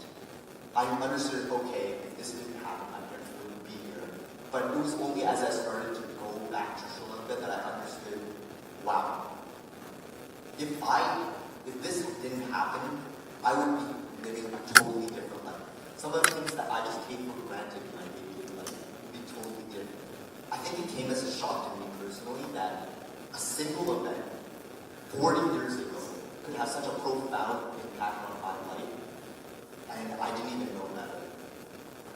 And that leads me to wonder, we're here now, but people who are still in Sri Lanka, living some of the more harsher realities that kind of trickle from these events, what kind of impact it would have to directly be still involved in it, and how conscious or unconsciously people are dealing with that. Ethan, I want to move over to you and talk about the impact that the stories you heard and the knowledge you acquired growing up had on you. Yeah, and I just wanted to I guess, highlight a word that you mentioned in the introduction, which is epistemic trauma, or that's what it was, right? Epistemic trauma, and intergenerational trauma, and how we expose ourselves and learn about these atrocities, for lack of a better word, is really important. Like I myself personally, I remember growing up, every morning my grandma would have the radio on, and like, I don't know anyone else who listens to the radio except her, but it would just be death tolls in the morning. Like this is how many people we lost today, this how many people are still missing. And then the TV, for example, like there was one specific channel we would watch, and like when they would, like right before the movie, like at 7 p.m. on Friday, they would have like this infographic with a bunch of visual images, and at the time it wasn't really viewer discretion advised. So I think that took a significant toll on me. Like even though I wasn't there, I was seeing a lot of this stuff. So when we communicate that to generations, like for example, the panel sitting across from me, people who haven't experienced that, and kids especially, like we have to communicate that in a sensitive way, so they're not overwhelmed by the violence or by the trauma. But there's also, it is important to talk about, like the other aspect of that is like because it's so traumatizing. Like if I were to talk to my mom about it, which I tried to, especially recently, like I'll kind of get shut down, like don't go there, like don't talk about that, like I can't handle that emotionally, like I don't want to hear that type of gruesome stuff. And it's like if I I can't talk to you about it, like, what am I supposed to talk to about it, right? So those are the two things that I wanted to highlight. Yeah, I think the hardest part is that if people aren't able to consciously understand, which a lot of us are facing this, right? Especially people who were directly impacted. It's not fair to assume that everyone will share equally or share openly, and come from a very self-aware point of view to say, yes, these are the traumas that we are facing and have faced, and this is the actual impact that it has. We're still learning about all that, and some of us are, not, like, we can deny it and continue to deny it. Do you think that this is part of the progress? Do you think it could have been any different even? I think given the nature of media at the time and how it has grown to, like today, I see a better approach. For example, if I were to open up my Instagram story and I see someone sharing something graphic, it'll say, do you want to proceed? Versus at the time, it's like information all at once. Like my grandma didn't know better that like a 9-year-old was listening to the news, and like even in like understanding the little that you understand certain words. So like progress in terms of communicating, like for example, how a high school student today would encounter that information is through like 10 years or 14 years of their parents processing it now and talking about it, versus like a generation like that came after the gang violence but was still impacted in a certain way. Like we don't want that generation to be lost. So today, I would say learning about it and talking about it is better. It's more censored, but for those of us that didn't have it censored, how do we talk about it and deal with it? Yeah, just something as simple as like a language barrier can make such a big difference on how we're understanding what's going on or how things are being translated to us. So one challenge is that we're all individuals. We connect with Black July uniquely and in our own ways, but also we've been spread out, we've been displaced, we've been dislocated, not dislocated, but located in all around the world, diaspora, and some of us have all our, or most of our families here, but others of us don't, and have most of our families still back home that we're trying to keep in touch with, and we have people just in our panel alone, in our teenage years all the way into our mid-30s. So the understanding of these events, our histories, our connections to generations before us, is vastly different from one another. So Saturday, your thoughts on the differences in understanding Black July or the Tamil lived experience overall between first and second generation Canadians? So as a fellow Canadian, again, most of my understandings of the experiences come from my parents and my family members, and what I understood was trauma and struggles varied from person to person. I remember my mom sharing a story with me about how she feared following her daily schedule, like going to school, because she witnessed so many Tamils just dying in front of her, and she feared that she would be the person that was next. So I recognize the trauma that she lives with physically and emotionally every single day. And that made me better understand the impact that all Tamils kind of struggled with. In contrast, there are second generation Tamil Canadians that did not witness such events. But with the presence of the media, the internet, and the discussions that we keep having, there's a better understanding of what actually happened during these events. One thing that I wanted to know, and what I remembered noting, was the media only portrayed one side of the story, and now with different platforms that we have now more perspectives that are kind of outlining the different events that occurred during Black July, and that kind of allows us to kind of take in all the information and kind of, again, have engaging and inclusive conversations in an open setting. I already had too deep into it, but do you have any quick comments on, broader media representation of Black July or Tamil lived experience compared now to before? Have lens changed? Do you feel like there's a more fair representation of things going on right now? I know it's a really broad strokes question. It's a great question. I think the media has definitely changed. I wouldn't say it's fair representation. If it was fair, it should have happened well beforehand. But I am glad that there is the aspect of all, these conversations happening now. The media is now kind of introducing the different aspects during these events. So I'm really grateful that we have, like, the new generation and upcoming generations are now being able to use media as an outlet to kind of well inform their lives. Thank you. Coming back over to you, Sajjan, your thoughts on the differences in understanding Black July or the Tamil's lived experience between first and gen Canadians? So, since I was born after much of the media frenzy surrounding Black July, I myself, of course, will limited direct exposure to the event. For my parents' generation, Black July was deeply engraved in their memory, and they vividly recall the pain and all the emotion regarding it. This is because they experienced the trauma and hold such a profound emotional connection to the event. However, as a second generation individual, these connections are slightly more tenuous. This is because we learned through stories and anecdotes, and we didn't experience it directly. For example, while I might have heard the stories of how my mother had to leave her house on my grandfather's shoulder with her siblings as her house was being bombed, I can't myself even conceptualize the emotions, the fear, the distress they must have all felt. The fear my mom must have felt, fearing as she saw her house being burned down, and the distress my grandfather must have felt at seeing the house he built gone. It can't even compare. And as a second generation individual, while I understand how profound and how important this event is to our cultural history, my understanding is biased because of the time that's passed and the different social context that I'm now in here in Canada. As it is, though second generation individuals don't talk that much about this event, I believe it's such a crucial part of our shared cultural history, and we should talk more about it. That's why websites such as this, Black July is so important. It helps us start this conversation among my generation and share this information.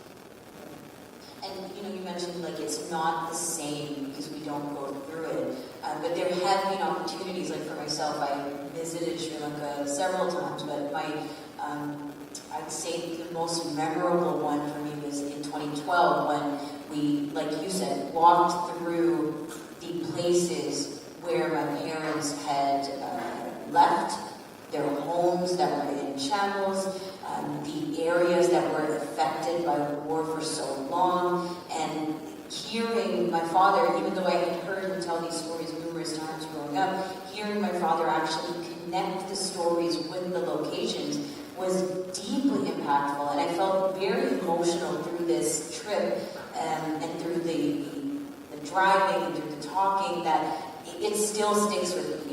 Years later when we're having these conversations, I'm having flashbacks to those days because I know that was a real piece of their history that I was able to experience firsthand. And it's just something so powerful for anyone who hasn't had an opportunity to go back with their loved ones who experience these things. I find it to be invaluable and like an irreplaceable kind of experience. So we're Tamil, and at the end of the day, there are deep cuts and wounds that come with that. We may or may not be aware of it, as we've been saying. Our parents may or may not be expressing these things, but we collectively grieve together and struggle together. We stand together like in these events, even if we feel sometimes alone. It's part of our collective history and significance. So let's talk about what we are aware of. Anush, coming to you next.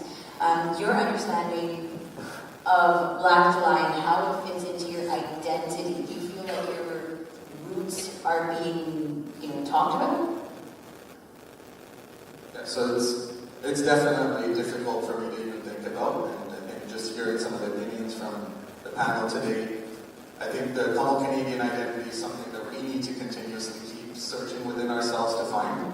I definitely didn't expect to be emotional today. I think every Black July is emotional, but trying to hold myself together. But hearing this gentleman across from me on the CFLI panel talk about how he visited Sri Lanka and how he saw that this was my home, right? We call Sri Lanka and Ulam Tamils, where we were raised, we look at it as our parents' home. And I've heard that phrase here on this board so many times, but I was never ready when I came to Canada to call it my parents' home. I always thought it was my home. I thought that today, despite all the remarkable success that I have in my career, it still would have been better to do this in my hometown, supported by my own people.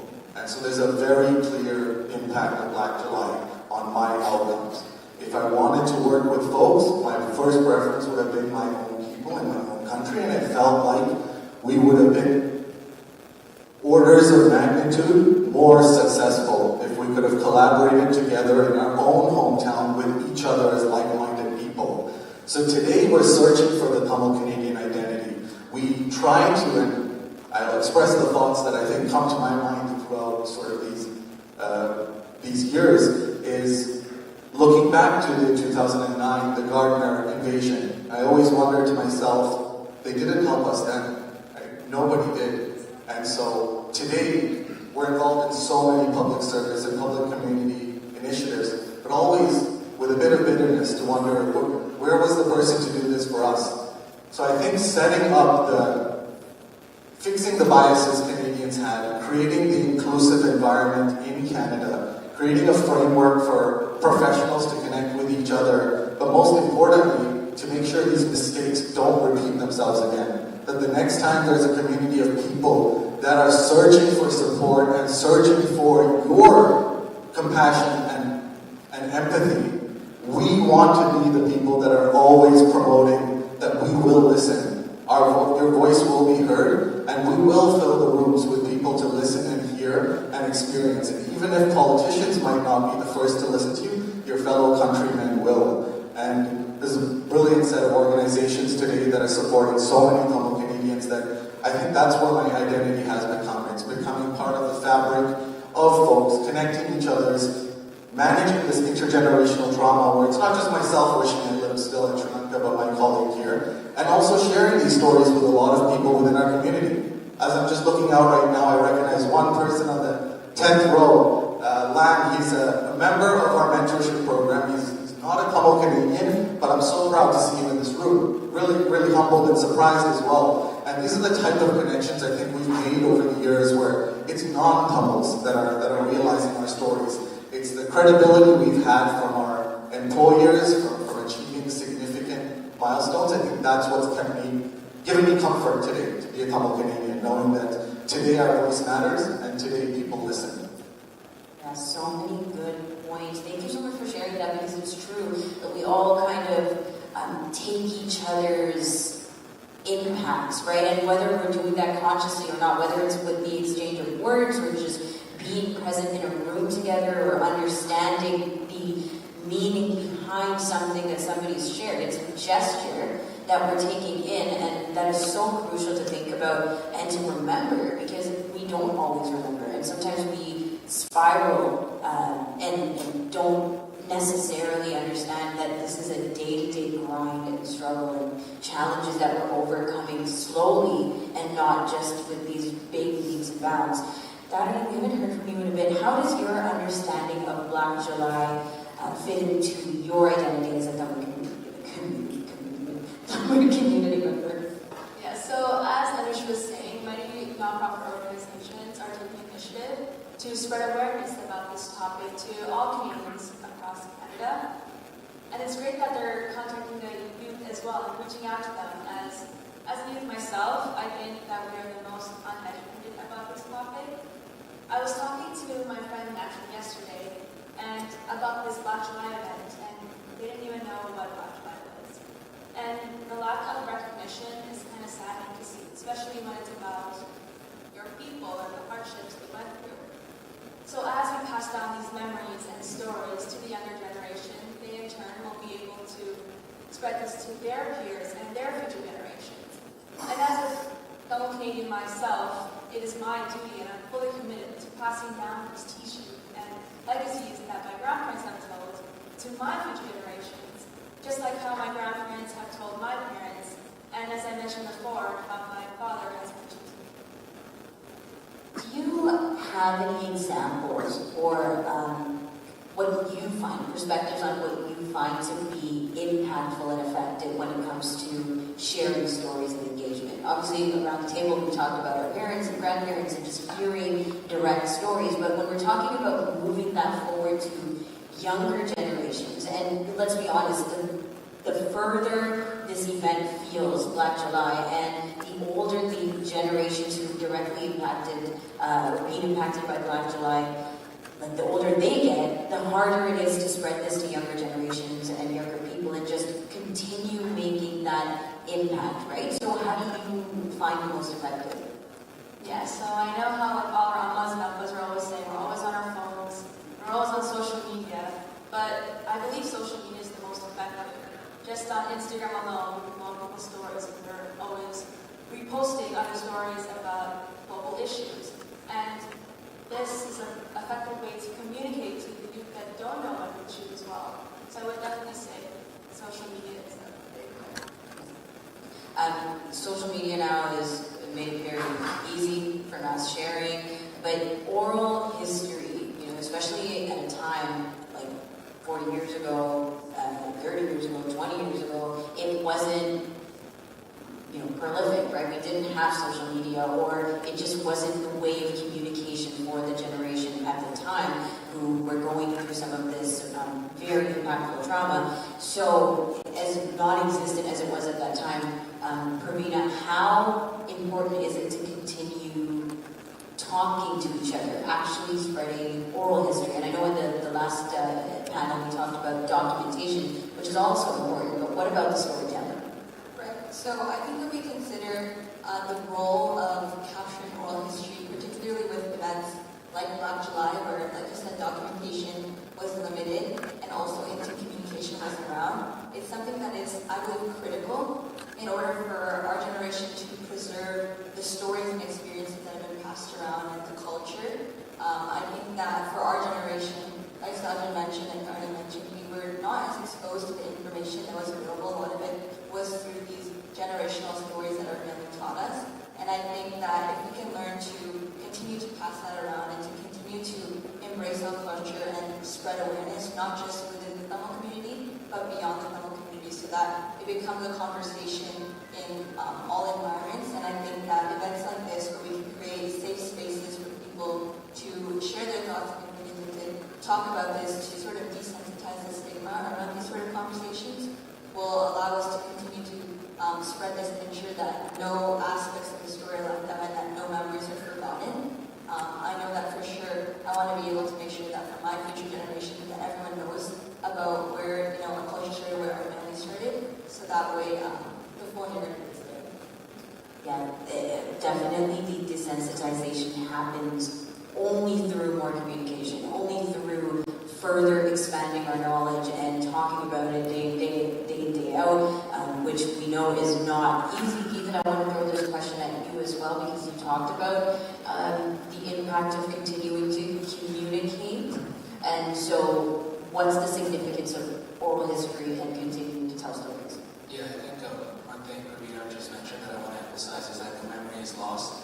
So just making sure things that were written down at the time due to the nature of media are not lost. And I think the destigmatization is really important because I know, like, from a personal experience, some people are not necessarily happy to talk about things with their own future generations, their own children. But outside of that perspective, I think one thing that we have to, that was also mentioned in previous panels, is kind of the outside. Like, what are we saying to, are we talking about this with non-Tamil Canadians? And I think a big platform for that is Bill 104, which is Tamil Genocide Education Week. So as part of that happening, I looked up the amount of events that were happening at the TDSP specifically. And I think every single public school had 1 week with assemblies and speakers dedicated to Tamil Genocide Education Week. And I think that level of exposure, like for example myself, like when I was at school, like having people ask me like, yo, what's going on? And me not being able to answer it, but having a classroom setting where your peers are learning alongside you about this history is really important. And that's where like the oral communication comes in, and the language barriers come in as well. So for example, if there's certain generations that are only comfortable speaking in Tamil, how are they going to communicate that information to 2 generations down the line? How are they going to communicate that to a second generation German Tamil or Tamil German? How are they going to communicate that to a second generation Parisian Tamil? Right? So there's more than just us within Tamil Canada, but we have to encourage that oral communication both amongst our own community and outside. And the significance of listening in relation to speaking, right? Sharing and speaking is one aspect of it, and we know that the people before us have so much to share, but that means we have so much to listen to. And on that note, we're going to look ahead to the future, kind of go through some conclusions, guys, and we'll just go around the table here. So looking to the future, how do you see yourself as well as the future of Tamil Canadians as it relates to the freedom, the struggles, the challenges, the histories of Tamil Canadians and Tamil Sri Lankans? When Black July, in 10 years, if you want to go, take it that specific, in 10 years we'll be celebrating, recognizing its 50th anniversary. Okay. Yeah, so 10 years from today would be 50th anniversary of Black July. I think the previous panel with Gary was really good in discussing the future of the Tamil community. And if I could add on to that, I would like to share a quote, and that's a Rumi quote. And Rumi said, once you find the source of the sunlight, whichever direction you head, it will be easy. And I think as a community, we are trying to find the source of the sunlight, which is each other. And there's another quote that I would like to share by Kenny, which is Yala Mure Yala Mukuri. And I think that is the sunlight when we look at the community center. That is what is being built. That is the direction we are heading, but why are we building it?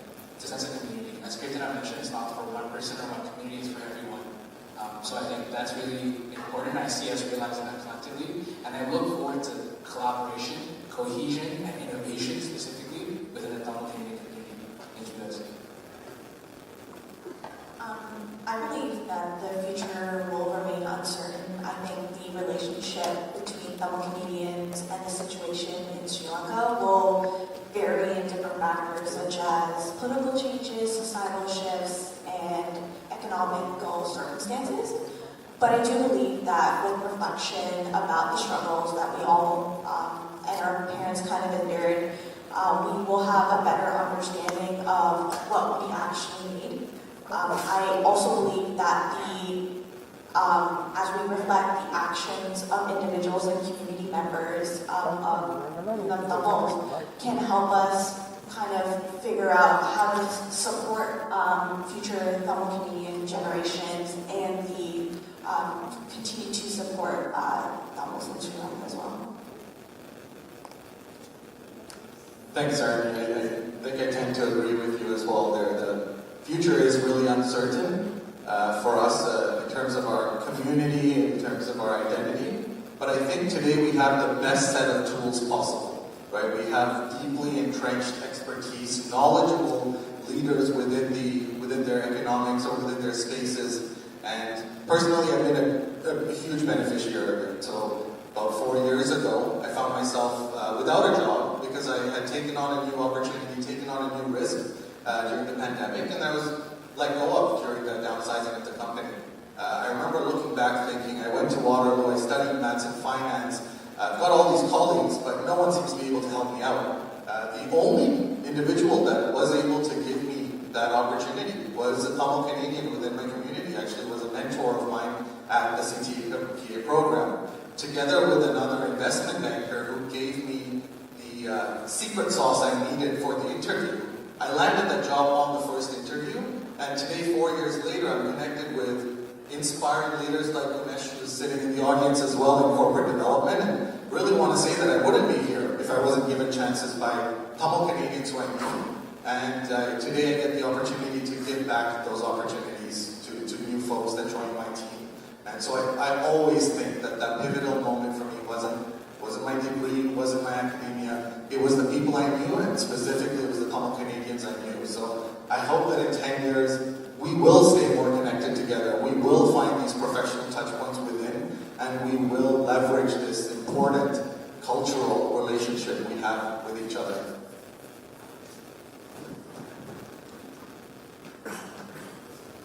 Yeah, so personally, I think 10 years from now, the future will be hopeful for Tamils.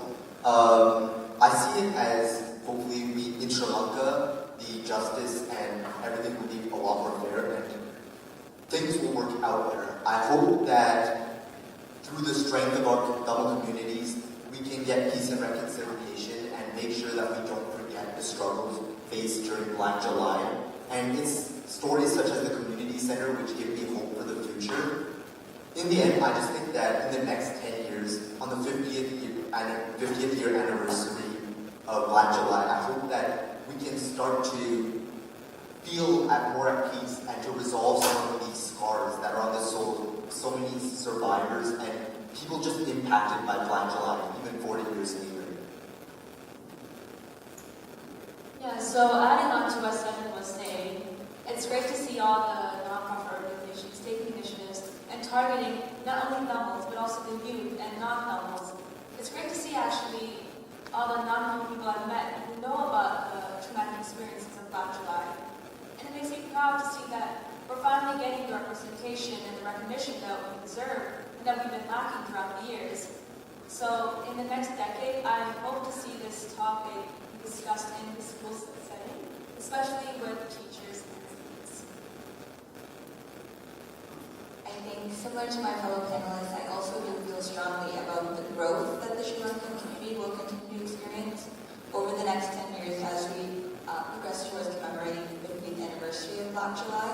I think that, similar to what Anush mentioned, I'm really confident in our Tamil community because of the networks that we've been able to create. As a youth, I'm really proud to be in Tamil just because of our ability to find community in one another and share our similar identity. I think not only CTC and CFLI, but Tamils have been able to establish organizations within finance, within sports like golf, which is awesome for people like me. And I think that having these diverse networks is something to really look forward to in the future because now we're going to be able to open up these conversations, communicate with one another, feel accepted and confident in the way that we carry ourselves. And even in school settings, like Darren mentioned, I know that now a lot of schools are introducing Tamil Students Associations, and being able to have that in a school setting and being recognized is going to be a really big change in the next few years. So I'm very optimistic about the next few years for the Sri Lankan community. Yeah, I mean, I appreciate everybody's inputs during this conversation and really like individual perspectives, especially coming from the younger voices of those of us who have not directly experienced some of the things that we know have made huge, huge impacts in our identities and identities of everyone in this room and beyond. And as mentioned in so many ways during this conversation, just as a concluding thought on my end, we have experienced firsthand and intergenerationally collective trauma through our histories of violence, oppression, displacement, warfare, and it grows into this significant community disconnect and fragmentation of how we understand our own history. But it doesn't have to be that way, right? Sadly, people we know and don't know have been enduring decades of these kinds of traumas that the younger of us can only relate through these stories and through listening with compassion and patience and empathy and curiosity and wanting to learn and willing to learn. And sometimes that requires us to forgive, to tolerate, to create safe spaces even when it's very challenging, and understanding that not everyone can share or will share openly about the things that they went through. And at the core of it, we can imagine some of the things that people have gone through, but we can't necessarily be there. And we have the intention to educate people next to us and people beyond us and the younger people, but it's hard and it's grueling work, and it gets easier, but it's still very challenging. But of course, we get louder, right? So that's why it gets hopefully better. And it is a challenge that we take on ourselves every single day. And we talk about the bigger impacts and the bigger stories and the bigger projects that we're working together as a whole, as a Tamil community. But let's also take it back and remember that these small little things, the day-to-day interactions that we have with our family members or with people on our social media feeds, these small ways that we can engage and interact with each other are the things that create the safe spaces. They are the moments that create the bigger impacts and the ripple effects so that we can move forward and have better days. So thank you so much for sticking around, for listening, and for taking what we were sharing today.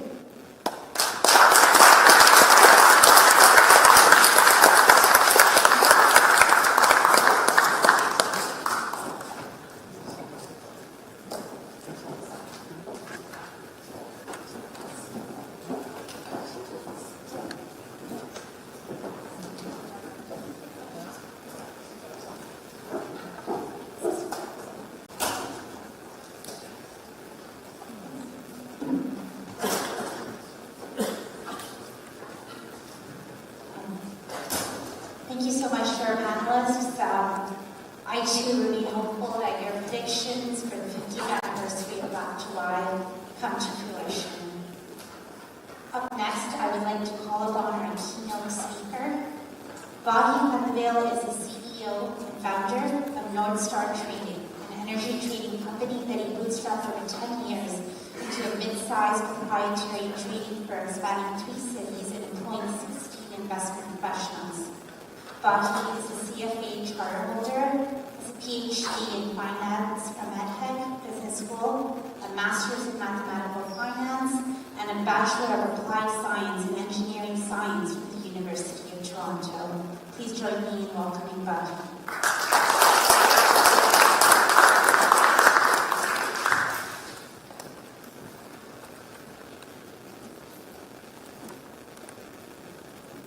Ladies and gentlemen, distinguished guests, fellow members of the Canadian talent community, and friends, as we gather here today on this somber occasion to mark the 40th anniversary of Black July, I would like to take a moment to acknowledge that this land that I'm standing on today is the traditional territory of many nations, including the Mississaugas of the Credit, the Anishinaabe, the Chippewa, the Haudenosaunee, and the Wendat peoples, and is now home to many diverse First Nations, Inuit, and Métis peoples. I also acknowledge that Toronto is covered by the Treaty 13 signed with the Mississaugas of the Credit and the Williams Treaties signed with multiple Mississaugas and Chippewa bands.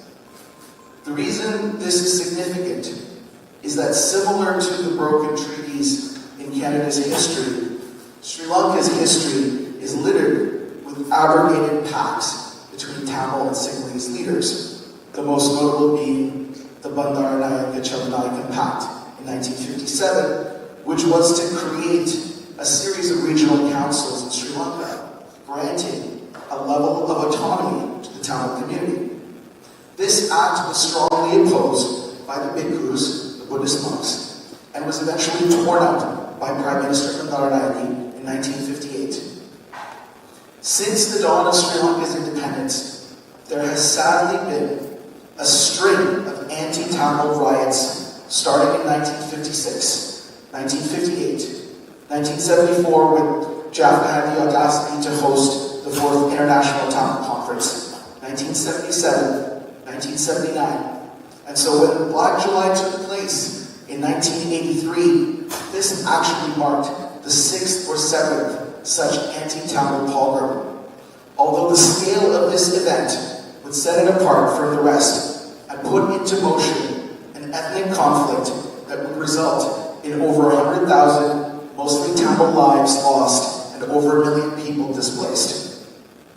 And even though the war ended 14 years ago, not a single perpetrator of the events of Black July, the burning of the Jaffa Public Library, or the war crimes and the crimes against humanity perpetrated against the Tamil people has been brought to justice.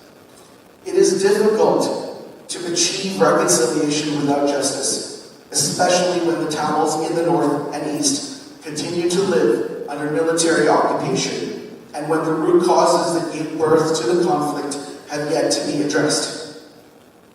Given this historical backdrop, I should state at the outset that I am not a direct survivor of Black July. My family was fortunate enough to see the writing on the wall and seek refuge in Nigeria, then England, and subsequently Canada in 1988. And my knowledge of the conflict has been through conversation, self-study, and by being a participant in in this vibrant town community. Why then was I asked to give this keynote? I believe it is because I offer a perspective that straddles two generations. One in which many of my friends and relatives have had direct experiences of Black July and the ethnic conflict, and one which is coming of age here in Canada and only knows about the conflict by what they have been told. This, to me, has been a unique opportunity to learn about the impact of Black July on the lives of those around me. As I asked my friends and family members for their Black July stories, I was struck by how similar they were. Many recounted experiences of being saved by Sinhalese or Muslim families, and indeed, when you look at the number of lives lost in relation to the number of people displaced and properties destroyed, there is a sense that it could have been a lot worse were it not for the kindness of friends from other communities. In fact, my father-in-law was able to survive Black July only because one of his best friends, a Sinhalese army major, called to warn him of the impending trouble. In that sense, many of the people who were able to escape were privileged by their association with powerful members of the majority community. Tamils who did not have such connections were often not so fortunate. Over the past year, I have also had the honor of having front row seats to the writing of my good friend Roy Ratnavel's memoir, Prisoner 1056, where he chronicles his miraculous escape from Busa prison and his meteoric rise for the mailroom of Canada's largest independent asset manager. It was a privilege for me to assist Roy in editing his book, and I learned a great deal in the process, including how interconnected the communities were back home. It allowed me to realize that it is only in the diaspora where we have become so fractured. Well, despite all the problems that still exist in Sri Lanka, the communities continue to have ties across ethnic lines. Roy's book, which has now become a Canadian national bestseller, offers a unique glimpse into many of the challenges faced by Tamils who managed to escape the conflict, something he terms survivor's guilt. His message, that it is critical to recognize the common threads of humanity that we share, is more timely now than ever. I highly encourage you to pick up a copy and read it if you haven't already. As I spent time reading through the Black July testimonials and the words of Tamil political prisoners who were massacred in the Wellikata prison, I could not help but acknowledge the thirst that so many Tamils at that time had for a land of their own, a land where they could possess the freedom to realize their full potential. Kutimani, who was a leader of Tello and a political writer, was one of the political prisoners killed in this organized riot.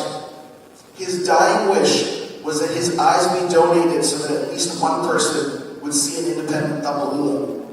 His attackers then gouged out his eyes.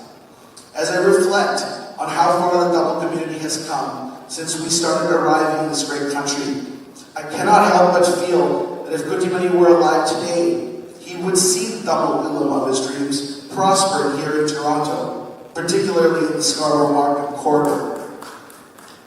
The Canadian Tamil population here today is roughly half of what the Jaffna population was in 1983, and we have Tamils thriving in every facet of every industry.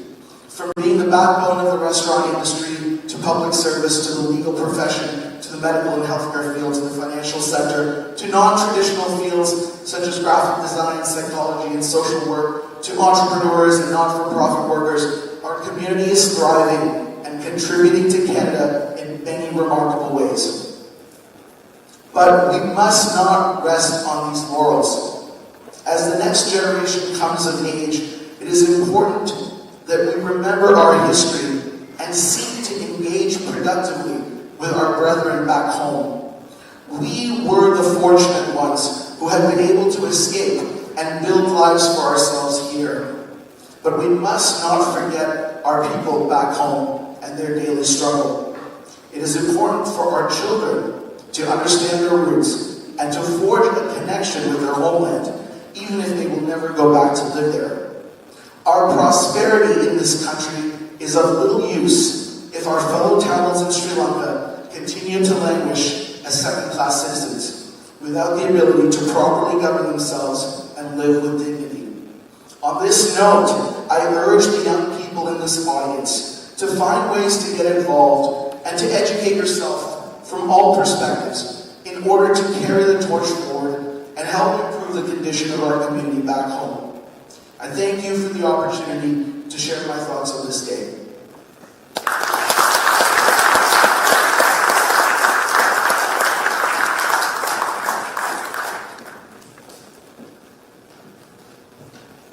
Thank you so much, Raji, for providing that unique perspective. In closing, everyone, I would like to call upon Sivan Alambo, who is a chartered professional accountant. He is currently an associate partner at Ernst & Young and was named a CPA Ontario 2021 Fellow. In addition to a successful professional career, Alambo has been active in the community in various leadership roles, including his role as past president of the Canadian Tamil Congress.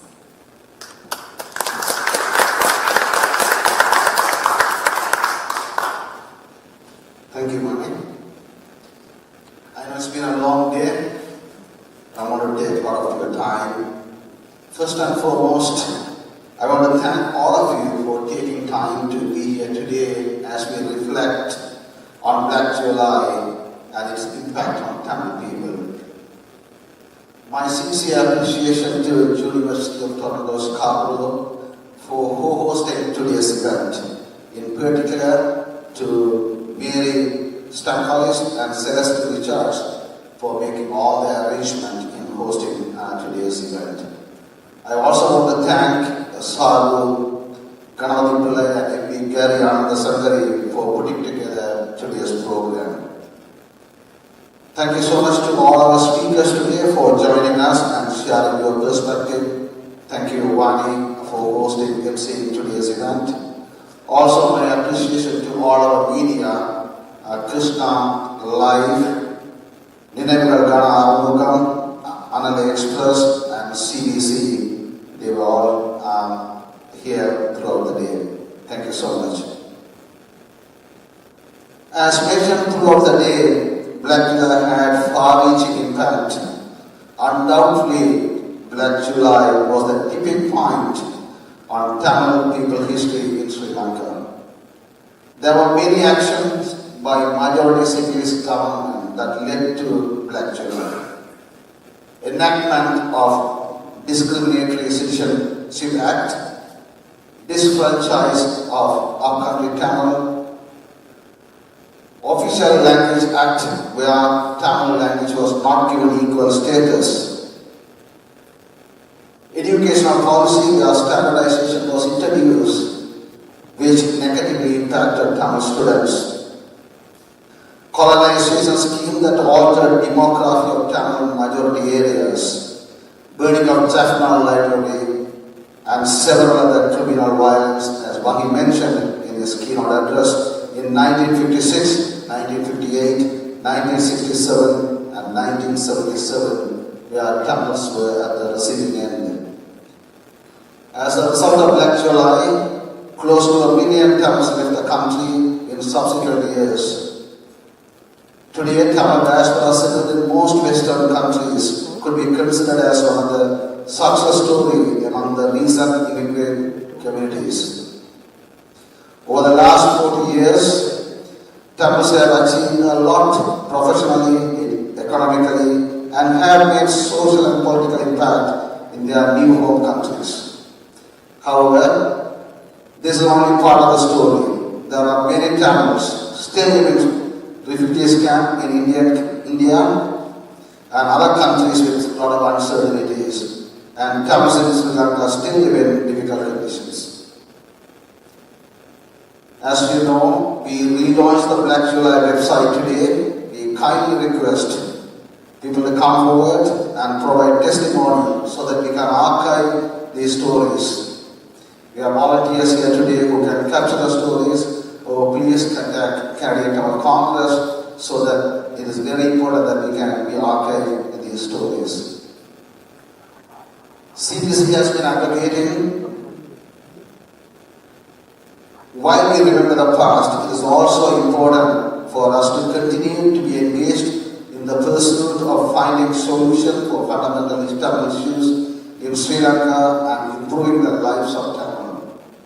CBC has been advocating for justice and accountability for war crime and crime against humanity committed in Sri Lanka, locally and internationally, and we will continue to do that until there's a solution where Tamils and other communities can live in with peace and dignity in Sri Lanka. This year also marks the 200th anniversary of Upcountry Tamil brought to Sri Lanka to work on TN Rabai State, and their living conditions have not improved. This year's Canadian Tamil Congress walkathon proceeds will go towards supporting the Upcountry Tamils, and we invite all of you to join us at the Tamil Canadian Walk in September. Once again, thank you all for joining us today, and we encourage all of you to join us in our efforts in